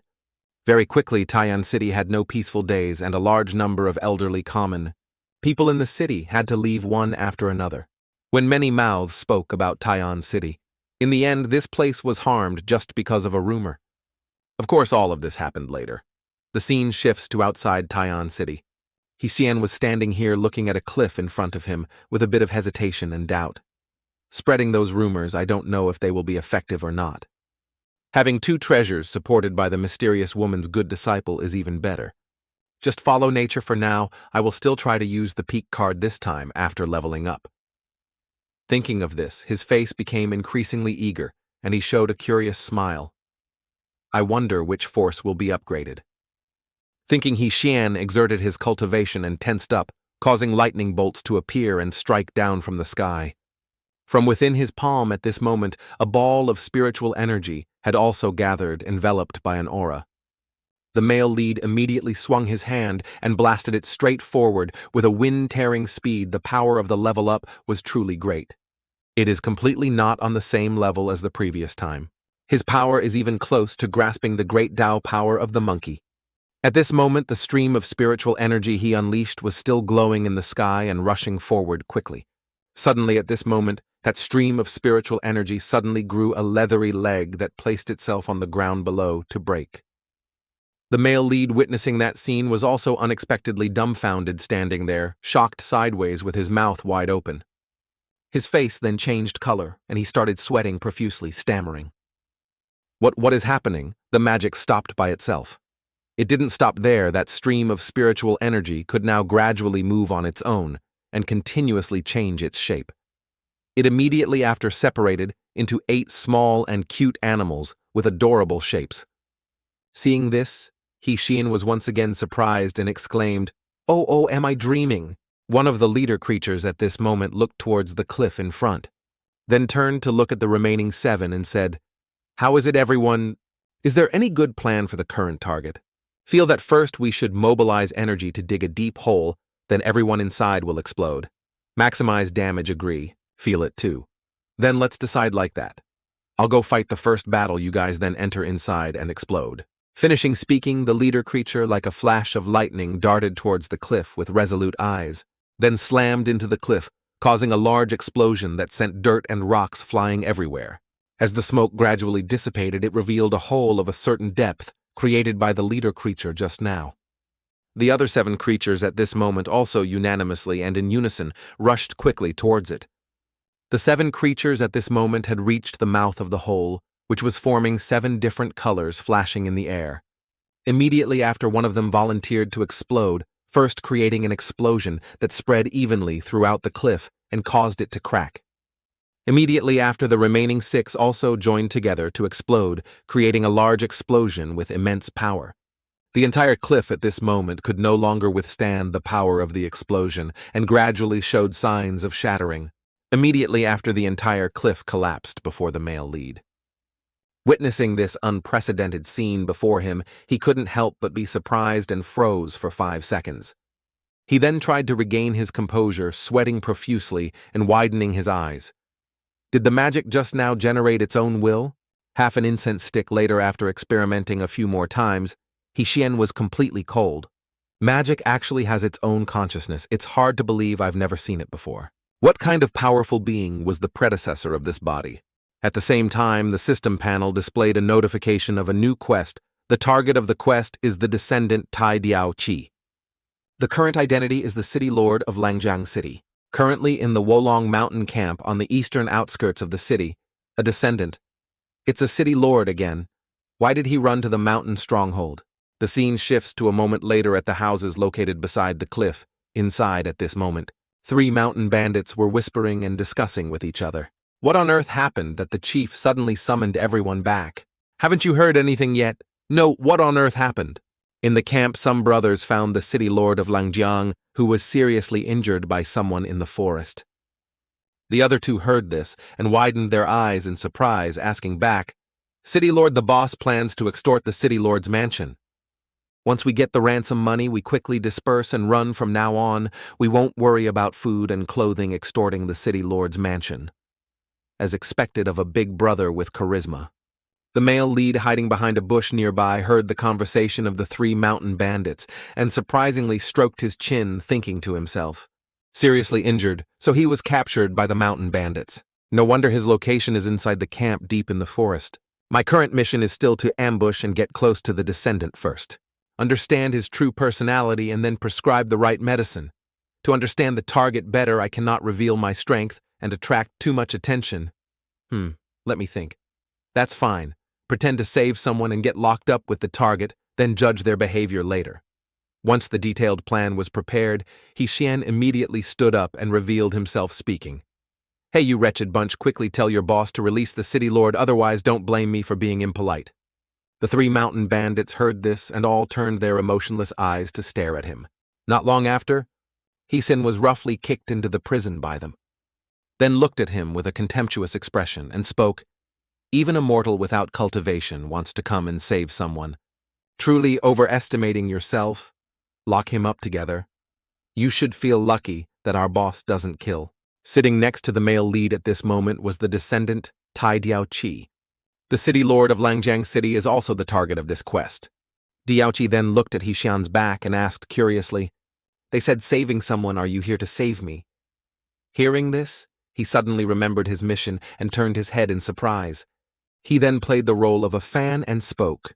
You are the city lord, aren't you? I have admired you for a long time. I accidentally heard them kidnapping you in the mountains, so I fought with them. My lord, no need to thank me, these are things I should do. Contrary to the gentleness of the male lead, Diaoqi replied with an angry expression, repeatedly kicking him, I thank your head. What are you, a mortal like you, showing off? You yourself have no power. Don't you know to go report to the city lord's mansion? This time it's great. What's the use? Xian then sat up with lumps on his head, trying to force a smile even though tears were flowing, and replied, My lord, I know I was wrong. I single-mindedly wanted to save my lord. The intention is good. For this mission's reward, I must bear it, but this guy is too violent. It always feels a bit wrong. Diaoqi, standing here, also replied to his previous words with an angry expression. Shut your mouth, you fool. A moment later, when it was mealtime, a chef appeared from outside, holding a plate of food, opened the door and entered. He then bent down and placed the plate with the food, which was still hot, on the ground, and spoke. This is your dinner. Saying this, the chef immediately glanced outside the door with a vigilant expression, seeing that the guard was not paying attention inside. The chef, seizing this opportunity, quickly whispered softly, City Lord, I am the chef here, one who admires you. I intend to rescue the 2 of you. In the evening, they will hold a feast. By then, I will bring food and drug them to make them pass out. Wait for my good news. Please be assured. Saying this, the chef immediately turned his back and left as if nothing had happened. Joki heard this and didn't show much surprise, looking at the chef's back, gradually walking away. The more he looked at that guy, the more he noticed something, frowning and thinking to himself. Why do I always feel like I've met this guy somewhere before? Not long after it started to get dark. Just as the chef had said, all the mountain bandits at this moment were happily holding a celebratory feast together. At the same time, inside the kitchen, the man had begun to take out a bottle of medicine he had put away earlier and held it in his hand. His wife, standing outside the door, saw this and felt a bit uneasy, advising him, Husband, please don't do that, okay? These bandit brothers are our saviors. If they hadn't intervened to help, we would have been killed by those evil people that year. You are now repaying kindness with enmity. The chef heard this and turned to look at the woman, replying, No matter what, they are bandits, but they are good people who only rob the wicked. Didn't you say these things? Don't talk anymore, my heart is set.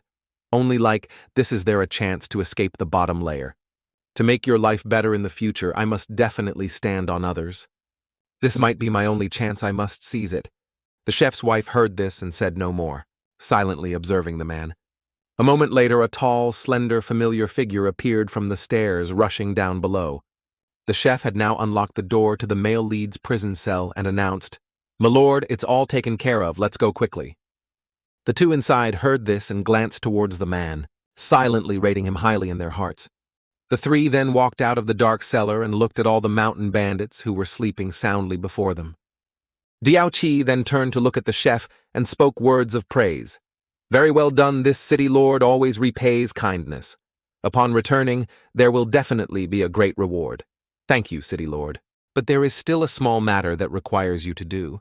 Please tell me. Don't say one thing, even 10 things are not a problem."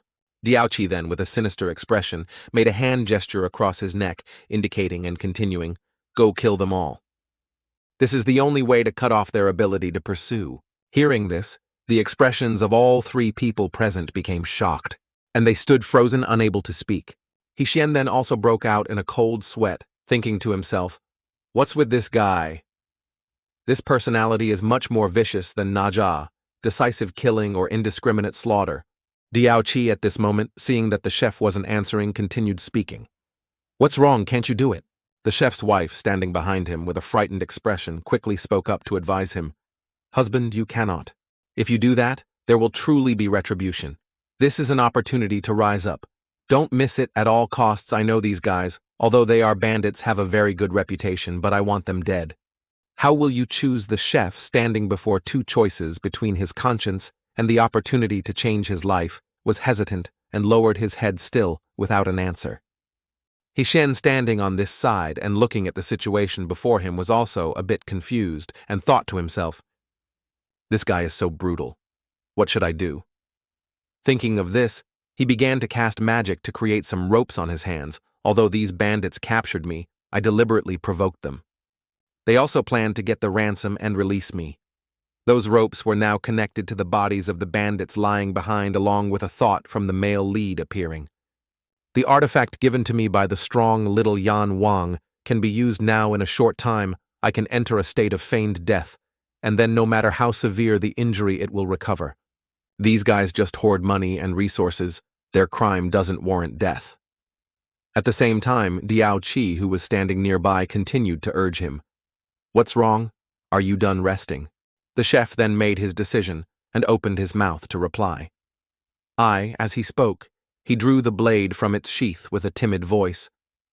Having thought it through in an instant, the chef took the lives of all the mountain bandits present there.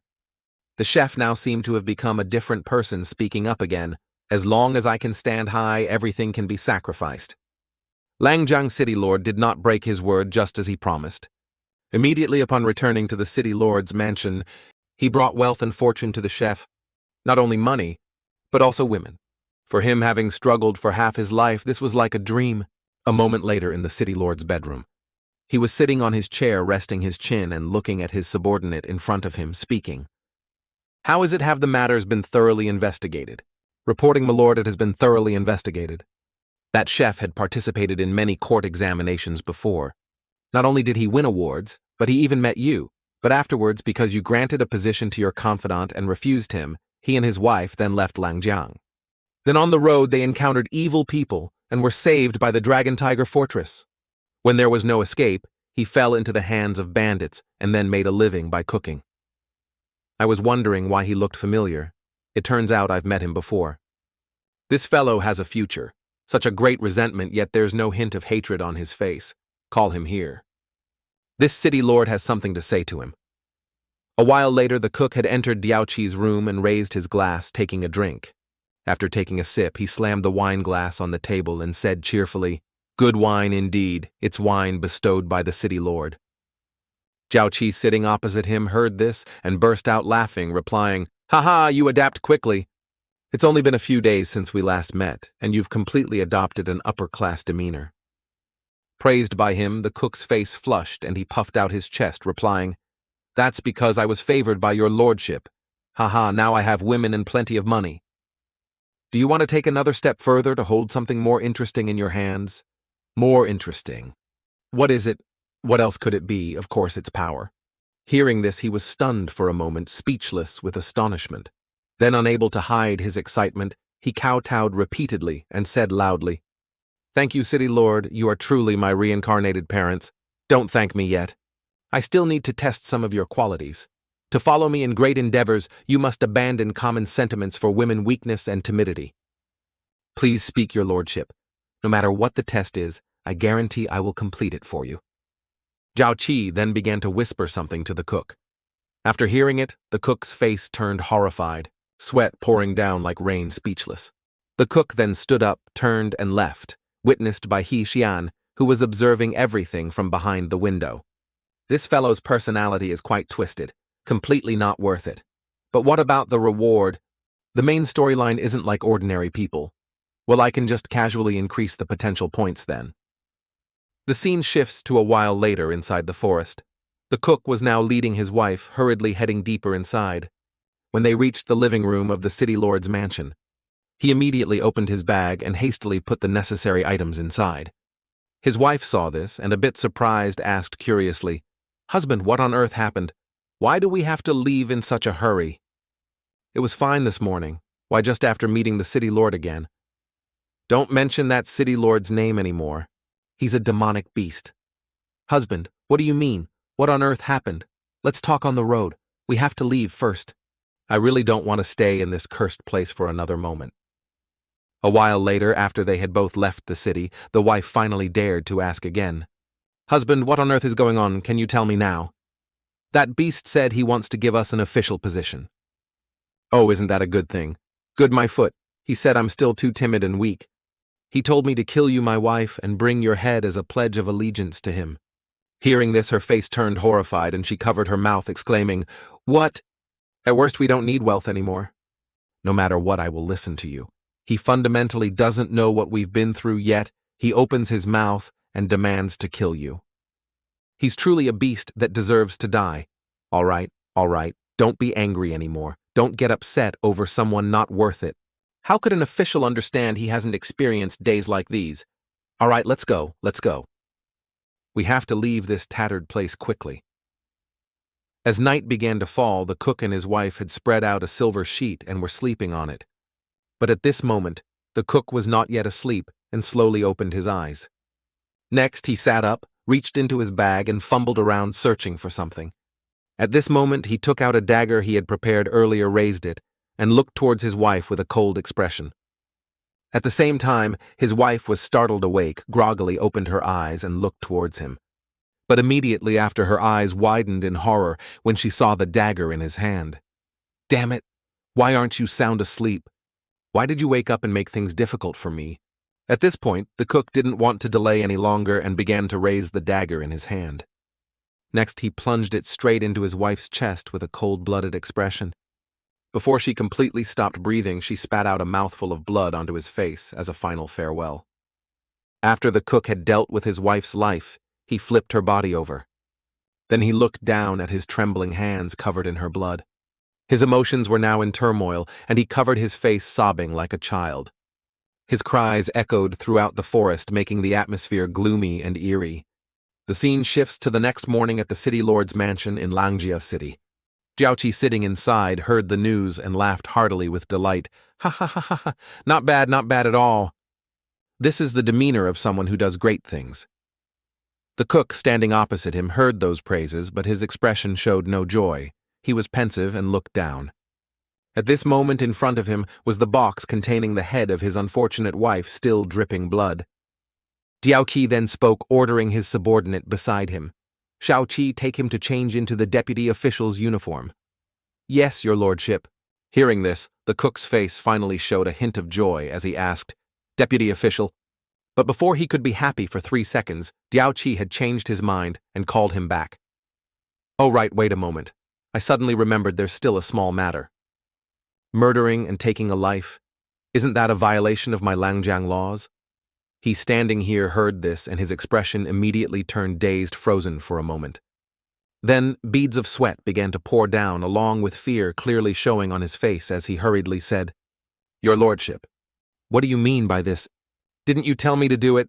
Not long after, the cook was tied to a cross, his body covered in wounds.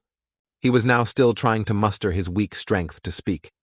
Why on earth, why plot against a mere servant like me? I don't understand. Diao-Chi, standing before him, calmly stroked his chin and replied, Since you're going to die anyway, I have these words for you. I plotted against you because you are too much like me, although I was born in the noble city lord's mansion. But I am an illegitimate child of the lowest kind. I have nothing to do with the position of city lord, but I am not content with that position. I must step onto the path of cultivation to fight. I can do anything and pay any price for this.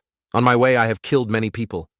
Guilty and innocent men, women, children, blah, blah, blah, including my brothers and my royal father. The throne made of fresh blood led to my achievements today. Hearing him ramble on, the cook finally exploded in anger and shouted loudly, So what does this have to do with me? I don't have any conflict of interest with you either.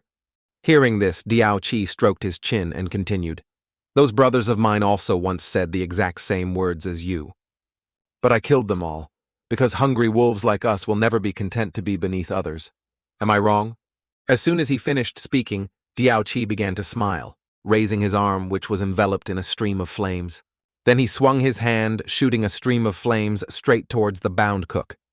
Immediately after, that stream of flames erupted into a large fire with intense heat, gradually roasting the cook's body. In an instant, his entire body had turned charred black in an extremely painful posture. That fire was not like ordinary fire. It grew increasingly intense with temperatures exceeding 1,000 degrees Celsius. At this point, the cook's entire corpse was gradually burned to ashes by the fire in a very unsightly state. Diao-Chi, standing opposite, was smiling smugly, admiring the work he had created. The charred corpse of the cook then collapsed onto the floor as the fire died down. Xian, hiding nearby and witnessing everything, was a bit astonished, thinking to himself, The cook's wife has been saved by me. Inside the box is an illusion spell. But I really don't want to let these two guys off. But for an unrelated matter, not only is there no reward, but I also have to waste a card. It's not worth it at all. Just as he thought of this, Diao-Chi in front of him had turned to look at him and spoke, Hey, I say, have you watched enough of the show? Looking at you, you're probably not just a mortal, are you? Xian then didn't bother hiding anymore and calmly stepped out, glancing at him. Zhao-Chi then began to extend his hand, accumulating a stream of spiritual energy, and continued, No matter what your identity is, let's die together. As soon as he finished speaking, he rushed forward with his fists and streams of spiritual energy surrounding him. Xian immediately didn't stand still either, and jumped into the air, easily dodging that blow. Next, he landed back on the ground and slid a long distance. At this moment, his expression turned serious, and he glared at Diao-Chi, thinking to himself, If that's the case, I don't need to force myself to find a reason anymore. Let's see if I can rely on my own strength to resolve this. Thinking of this, his entire body began to emanate an aura, along with a clear change in strength. His current body had far surpassed his former self. At the same time, Diao-Chi had shot straight into the sky and began to use an earth element technique. Around his body, a unique aura was also emanating as he looked grimly towards the male protagonist. He below had also assumed a ready-to-fight stance, gradually creating streams of spiritual energy with their own consciousness surrounding him. All of them, seeing this, began to speak to each other. Fighting, quick. Quick, I want to go first. Diao-Chi, standing opposite, initiated the combat with a technique called 10,000 arrows pierce the heart. He then swung his hand, shooting dozens of spiritual energy beams towards Xian and his companions.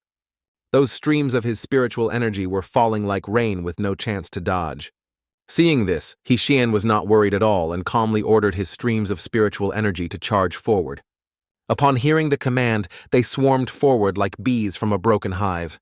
All of them now rushed straight ahead and crashed into Diao-Chi's technique, easily neutralizing it. He witnessed this scene, his mouth agape, frozen for 5 seconds, and exclaimed, What kind of technique is this, completely shattered so perfectly? Xian, standing here, was also intently observing the fierce battle between the two techniques of both sides in the sky. His expression immediately turned to admiration when he saw that no technique could penetrate that defense, and he exclaimed, This damn thing is truly a Hongqi anti-aircraft missile defense system?